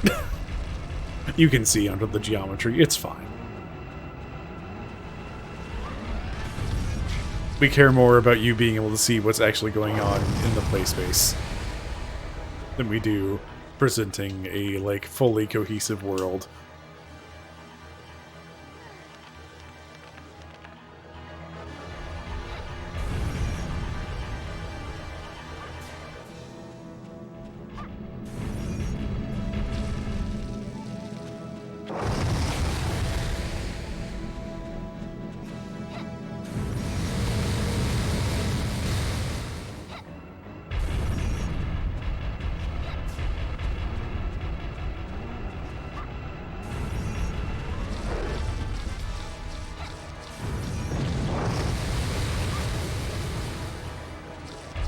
Oh, you almost got a magical girl beam. You did your best.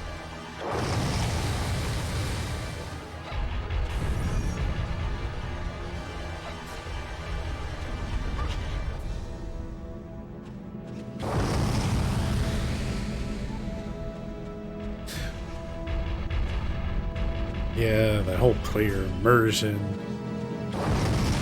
That and just like Out of Bounds is just so much uglier than it used to be.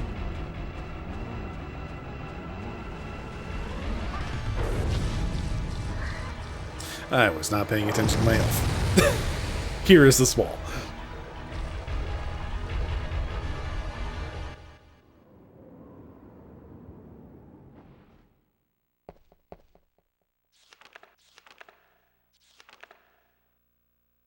Starting to think maybe I should activate the crystal, use my roast beef, save, and then go back out there.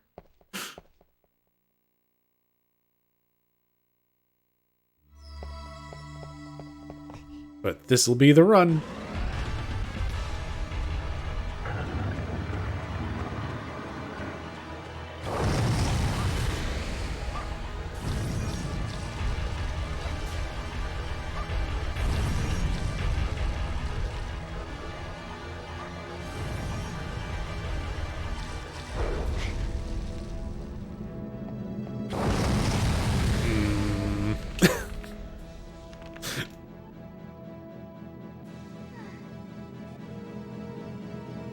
Oh no, awful cameras.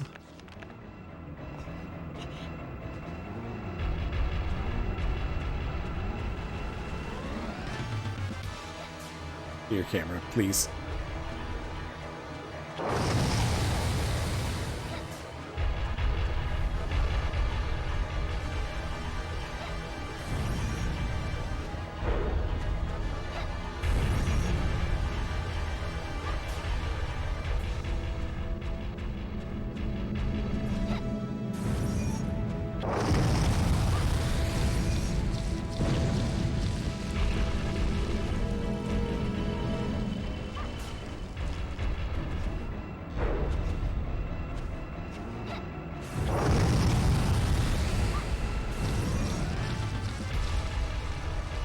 Demon of Hatred was just a cow. So, funny thing is, Demon of Hatred was... like, I think I ultimately kind of liked that boss. It's like, I feel like I liked the worst bosses in Sekiro. But that's also because I didn't gel with Sekiro. And it's 100% just because it's like, my brain was always off rhythm with that combat. And it's like, I understood how the combat worked, I understood how the mechanics worked, and all that stuff. There was just like no fixing that my brain was like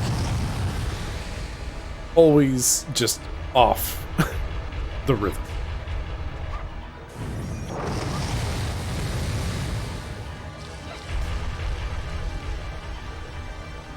I get hit one more time, I'm gonna die. I should probably just heal up.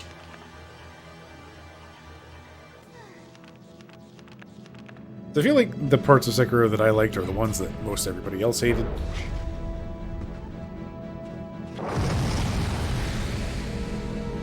And like ultimately, I came away not really liking Sekiro.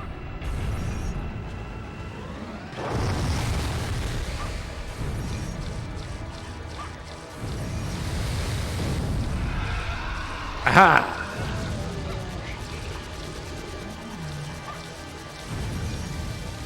Broke his legs down. Okay, so look at this. In 64 game, this boss has separate areas to damage.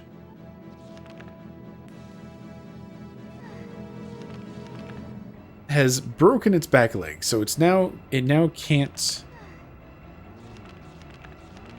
run around, and I can just obliterate it in. Give me the chicken.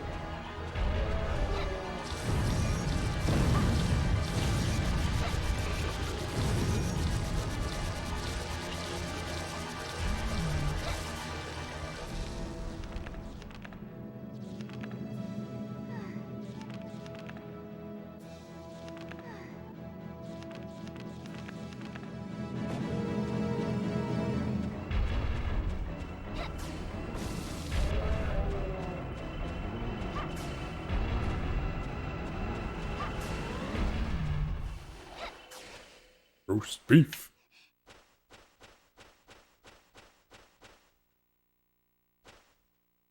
This game's neat. Like, that boss is really hard, but, like, there's a save point right there. It's fine. Like, I've said this about Dark Souls games. Like, Dark Souls bosses, the quality of a boss is almost entirely determined by how long the run back to the boss is.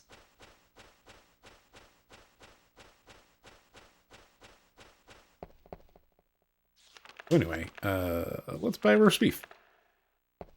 And then save.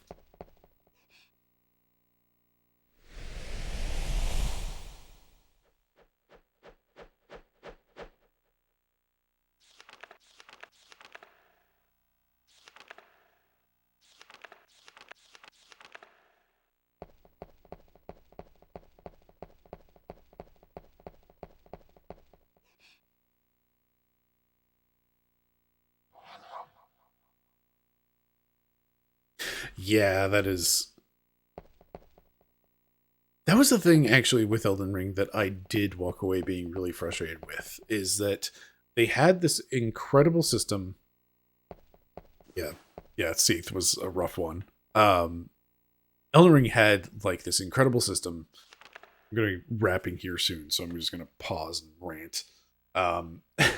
Actually, you know, we can let her emote. But like, the Stakes America was such a brilliant idea, and then just at a certain point, I feel like they just stopped doing it or didn't do it, and just like there weren't too many places where they didn't use it, or like there wasn't a bonfire or there wasn't a stake or something, but there was just like some imperfections in that system that pissed me the hell off in playing it. And it was 100% just like, why not do this for every boss? Why not make it to where I don't have to run back to every boss? Put a Stake America, make the area actually work for the entirety of the boss zone, so that if I fall off of the cliff in this one specific section, I don't get launched back to whatever grace that I came from instead of right next to the boss. That was like, you had it and you ruined it. I do remember that feeling. I don't remember like very many specific examples. I know there was one that was just like bugged to where there was like a Stake America immediately outside a boss wall, and it just didn't work for some reason. So it would just like kick you back to the last grace you went to. Um, and then there was one I remember that was just like it just didn't cover the entire arena. So if you died in a specific corner, fuck you. um, oh man, but yeah, it's like this is it's fine for them to have this hard boss at the end of this level if you have a memory card and you're able to save, over there. If you have to replay the entirety of level, then yeah, this level sucks. This level sucks so bad if you can't save. Because you would have to go through all of you have to go through 2 sections of carrying heavy explosives. And yeah, having the memory card, it's very important. It's like being able to save changes this game so much. And like there's so many cool ideas in this game that it's like, Monster Hunter gets praised all the time for all of its wild boss destructive bits and whatnot. And it's like the first boss we had, after a certain amount of damage, it loses its legs and then starts crawling around. And then there's the skeleton tech that is like, oh, Resident Evil 2 Remake has all this stuff about, oh, you shoot the zombies in the legs and their legs don't work anymore, so they keep crawling after you. And it's very impressive and it's very cool. But also, here we are in the N64 and they're doing the same thing with fucking skeletons in Castlevania. This game that is supposed to be very bad. And as far as I remembered, it was very bad. But like, this game has been like legitimately a lot of fun, and there's a lot of like really cool stuff in it. It just kind of really stops being fun if you don't have a memory card, and you have to replay the entirety of levels in order to try to progress. Like this has been legitimately like really fun and really good, and there's like a lot of really cool stuff in the animations. I realized that you can in fact slide and do your melee attack, which is roughly doing the same attack animation for the arms. And it looks a little silly, but like it still works. There's just like there's a lot that's good about this game. I think it's just getting, I don't know, I feel like it just has a bad rap because probably people like me who played it way too much without a proper memory card situation, having to replay entire levels. And like that tower level is an interesting idea, but it just grates on you if and that's the second level is like it just grates on you so much. And then the first level having like, okay, go through so much of the level, and now here's a really weird platforming challenge. Oh, you fell, you died. Start again. Like that. Not having memory card for this game completely ruins it in a way. And that's like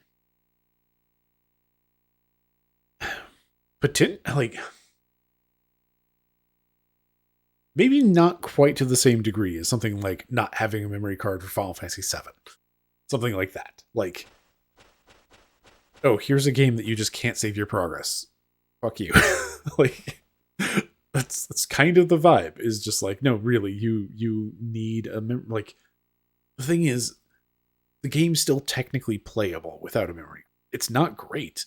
It really makes it kind of suck. But like, it's still playable, whereas Final Fantasy VII and much of the PlayStation catalog is just like, yeah, if you don't have a memory card, don't bother. Oh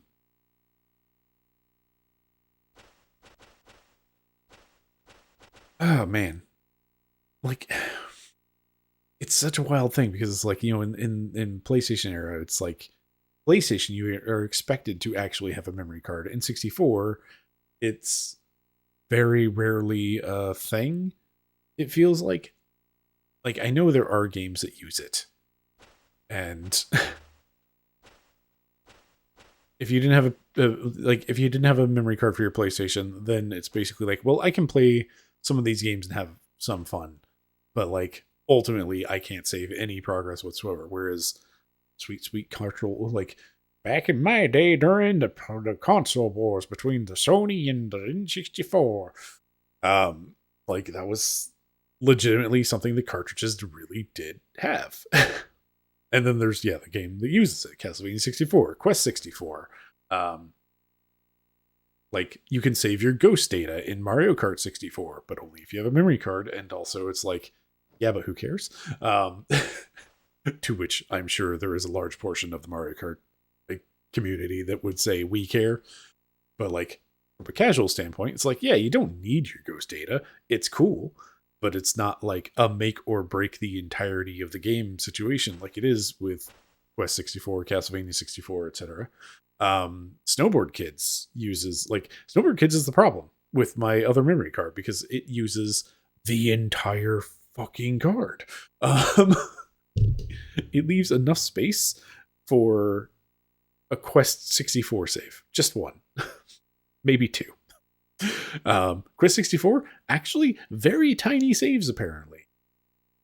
Snowboard Kids, fucking enormous saves. And unfortunately that game actually has like a lot of unlocks and stuff. So like not having a memory card, it's still a really fun racing game, but like there's some extra tracks and stuff that you just won't see if you don't have a memory card. And what else used a memory card? I'm still blown away. I will be forever blown away by Resident Evil 2 on the N64 because it was like crunching down PlayStation cutscenes and CD quality audio and a game that came on 2 PlayStation discs that were CDs that have like a maximum capacity of like 700 megabytes onto a fucking N64 cartridge. You know how much room there is on an N64 cartridge? Like, not much. I think the maximum capacity is 500 or less. But I'm fairly certain most of them are like 64 megabytes compared to 2 CDs that are 700 megabytes each. And not only did they fit it on there and like managed to do the impossible with like bringing all of the cutscenes and crunching them down to a certain degree and bringing that CD quality audio and crunchifying it, Captain. But like, not only did they bring this game over in its entirety, they added stuff. They added a randomizer. They added additional notes that were leading into other residents that were in the works. Note also that this is Angel Studio was in charge of that port, and Angel Studio got bought, or was it bought?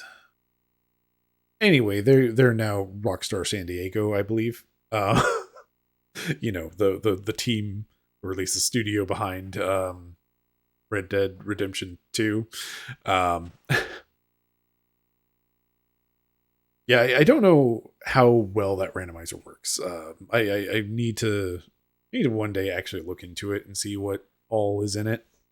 Because it might just be moving like random, like the small items that don't matter, and key items are still like in their core places.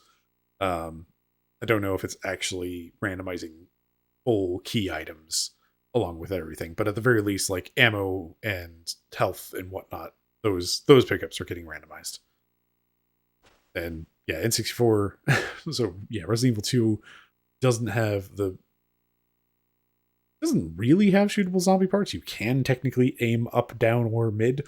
So you can try to get a headshot, and I think they might fall over if you shoot them in the feet. I'm not entirely sure. But you know what game did have like specific enemy shootable zones? GoldenEye 64, which did not need a memory card. Also, Resident Evil 2 on the N64 didn't need a memory card. 15 internal saves with that. That's a lot of save slots. This has 4. This game with a memory card has 4 save slots. Oh. And like, no, Resident Evil 2 on the N64, like, partially I love that game because it got me into horror games in general and like turned me into Resident Evil nut, but also just like it is such an incredible technical achievement. Just hands down, bewilderingly insane how much they were able to crunch things down and smoosh it all into a cartridge and maintain, again, we're going back to vibes, maintain like the full vibe of the game. And like, I will admit, when I saw PlayStation footage of Resident Evil 2, it's like, wait, where the fuck did they get these high res cutscenes? What the hell? Oh my god. Like, I was blown away with how much nicer those cutscenes look compared to what was, smooshed into an N64 cartridge. But man, oh, it's Resident Evil 2 is just such a fucking good game. Just incredible. One of the best. There's a reason. Like, it's just so good.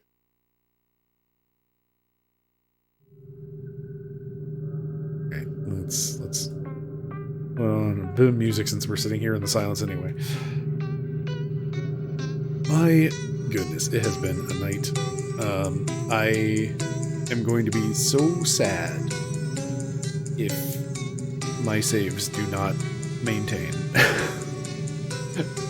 I was explaining the full story before you came in, Kurt, but ultimately, so I did track down, like, I thought I had bought a 16-page N64 memory card at some point, which I did. I just couldn't find it last week. Like, basically after stream, I sat down, I looked through stuff, found it, plugged it in. It had like a, hey, this is a third-party abnormal thing. Do you want to restore? And it's just like, okay, yeah, clear out whatever's in these pages. Sure, whatever.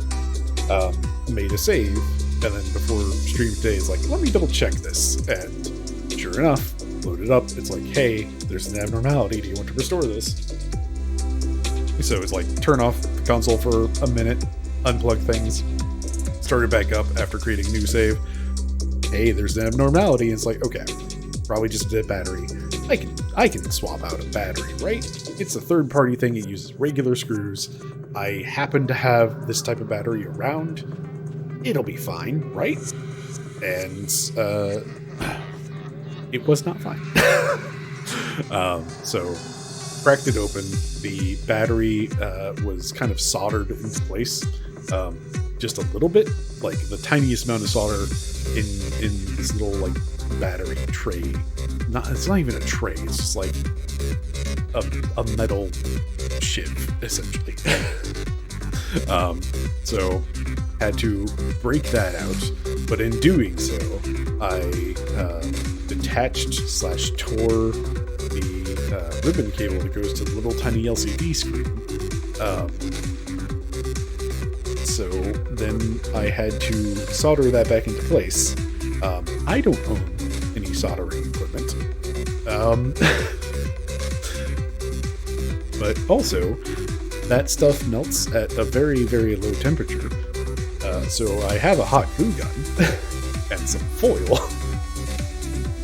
And that worked well enough. So I had the horror/joy of replacing a battery, tearing a ribbon cable, and fixing it all before stream. And like, I have some concerns just because since I don't have soldering equipment, I can't like solder the battery back into place to like, make sure it does not move. It's like, it seems to be holding well enough in there. And before stream, it's like I made a save, carried the memory card in my pocket, was getting ready and like moving around the house and whatnot.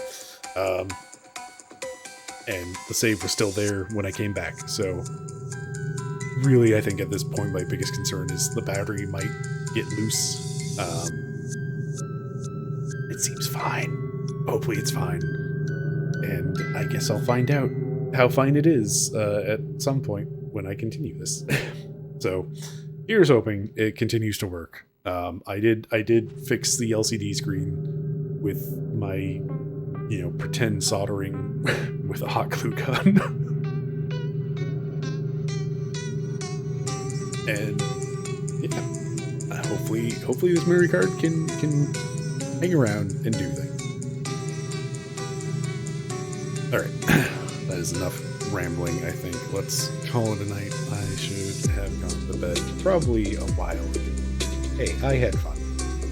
And we're through this level, which I remember as being awful, and it kind of is. But also, with saves, it's fine. Mostly. The long trek with the explosives is kind of a bit much, but hey. Well, hey. Yes, I'm glad I could give you Steam. It was all me. Alright. It's late at night. There's probably nobody streaming. Let's just do a quick check about that. Yeah, it's bedtime. Alright. Thanks for hanging out, Kurt. Have a good night. I'll catch you some other time.